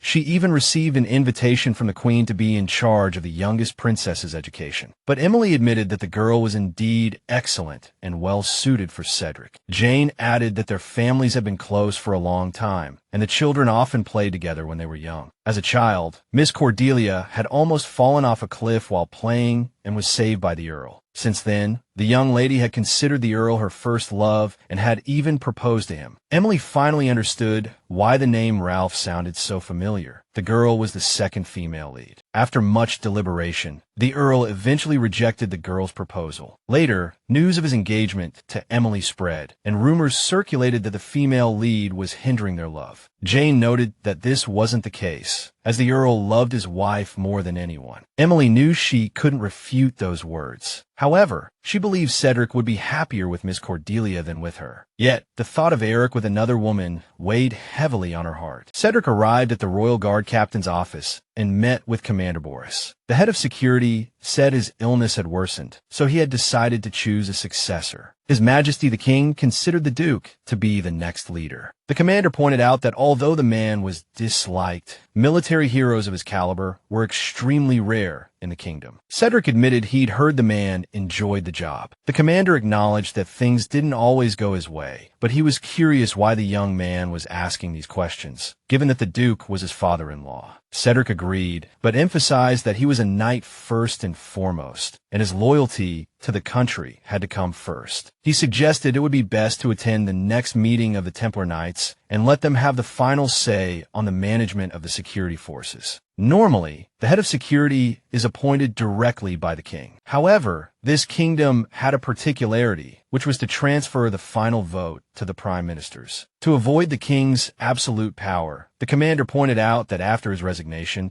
he only wanted to enjoy his old age. Otherwise, the king might be displeased. Cedric pointed out that it all depended on how one presented the matter, as many nobles were suspicious of the Duke's rise in power. If the kingdom's Templar Knights chose the Duke, it would only prove His Majesty's impartiality and would not undermine his authority. The commander said that even if this were done, there was no other candidate besides the Duke himself. However, Cedric admitted that there was actually another candidate currently sitting in the security chief's office. Kyle and Elaine sat on the balcony, talking in low voices. The young man gave the girl a necklace, the one she had seen last time in the city. Elaine was happy during their walk, but said he didn't need to give her such a thing, as she wouldn't tell anyone anyway. Elaine knew her older brother was very worried. Elaine understood that the young man didn't love her wholeheartedly, but she was still happy because now she felt they had become very close friends. The girl recalled the day the young man came to her and confessed that he was deeply in love with another girl. But that girl was only a commoner's daughter, not a noble. Despite this, Kyle loved her with all his heart. He was even willing to give up everything for her happiness. Therefore, he couldn't get engaged to Elaine. Since there was already talk of an engagement, he felt he should tell her everything now before it was too late. Elaine thought for a long time about which brother she would eventually marry, but the one she chose turned out to be a pitiful man running after a hopeless love. Elaine wasn't happy about it, but said she fully understood the young man's feelings. However, if he said he was going to marry a commoner, it would shock his parents greatly. They always thought he would inherit the family line since his younger brother had chosen the path of knighthood. So Elaine pretended that Kyle's behavior was extremely selfish. The boy knew his parents might think that way, but he believed he could convince them. Elaine gently stroked the young man through the netting, asking him not to do it. She offered to maintain the status of his fiancée and said she didn't want to get married. Elaine pretended to say this only for the young man's happiness. The eldest son tried to give up his status for love, so Elaine worried that the second son would fall in love with Emily and forget his main responsibility. She never thought he would decide to divorce and gain the title, taking his brother's place. Now, Elaine decided to give up on the man who risked everything for love. She believed that the man who would use love to achieve his ambitions was more suitable to be her future husband. So the girl decided to change her bet, and soon she would be able to take Emily's place. Meanwhile, Emily's father learned that His Majesty was considering him for the position of captain of the guard. The kingdom's ministers agreed, but he heard that some among the nobility disliked him. The kingdom's court minister pointed out that Derek had His Majesty's approval, so there was no need to worry about any gossip. However, some tasks were difficult to accomplish with the support of only one person. Because of this, these people made a personal request to the court minister. The minister was very fond of the Duke and decided to hear his opinion first. After the conversation, the Duke was disappointed because, in exchange for support, the minister asked him to cede part of his land. It was a huge price to pay, but he got what he wanted, so everything went well. Unexpectedly, he saw Cedric Roger also coming to see the head of security. He realized that the young man wasn't here for no reason at such a difficult time. The Duke guessed that the young man was aiming for his future position. Emily went into town again to meet her business partner.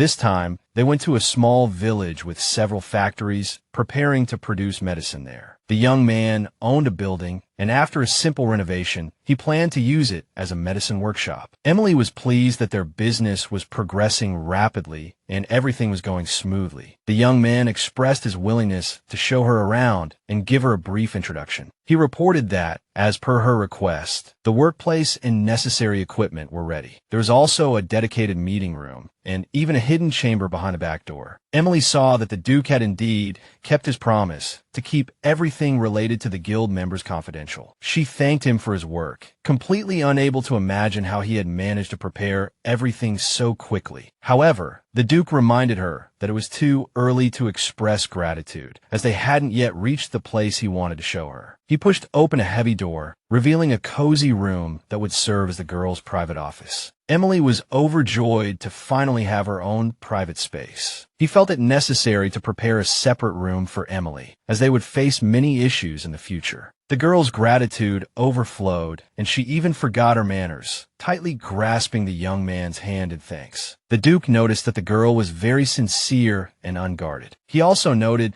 that Emily had requested the construction to be completed as soon as possible. The girl had written asking to expedite the project because, in reality, she didn't have much time. She explained that she simply wanted to be financially independent from her husband. She had started this venture with good intentions, but success was equally important to her. The Duke pretended to believe her words and suggested they go down to the basement together. A wide wooden staircase with a wooden handrail led down. Emily, holding the handrail as she descended the stairs, accidentally scratched her hand on a nail left in the wood. It was a rather serious wound, and the sharp pain in her arm even made her cry out. Hearing the commotion behind him, the Duke was very worried about her. Emily knew her wound would heal quickly, so she couldn't let him discover the truth. Worried that the wound was too deep, the man suggested calling a doctor. However, Emily pretended that it was nothing serious, just a scratch. The girl hid her hand behind her back, feeling the wound almost completely healed. But the young man still saw a few drops of blood on the floor, which didn't look like a simple scratch. He suddenly became very serious and asked what she was afraid of. From his tone and expression, Emily realized that this man was not as simple as he initially appeared. He smiled, as if he knew something and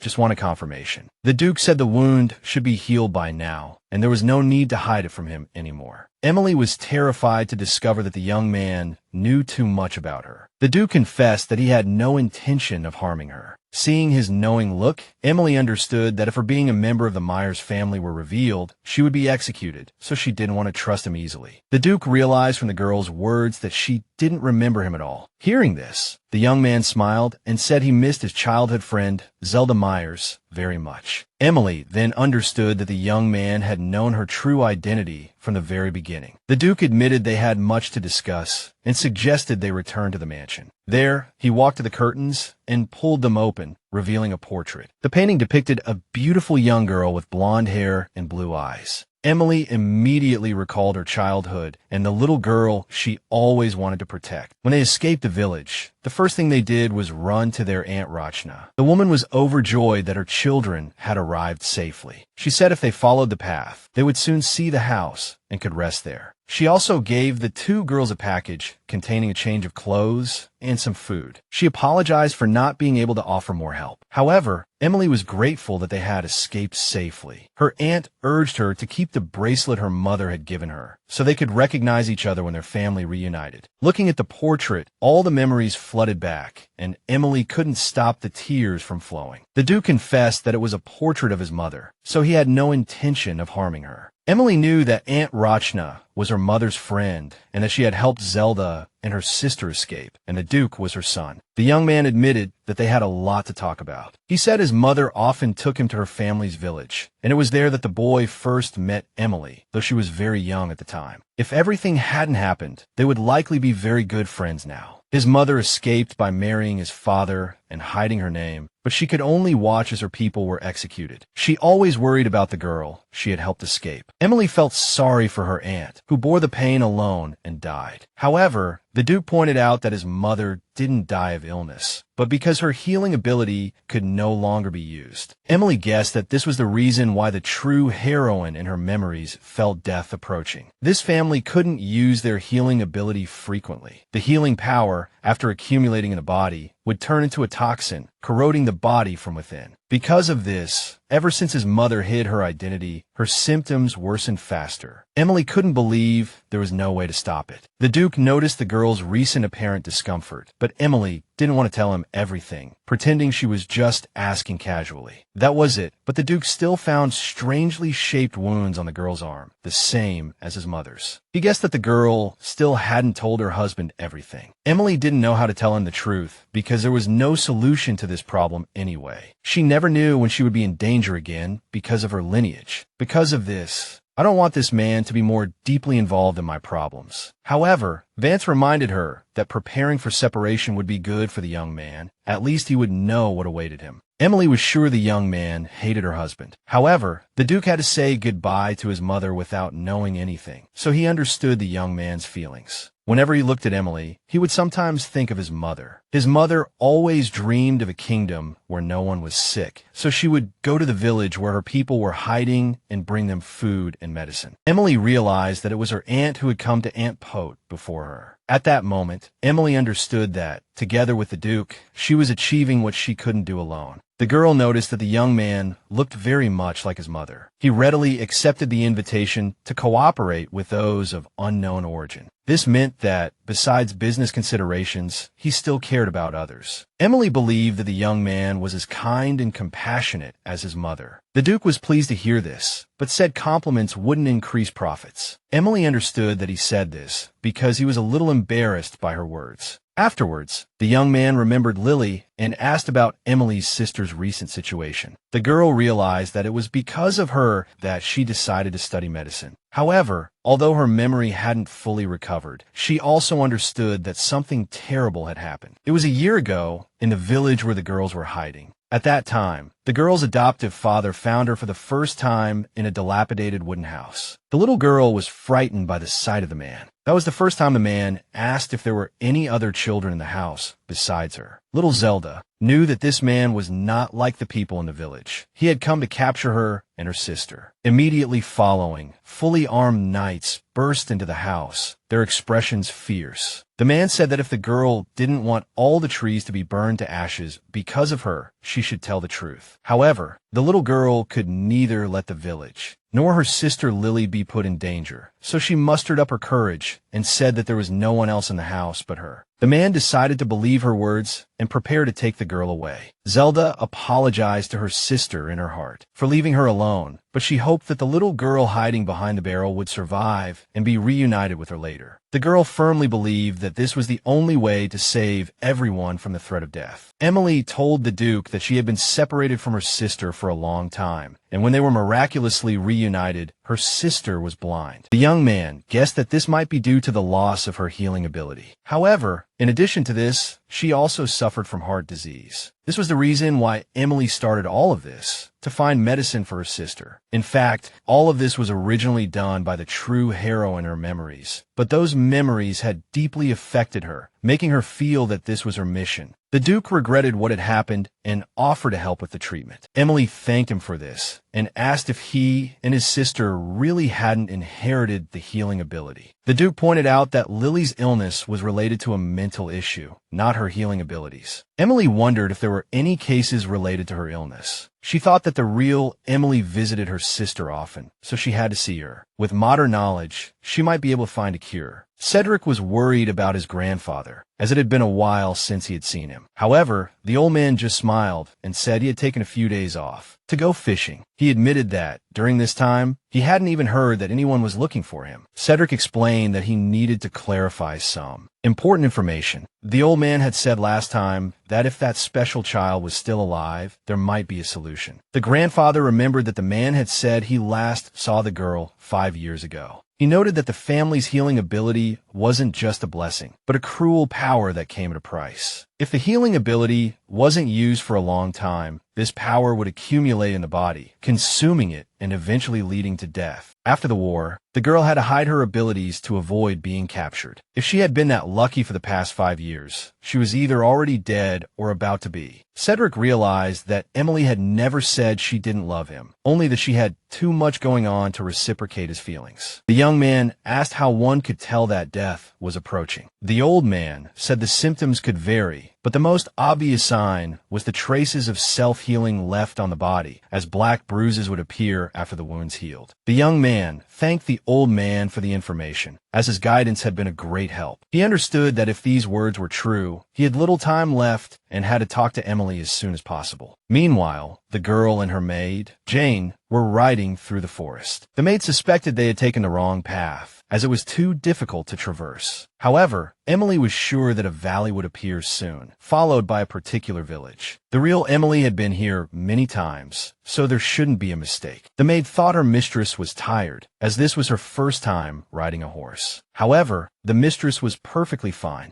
On the contrary, she was worried about her servant. Jane was very cheerful and said she was stronger than anyone. After a while, the path became too narrow, and they had to dismount and walk. Emily tried to get off her horse, but accidentally pulled too hard. The horse reared in fright, and the girl lost her grip, falling straight to the ground. Fortunately, Jane managed to run over and catch her mistress in time. Emily was surprised by what had happened, but still thanked Jane for her help. She just didn't understand how the maid, who had been so far away, could have run over and caught her in time. However, the girl attributed it all to Jane being really good at sports. The maid was happy to help her mistress and smiled brightly. The two girls tied their horses to a tree and continued on foot. Suddenly, Emily found herself with a nosebleed, even though nothing particular had happened. Jane immediately handed her a handkerchief to wipe the blood. Emily herself didn't understand why this had suddenly happened, and the bleeding wouldn't stop. Jane guessed that the girl was frightened by the fall from the horse. However, Emily knew that this meant her healing abilities were fading and she didn't have much time left. After a while, the two girls finally reached the village and entered Lily's house. A blind girl who looked a lot like Emily came forward to greet her old friend. Emily hugged her, letting her know it was her. The blind girl was worried that something had happened to the girl, as she hadn't visited her in a long time. Emily apologized for making everyone worry, saying she hadn't had time to visit her old friend, but now she had finally found the time to come to the village. After seeing everyone, Lily called out, and two young children who had been hiding in the corner ran out. Lily said that strangers had been looking for their family recently, so the children hid when someone came. Emily pointed out that the situation hadn't changed, and such young children still had to hide because of their origins. During the conversation with the girl, the protagonist discovered that Lily didn't know who Emily was. Apparently, the girl hadn't told her that Miss Emily was actually her long-lost sister, Zelda, and that her inner self had completely changed into another person. However, the girl herself wanted to tell the truth, so she asked Lily if she would like to leave with her. She suggested moving to a cozy little cottage, a place incomparable to this one, and dressing the lilies in pretty clothes and feeding them delicious food. Emily pointed out that if any of the girls wanted to leave, they only needed to say the word. Lily herself wanted to leave too, but she knew she had to take care of these children. She was their only support, as these children had already lost their homes and families. She didn't want to leave them again, to let them suffer and be tormented again. Emily realized that this girl had been through even more. She had been abandoned. She couldn't help but wonder if Lily felt the same way about her sister, who never came back for her. Emily asked permission to examine the girl, wanting to earn medicine for her treatment, but needing to understand her condition first. Lily noticed that Emily, as always, was too kind to everyone. A girl felt that compared to her own concerns, the children were trivial. For the rest of the time, she wanted to tell Lily that her sister had never abandoned her. That evening, Emily returned home and went straight to her bedroom. She was very surprised when she opened the door and saw Cedric already waiting for her inside. The young man asked her where she had been and why she had come back so late. Emily couldn't tell him about the village, because then her family might be in danger. She understood that Cedric was a very considerate young man, but she still didn't want to tell him the secret, so she apologized and said she wouldn't do anything to damage his reputation. However, the young man realized she had misunderstood him. Suddenly, he grabbed her hand and squeezed it tightly, preventing the girl from breaking free. He abruptly rolled up the sleeve of her dress, revealing the black marks on her body. The young man was shocked to see all this and asked what it meant. Emily tried to explain to him that it was just a strange bruise. However, the young man didn't believe her foolish explanations at all. He said he understood everything except why she was still deceiving herself. He even couldn't help but shed tears because he felt that he wasn't worthy of her trust. Emily was surprised that a man could have such emotions and be so attached to her. She remembered clearly that he had always been expressing his feelings for her. He had even said that no matter what kind of person she was, he would protect her no matter what happened. She also remembered the Duke saying that it was best to let the other person know in advance that you were leaving so that he could be prepared. Although she said she would live a life without regrets, she hurt the people around her by ignoring and denying her feelings because she was afraid of the future. So Emily clenched her fists and admitted that the reason she hadn't told him was because she didn't trust the young man. She admitted that she was actually just terrified by everything that was happening. At that moment, Emily was finally able to calmly admit that she would die soon. Cedric remembered what the old man had said, but he still hoped that the old man might have been wrong. If the Meyer family didn't use their abilities for a long time, the healing power would become a fatal disease that devoured the body. The girl apologized for hiding it because she didn't want the separation to hurt anyone. She deliberately distanced herself from her husband. It wasn't until now that Emily realized how foolish her past judgments and actions had been. However, to the girl's great surprise, the young man didn't scold her loudly or express disappointment,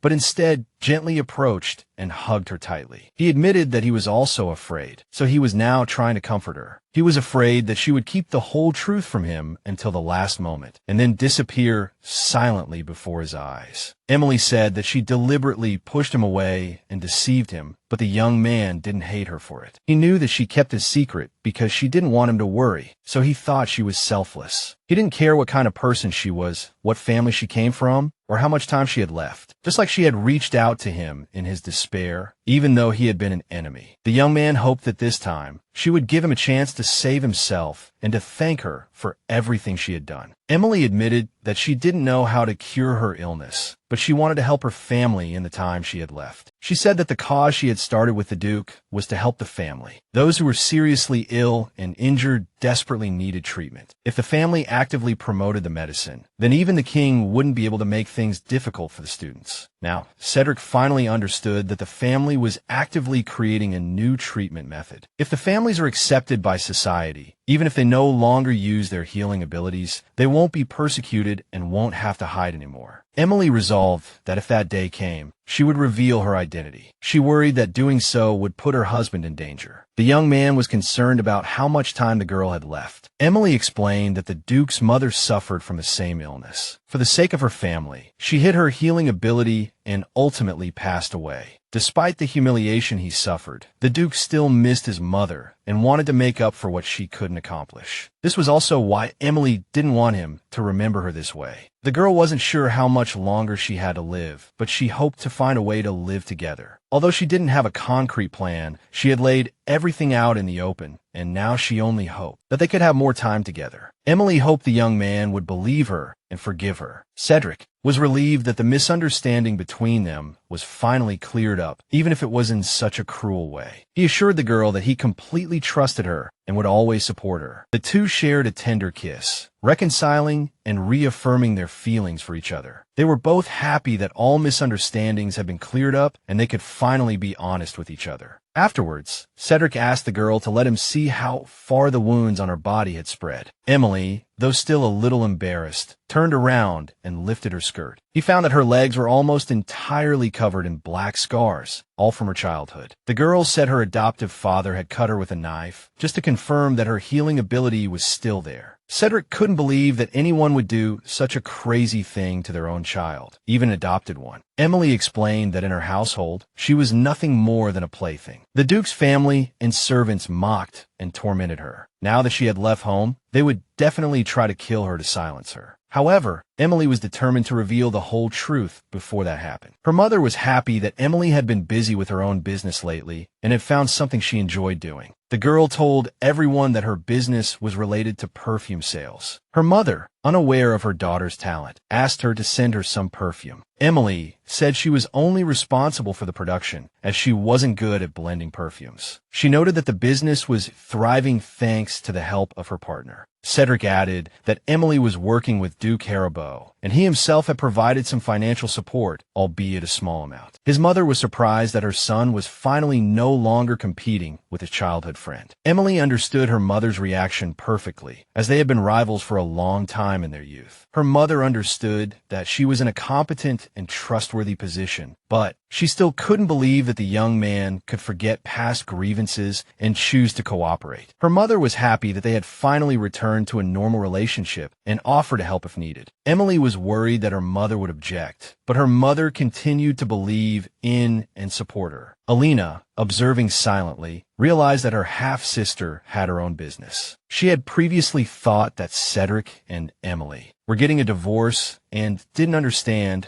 why they were still doing business together. The funding for the business clearly came from his wife's budget, so the family was also supporting her. Alina didn't understand why the young man had suddenly changed his mind and wasn't acting according to his own decisions. The Emperor reminded everyone that Captain Boris's term as security captain had expired. Therefore, a new leader needed to be appointed to lead the others. The Duke believed that the choice had actually been informally decided long ago, and everyone was just gathered today to announce the decision. That person had been waiting for too long, eager for his name to be announced as soon as possible. He longed for the Emperor to personally announce in front of everyone, appointing him as captain of the guard. However, former Captain Boris stood up and announced that His Majesty had come today to fairly select a suitable successor. Therefore, today, the former commander would hand over the voting rights for security management to those present. The Duke was furious to find the position slipping away from his grasp, having to work for it all over again. Cedric felt a sense of satisfaction seeing the depraved man who had bullied his daughter react this way. The meeting to discuss the selection of candidates for captain of the guard is about to begin. Volunteers and recommendations are welcome. Suddenly, the selection process changed, but it didn't matter to the Duke,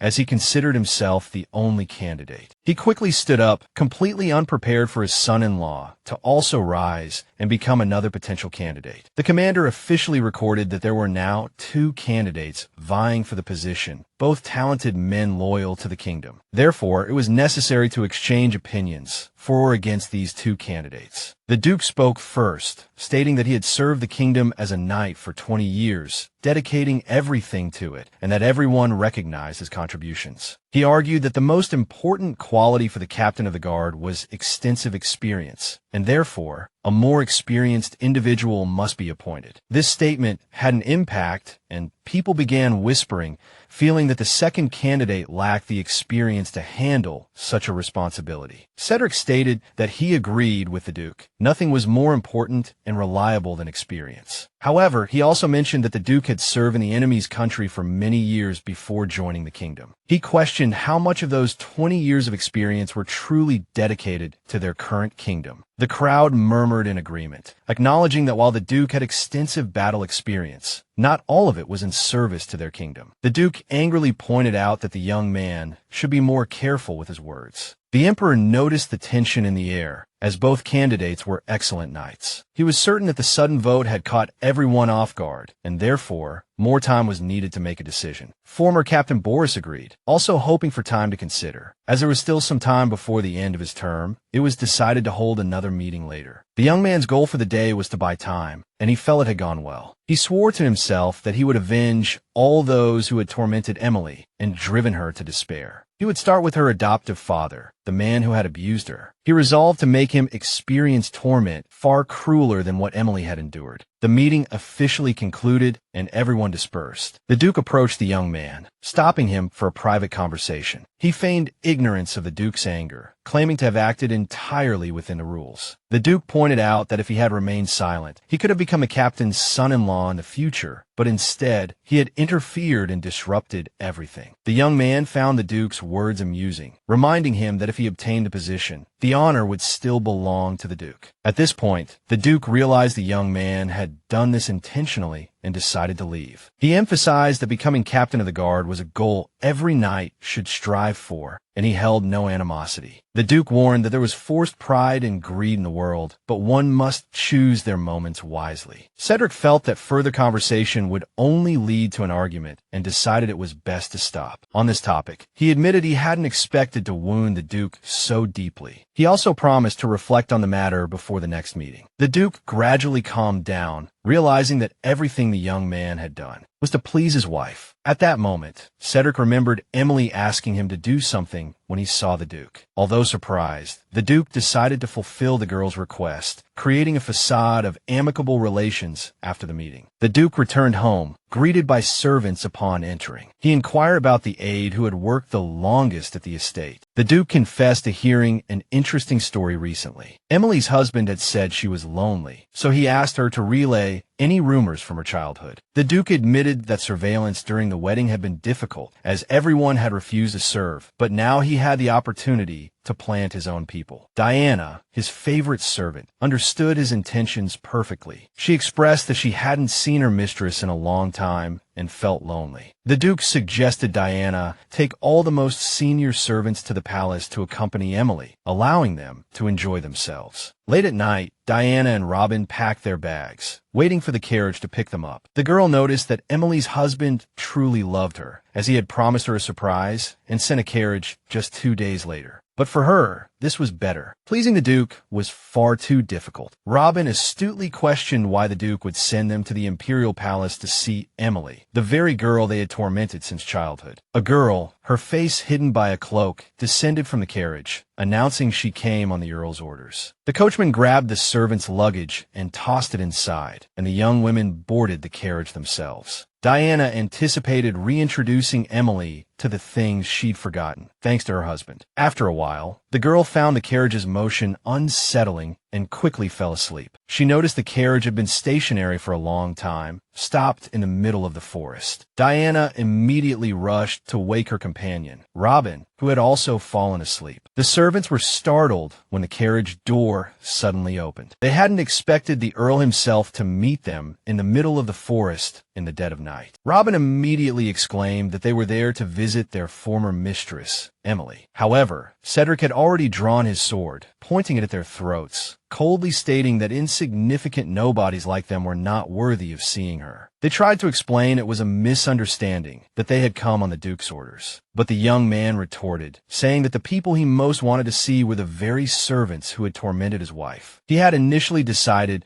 to personally punish those who had been the cruelest to Emily during her childhood. Sylvia reminded them that dawn was approaching and they needed to quickly and quietly bring the people back to the residence. Swift retribution was a luxury they couldn't afford. They had to give them only the bare minimum of food and water and keep them locked in the carriage. Diana and Robin pleaded for forgiveness, swearing they hadn't acted out of malice. But Emily stated that the servants who had offered her bread or soup, who had apologized for hitting her, had ultimately been driven from the estate. This meant that those who had remained in the Duke's service for so long were his most loyal hounds, the ones who had tormented Emily the longest. Cedric frankly told them they shouldn't expect to return alive. With that, the carriage was locked, and the young couple returned to their residence. He knew this was just the beginning. Emily still had a long way to go. After the factory was built, Emily became incredibly busy, personally handling everything from quality control to medicine development and research. The girl noticed the maid's torn dress. However, Jane explained that it had ripped while she was doing laundry, and she didn't have any other clothes to change into. Emily sensed a budding romance between Jane and Roberto and felt she should show them more concern. She admitted she was fond of the girl and wanted to treat her better, suggesting they go shopping for new clothes together next time. Jane, touched by her words, promised to be more careful with her clothes in the future. After that, the maid left the office, seemingly ashamed. The last time her dress tore, it was due to her own carelessness, but Emily believed her explanation. Roberto also noticed the girl limping slightly and guessed she was injured. He told her she couldn't continue like this, constantly putting her body at risk. But Jane confessed that it wasn't difficult for her because she was helping her master. She said it was her choice, and she was happy to repay her benefactor. Roberto understood completely, but he still felt uneasy. He decided to help her and told her to come with him. Jane understood that the Earl's assistant's harsh words stemmed from his concern for her. She knew he had always been kind to her. Emily finally succeeded in developing a medicine that could cure the servant's epilepsy. The herbal knowledge she learned from Aunt Potter proved invaluable. There were many herbs in this country she didn't yet know. There were also many illnesses and symptoms she hadn't known before. Initially, this had been discouraging, as there was so much to learn. But now, the girl felt immensely proud. She had done well, helped others, learned new things, and finally mended her relationships with her loved ones. Overjoyed, she cast aside her shyness and hugged her husband tightly. She felt incredibly fortunate to have such a handsome husband. The Duke noticed that the young man had been waiting for his wife for a full hour. Emily was even more surprised that the two had managed to chat peacefully for an hour without resorting to fighting. The girl was ready for the ball, having arranged everything in her room. Emily didn't understand why the man brought up the girl when they were having such a good time. She knew she was his childhood friend, and that their relationship was even closer than his relationship with Alina. She had no doubts about her boyfriend's feelings, but for some reason, she was still a little worried. In the end, the young man suggested that the Duke carefully consider their conversation.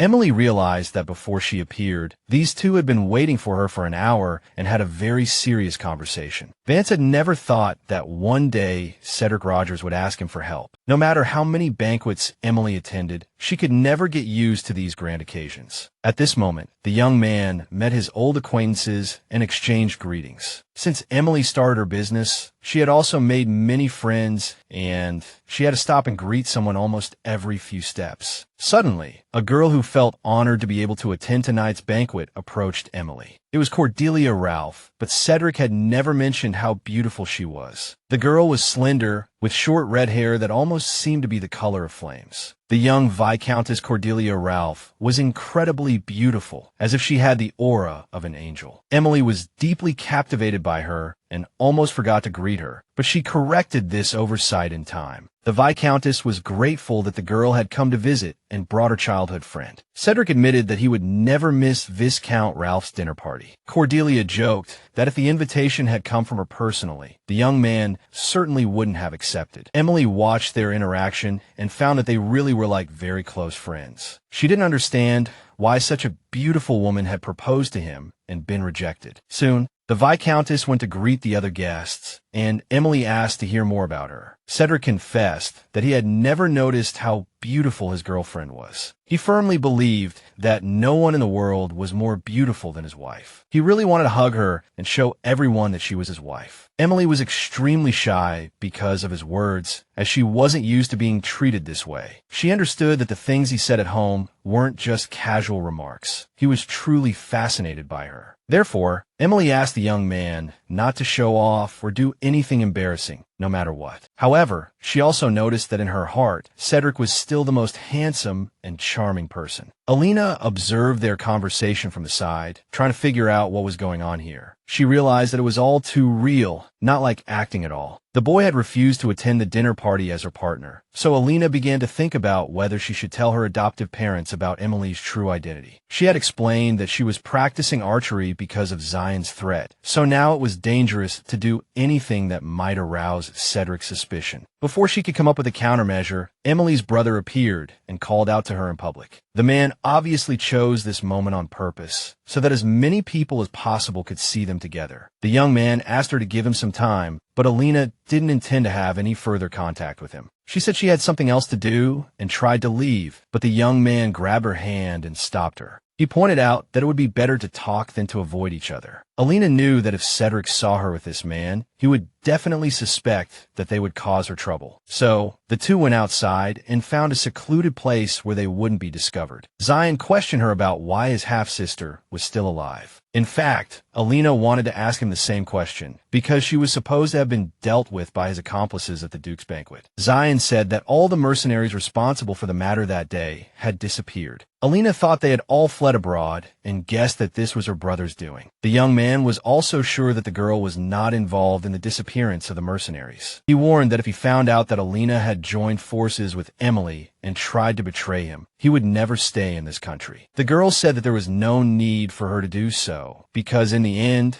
the only one who would be embarrassed would be herself. She would be angry if she couldn't get rid of Emily. The young man had ruined her plans and dared to doubt her. Alina admitted that the guy was useless and couldn't do anything. Zion couldn't stand being treated like this and didn't want to suppress his emotions anymore. He angrily demanded that the girl repeat what she had just said, but he felt that someone might be watching them, so he forced himself to not do anything. He declared the conversation over and urged the girl to remain silent and do nothing. Alina, frightened by his gaze, realized he might have hit her if not for the rustling in the bushes. Even if she had made a mistake, she had done what she had to do and was angered by his attitude. Suddenly, the rustling in the bushes repeated, and Alina began to fear that someone really was watching them. Duke Vance admitted he hadn't intentionally been hiding, but he couldn't stay there any longer. Alina couldn't understand why the young man would be in a secluded corner of the mansion. The man confessed he was simply inspecting the garden, as he had personally brought all the flowers, plants, and trees there. He was checking for any imperfections as a sign of respect for the person who had entrusted him with this task. Alina, noticing the young man's serious expression, which revealed nothing about him, admitted she had felt stuffy inside the mansion and decided to take a walk. The young man wanted to admire the garden and invited the girl to join him. Alina realized that the grass had been short where the Duke had been, so the sound of their conversation might have carried. She worried that the Duke had overheard her conversation with Emily's brother. Vance admitted he had always wanted to talk to her, but she was always with Cedric, and he didn't dare approach. Alina didn't understand what he meant, as the Duke never spoke to anyone at social gatherings unless it was about business. Alina noted that Cedric was married, so there was no reason for him to interfere with whomever she associated with. The young man confessed he was glad to hear that, and Emily noticed his unusual reaction. So she decided to change the subject and asked him about his business with Emily. The Duke said the Countess was very interested in the perfume business, and he felt her ideas would be very helpful to the enterprise, proposing a collaboration. Alina was surprised that Cedric didn't object to their collaboration with Emily. The Duke joked that, according to the girl, he seemed like an immoral person interested in another man's wife. Alina clarified that the young man was popular among women, so she was curious if Cedric would be worried about that. Vance went on to say that if it weren't for business, he wouldn't talk to people he wasn't interested in, as he didn't want to waste valuable time. After all, he could spend that time talking to a beautiful girl like Alina. The girl was somewhat bewildered by this statement, feeling that he seemed genuinely interested in her. The Duke noted that there were still many people to greet today, so they should end their conversation. Alina said she also wanted to return to the hall. After the young man left, she felt that he still hadn't heard her conversation with Zion. The girl was sure the Duke had feelings for her. Alina decided this situation could be resolved without relying on Cedric. Meanwhile, Marquis Zion returned home to find some of the servants missing. His father hadn't told him anything, but the boy noticed that several people were no longer working for them. Robin had always looked down on him and mocked him because his father constantly ignored him, especially Diana, whose haughty demeanor suggested she was the mistress of the manor. The young man was glad these two were out of his sight. Zion returned late, so he didn't expect his father to still be waiting for him. The man explained that he had gone to the Viscount's banquet, despite his father telling him to pretend he didn't exist. The young man had received an invitation and, out of courtesy, had gone for a short while before returning home. However, his father only mocked his son, ridiculing his attempts to integrate into society. Zion was surprised to learn that Cedric had prevented his father from becoming the head of security. His father was furious that, under such circumstances, his only son was still out having fun at banquets. He cursed his son for being useless and lamented his misfortune in having such a child. However, in this life, he believed his half-sister should be returning to the manor soon. He noted that she would become a pitiful widow who lost her husband on the battlefield, and it would be even better better if they both died tragically. His father explained nothing, only demanding that the young man behave himself. He warned that if he were caught again, he would never be forgiven. The man knew that after the evening meeting, he had to have dinner with the minister of the court and other high-ranking officials. He was exhausted from distributing jewelry and offering flattery, and just wanted to rest. The Duke understood that this was a golden opportunity, one he had only obtained after offering spring to the minister of the court. He knew that Cedric Roger would soon meet a gruesome death on the battlefield, and Emily would be consumed by grief over the loss of her husband, eventually taking her own life by drowning in the lake. The man was certain that Diana and Robin would do everything in their power to ensure Emily met such a fate,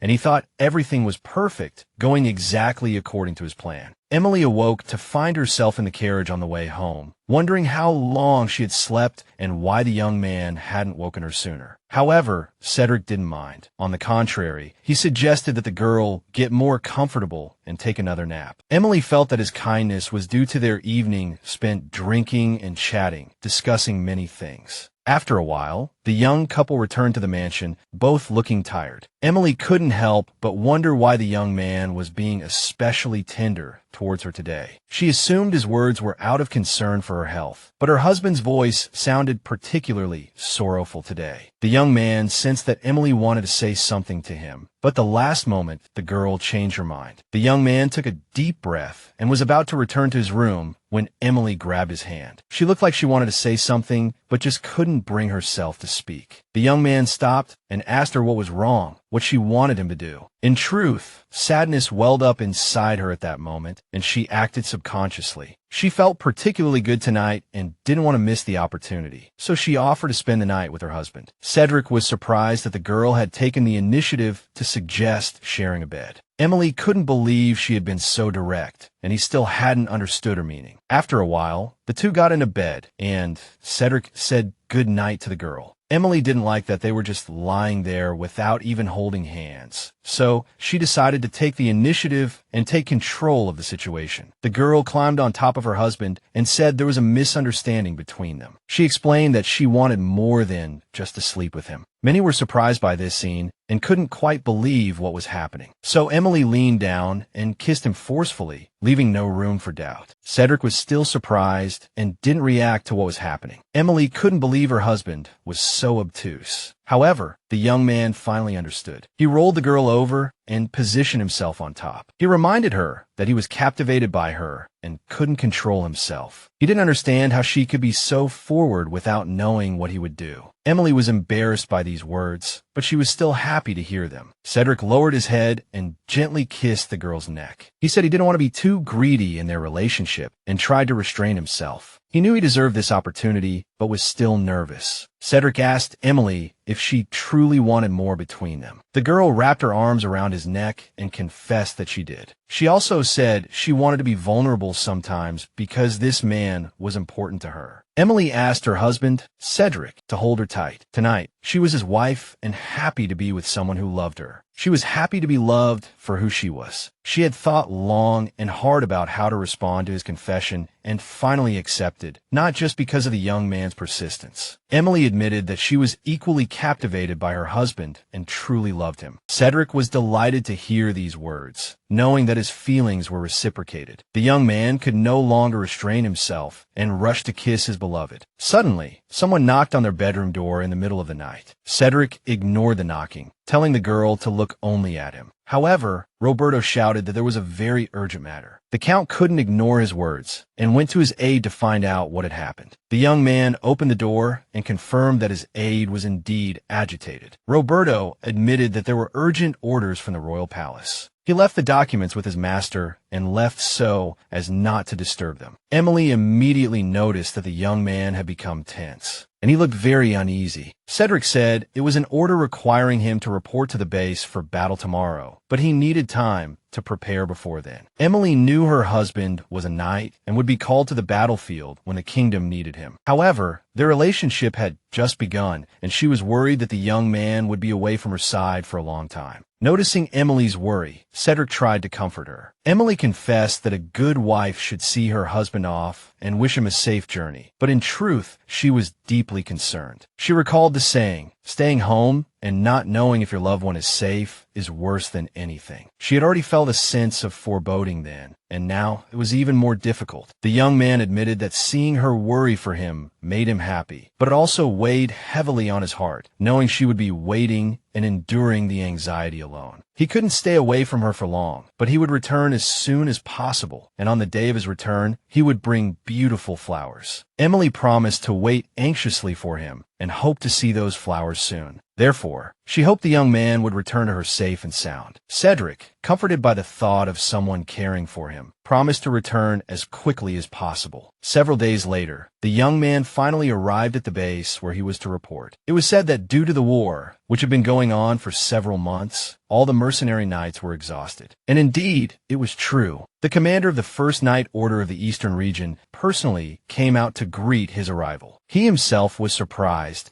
as they hadn't actually requested reinforcements from the royal palace, yet the young man had been sent. Cedric was astonished by this news, not understanding why. The commander said that due to the prolonged war, the enemy forces were also exhausted. A few days ago, they noticed the enemy troops near the border beginning to retreat. If the remaining enemy troops didn't retreat, they planned to advance deeper into enemy territory and launch an attack on the enemy fleet. They had also received news a few days prior that reinforcements were coming, but they hadn't requested them. The young man immediately realized this was suspicious, but he decided to investigate everything himself first, as the sooner he returned home, the better. At night, the young man lay in bed, wondering how his wife was spending her time without him. He had his spies keep an eye on Emily, but he still couldn't help but worry. He longed to bring back flowers as beautiful as Emily, but it seemed difficult now, as beautiful flowers were almost impossible to find here. The young man heard a suspicious noise and realized someone was following him. He immediately jumped out of bed and grabbed his weapon to defend himself. He cautiously walked to the tent's exit and slowly lifted the curtain. Cedric saw the young man he had met during the day standing in front of his tent. The man was one of the mercenaries recruited to fight for the kingdom. The young man apologized, saying he had come to deliver important news to Cedric. The young man warned that if he tried anything foolish, he would not be forgiven. However, the mercenary surprised him, saying that someone was targeting the young master. Cedric didn't know whether to believe him, suspecting it might be a trap. He asked why he should trust a complete stranger. Then,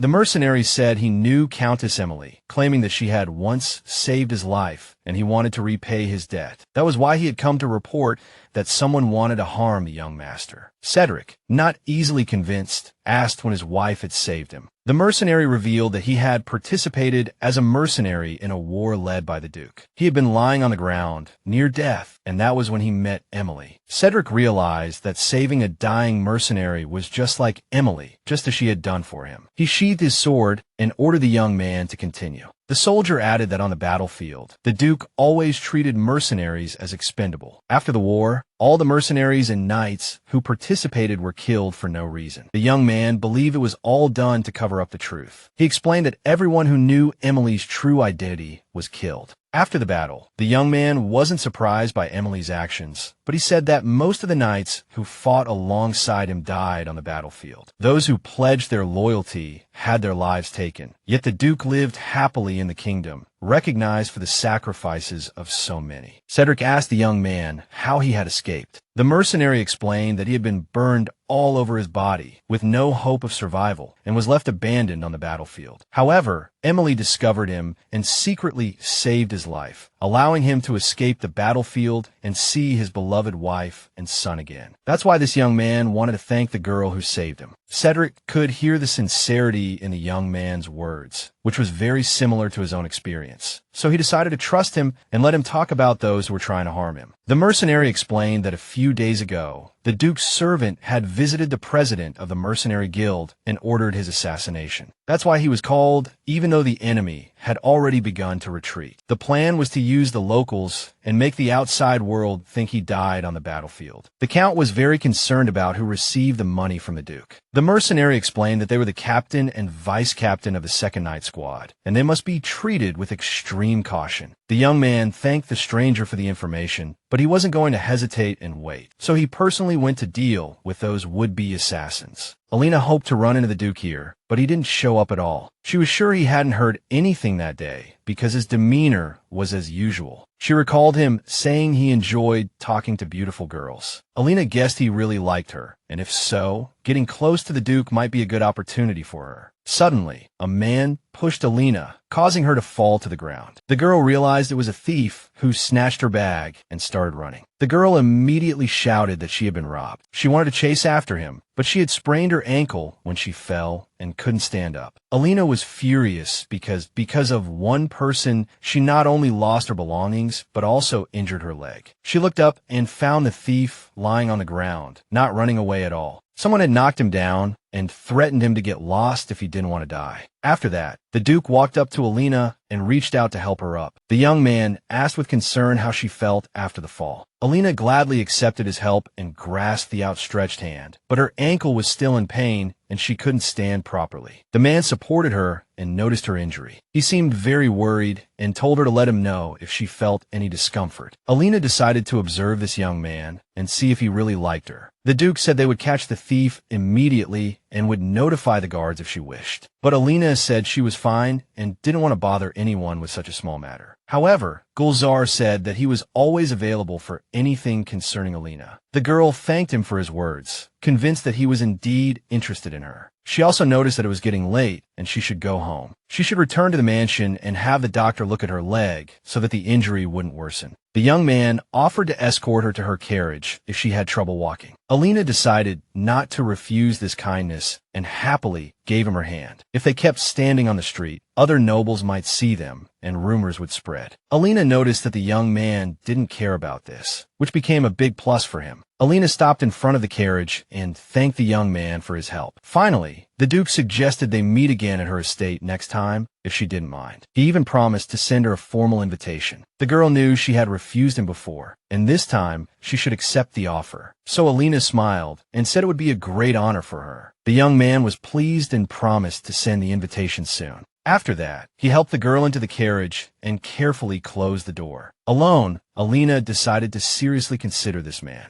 Instead of pursuing Cedric, who already had a wife, the Duke actually seemed like a better choice. He possessed beauty, wealth, and glory, and the fact that his brother hated him made him even more attractive. From that moment on, Alina was sure that she could finally escape this hateful mansion that had given her nothing. Emily went into town again and told Jane to wait for her in the carriage until she was free. The maid cheerfully waved to her mistress and wished her well. The girl felt stiff and wanted to take a walk to stretch her legs, but she felt as if someone was watching her from a neighboring house. This wasn't the first time Jane had noticed someone watching them. She entered the building, finding it empty, but decided to check the second floor. Jane stood up and noticed several men emerging from the dark corners. They looked at her curiously, wondering what she was doing in this empty building. The maid explained that she was just passing by and decided to take a look inside, not expecting to find anyone there. One of the men, noticing Jane's beauty, guessed she might be a nobleman's servant. Confident in their strength, they invited Jane to have some fun with them. Initially surprised, Jane was then pleased by the suggestion. Inspiration struck, and Jane suggested playing her favorite game. She pulled out a rope and a dagger, proposing to tie the men up and make them reveal everything about who sent them. A little while later, Jane clapped her hands gleefully, declaring the game over. Two men sat before her, hands tied behind their backs, gagged. Jane expressed her enjoyment of the game and her willingness to play again. Not wanting anyone to disturb her mistress, she suggested they leave it at that. Her mistress was noble and disliked unnecessary violence, but Jane herself wouldn't mind seeing these men perish. A short while later, several young men arrived on the second floor of the vacant building. These were the knights secretly assigned to protect Emily. They apprehended the criminals and took them away from the house. Jane knew her mistress disliked taking hostages, so she wondered why she had ordered them captured alive this time. She even noticed that the man had become much gentler since his relationship with Emily had improved. Then she thought of Roberto and began to worry about him as well. Jane realized that she wasn't so different from her mistress. Meanwhile, Emily had just finished preparing the necessary medicines. Now she needed to deliver these medicines to the village and test their effectiveness. The girl worried that the herbal remedies might not be potent enough. She was lost in thought until Duke Haribo entered the room and called her name. The man confessed he still had some matters to attend to and would have to stay a while longer. He inquired about the preparations for tomorrow's trip to the village. Emily confirmed that the medicines were ready and the quantity should be sufficient. Duke Haribo, for the first time, expressed concern that it might be dangerous, especially since she had already been sent to the battlefield before. He didn't understand why she had to go to the village tomorrow. Emily knew that her father or brother might harm her in Cedric's absence. However, she also remembered that her time in this world was limited. Because of this, the girl wanted to accomplish everything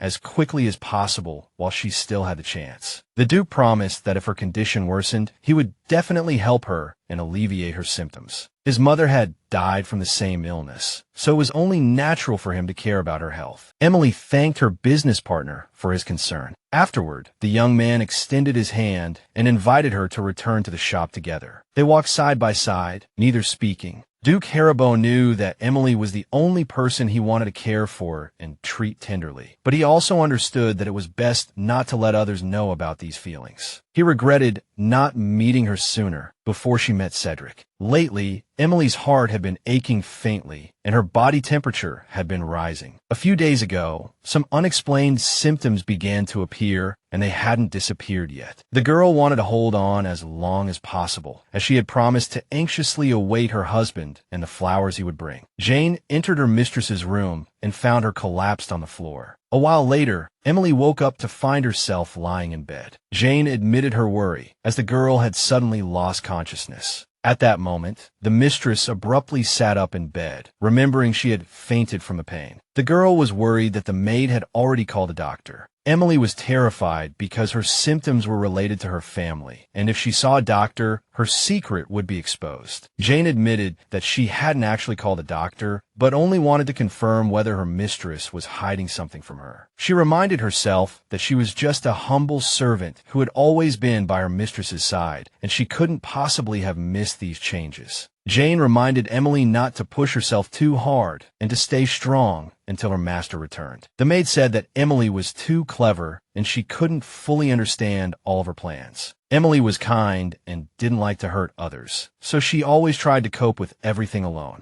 Jane understood that Emily had reasons for being secretive, but reminded her that she was always on her side. Emily was grateful that Jane remained so loyally by her side and trusted her without question. Jane even helped her change her clothes, applied a wet towel, and took care of her alone without calling a doctor. So Emily promised that she would tell Jane everything once everything was ready. Until then, she asked Jane to stay by her side and take care of her as before. Jane promised to take care of Emily until she was no longer needed. Emily thanked her for her trust and promised to tell her everything soon. She also said she had a favor to ask of Jane. Jane was ready to do anything for her mistress. Emily returned to the village and with great difficulty persuaded Jane to stay behind and not follow her. Emily had heard that the village she was going to had long been abandoned due to a plague. She had healing abilities, and since she was already near death, it didn't matter to her, but she couldn't put innocent people in danger. Before leaving, Jane asked Emily that if she couldn't be contacted, she'd be allowed to come and help. They agreed that if Emily didn't send word within 3 days, Jane would notify Duke Haribo. Despite Emily saying this, they both hoped it wouldn't come to that. The girl hadn't taken more than a few steps when a man emerged from the forest and held a sword to her throat. It was an ordinary villager who questioned why the stranger was near their home. Emily explained that she had come to see the village chief, who was a victim of the plague. The boy didn't care who sent her, as he was going to drive her away regardless. He saw that Emily looked like a noble lady from a noble family, so he didn't want to deal with her at all. Emily realized the village was indeed abandoned, and from the boy's wariness, she understood they took her for a noble who had come to inspect and prepare to send a punitive squad. So Emily decided to tell the truth, saying she had brought medicine to treat the disease. She had come voluntarily, not sent by the Baron or the king, and she didn't want the village to be burned down because of the plague. The girl said she had brought the necessary medicine and asked to be taken to the village chief. Duke Haribo sat in his office, wondering why there was still no news. It had been a long time since he had ordered the mercenaries and knights to kill Cedric. He also asked his aide if there was any news from Diana and Robin from the manor. The aide reported that the servants hadn't sent any news since they went to Roger's manor. The The Duke knew that Diana and Robin were well-trained and would have sent a letter if they had reached the manor. Therefore, the Duke decided to go to the manor himself to see what was going on. However, he noted that he was going to his daughter's house, so there was no need to send a letter in advance. There was no need for prior notice. The Duke felt something was amiss, so he ordered the carriage to be prepared immediately. Diana and Robin hadn't been in contact, and there was no news from the mercenary leader either. The man knew that Cedric was on the battlefield, and only Emily was left at home. So the Duke felt it was time to teach his daughter some manners. The Duke arrived at the gates of Roger Manor, but the guards wouldn't let him in. They had received orders that no one was to enter the manor until the Count returned. The Duke demanded that the guards fetch Emily so she could personally let her father in. However, Roberto discovered that the Countess was not at home either, and there was no one to help him. At this point, the man said he wanted to see Duke Haribo. But the servant also reported that all the masters had left the manor and had not yet been contacted. The Duke flew into a rage and demanded that Diana and Robin be brought to him. But the servant said that these two had also gone out with the Countess on business. The Duke believed none of this was true and warned that if he found out the fellow was lying, he would have to answer for it. But Roberto reminded him that he was just a servant carrying out Count Roger's orders.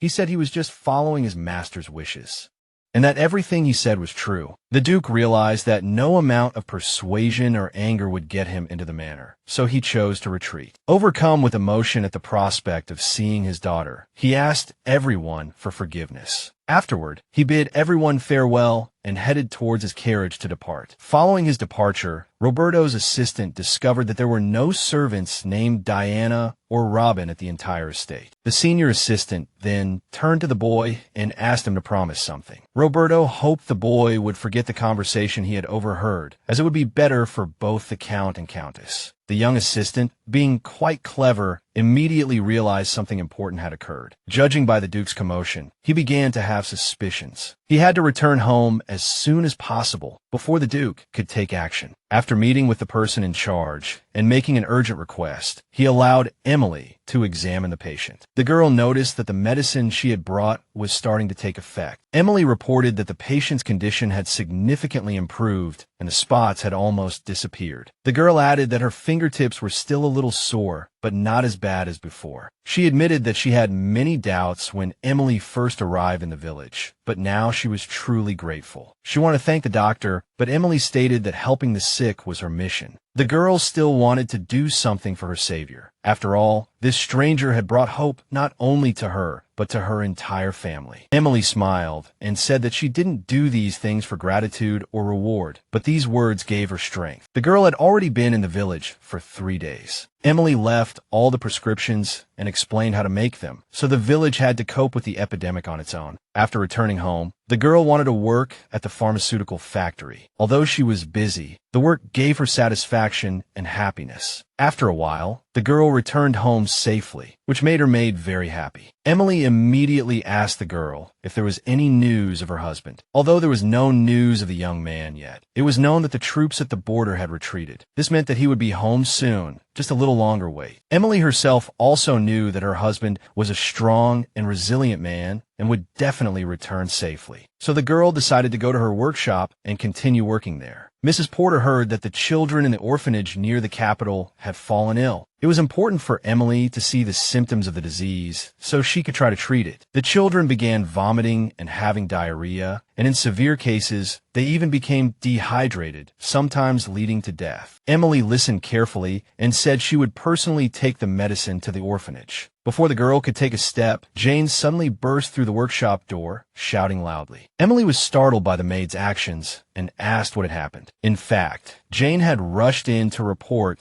that the Count and the knights had just arrived in the capital. Emily couldn't wait any longer and immediately ran to the main square. The girl was overjoyed that her beloved husband had finally returned home. She made her way through the crowd. Everyone gathered in the square to greet their loved ones. Emily was incredibly happy to finally see the love of her life. The young man returned, as handsome as ever. Emily stood in the crowd, thinking he might not notice her. However, she wasn't worried because they would soon meet at home. But Cedric suddenly looked around and quickly found her with his eyes. He immediately dismounted and walked towards his beloved wife. Emily admitted that she was very happy to see her husband and had been waiting for his return. As promised, Cedric brought flowers as beautiful as his wife. He noted that finding flowers as beautiful as Emily was even harder than he had imagined. The girl decided to thank the young man for keeping his promise, so she confessed her love to him and kissed him gently. The young man responded tenderly, saying that he had missed her very much as well. Duke Haribo was furious that Cedric had returned safely. The fools he had hired had all died on the battlefield, and the survivors hadn't contacted him. The man admitted that he shouldn't have let Cedric go to war, because he had won again, which would only strengthen his position. At this moment, a servant knocked and asked to enter the study. He reported that he had been monitoring Roger's estate and the Countess's attendants for the past few days, but had not found any trace of Diana or Robin. Moreover, they still hadn't replied to his last letter. But that wasn't the only strange thing, as he had personally written to several high-ranking officials in the royal palace, offering his support. However, they all rejected him, citing their busyness with preparations for Foundation Day. Duke Haribo couldn't believe that these people, who had once received everything from him, now dared to ignore him. So, he ordered his assistant to prepare everything, intending to go to the royal palace ahead of schedule. The Duke decided to personally find out what everyone was up to.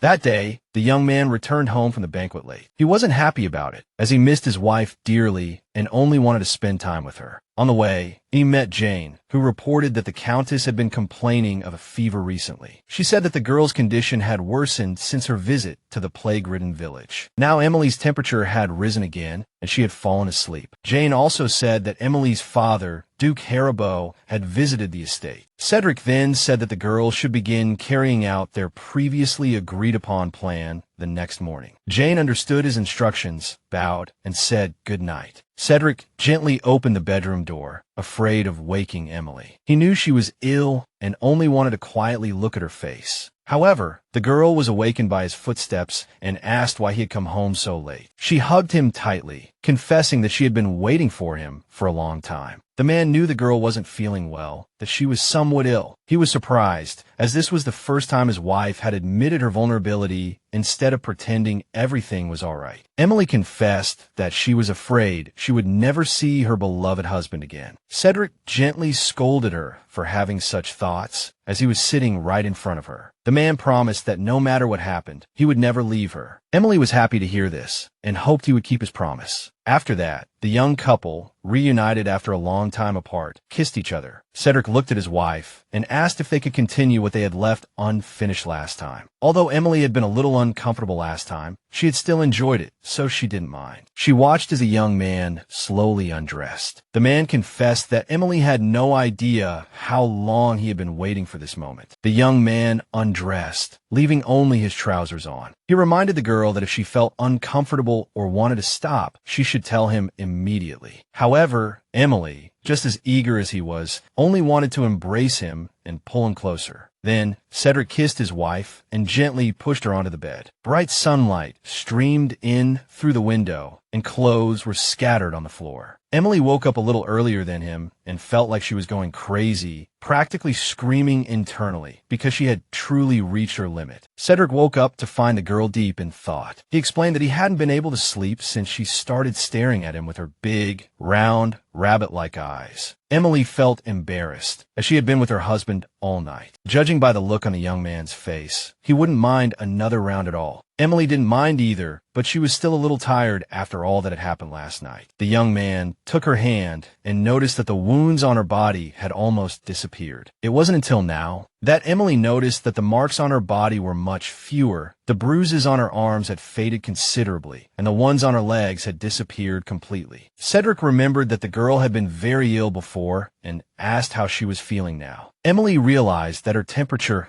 hadn't risen all night, and she hadn't felt any pain. She guessed that it was all thanks to spending the night with her husband. The man said that when she was a child, she had healed a knight on the battlefield. In fact, Emily had healed so many people that she couldn't even remember them them all. Then, Cedric confessed that he was one of the knights she had saved with her power. He had only discovered it while researching his family's records, because his body had undergone some changes after that day. Emily curiously asked what changes had occurred in her husband's body, so she asked him directly. The young man, feeling shy, leaned in and whispered in her ear. The girl blushed upon hearing the details. She couldn't believe he'd had that kind of problem, especially since everything had gone so smoothly between them yesterday. Her husband cleared his throat and said he had a theory about it. The man had initially thought Emily had made a mistake while healing him, but after she used her ability again, everything returned to normal. After spending the night with him and releasing her power, Emily's body was also starting to recover little by little. Emily didn't fully understand how it all worked, nor what mistakes she had made, but the important thing was that now both she and Cedric felt much better. They speculated that there might be other reasons for these changes. Cedric smiled and suggested that Emily figure it out together with him. They both knew there was no time limit for this kind of healing. Just then, a knight informed Duke Haribo that Robin had been found dead near the estate. He then asked the Duke if he had any speculations about it. Emily's father was certain that Cedric had done something after visiting their estate. But now that he was being ostracized by high-ranking officials, such accusations would only be seen as an attempt to smear his rivals. Therefore, he couldn't understand why he was being forced to follow the knight. The knight explained that Diana, the maid who had been with Robin, had made a crucial statement, claiming that the Duke had killed the boy. The knight reported that the Duke was now the prime suspect and therefore had to cooperate with the investigation. The young woman cheerfully greeted every customer who walked into the shop. She was grateful that Emily had come to deliver the medicine herself. The young woman noted that the noblewoman had helped the local children a lot in the past, and she didn't even know how to thank her. Emily, however, felt that she should be the one thanking the young woman for her help. She hoped to see the children who needed treatment before she left. The young woman took Emily to see the children she was caring for. Emily could see that the young woman truly cared for these children and was glad that such a wonderful person was here. Suddenly, the young woman saw her friend and immediately rushed to greet him. It turned out that the man was Kyle Roger, Cedric's brother. The young man was so captivated by his girlfriend that he didn't notice Emily standing there watching him at first. The young woman still couldn't believe her eyes, realizing that the two were dating. Emily ran into the mansion and immediately went to find her husband. She approached him and directly asked if he knew Kyle's secret. Cedric asked if she was referring to Vivian or if she was talking about something else. Emily suspected that the young man had known all along what was going on in his family. She was surprised to discover that Vivian and Kyle were in love. Slightly annoyed that his secret had been so easily revealed, the young man sighed deeply. He suggested that Emily talk with him privately. Kyle explained that the young woman was indeed his true love, adding that he and Elena were only maintaining a business relationship in public, pretending to be a couple. He said that he and Vivian had met by chance during a donation event, and his heart was captivated by how selflessly she cared for the children in difficult circumstances, always cheerful and friendly. Emily didn't understand why he couldn't break up with Elena and be with his true love openly. Kyle himself wasn't against it, but doing so might hurt Vivian, as she was a commoner. So they were keeping a secret for the time being and hoped Emily would do the same. Emily then realized that Kyle frequented this orphanage and offered to let him be in charge of providing medicine for the sick children. She pointed out that it would be much better if someone who came here regularly was responsible, rather than a stranger from the nobility. Kyle was surprised to find that Emily was more kind and selfless than he had imagined. Emily didn't tell him that she had overheard the rumors spread by those trying to escape her father. She was glad that they were able to clear up the misunderstanding and mend their relationship. So she was surprised when she realized that Cedric had known all along who his brother was dating. Emily laughed, remembering how she had desperately tried to avoid those boys in the streets. Cedric admitted that he had chosen to remain silent because he didn't see the need to say anything. He added that Elena also knew about the relationship, but was playing along with his brother. Cedric stated that even if Elena wanted to harm his wife, he would never allow it. Emily wasn't worried, but she was still happy to hear that. The young man also said that the security forces would soon launch an investigation. Recently, a servant who had fled the estate to avoid Emily's father had been found dead, and a maid named Diana claimed that the Duke had tried to kill her and had asked the guards for help. From his words, Emily understood that the murdered servant was Robin, and the Duke was known for his disdain for servants. Therefore, It was entirely possible he could do such a thing. Yet this also meant that the investigation would affect the girl herself. She worried that under these circumstances, her secret ability might be revealed, but Cedric promised that he would never let her true identity be exposed. Emily was very happy and grateful to have such a trustworthy husband. Zion asked a servant if the investigation against his father had truly begun. The servant noted that Duke Haribo had already been arrested as the prime suspect and sent to prison. The boy pleaded with him not to tell his father what he had done. Zion knew that if his father discovered that he had ordered Robin's murder, it would not end with just an argument. So he decided to intimidate the servant and remind him that if he suffered, the boy would too. In fact, the young man had wanted to help his father, but didn't expect things to escalate to this point. Nevertheless, if his father lost his title because of this, he would automatically become the next duke. That way, he wouldn't have to hide away and live on the estate anymore. He made up his mind that if he could take his father's place, life would definitely be better. Therefore, Zion decided that no matter the cost, he would prove to his father that he wasn't a useless waste and that he was capable of taking real action.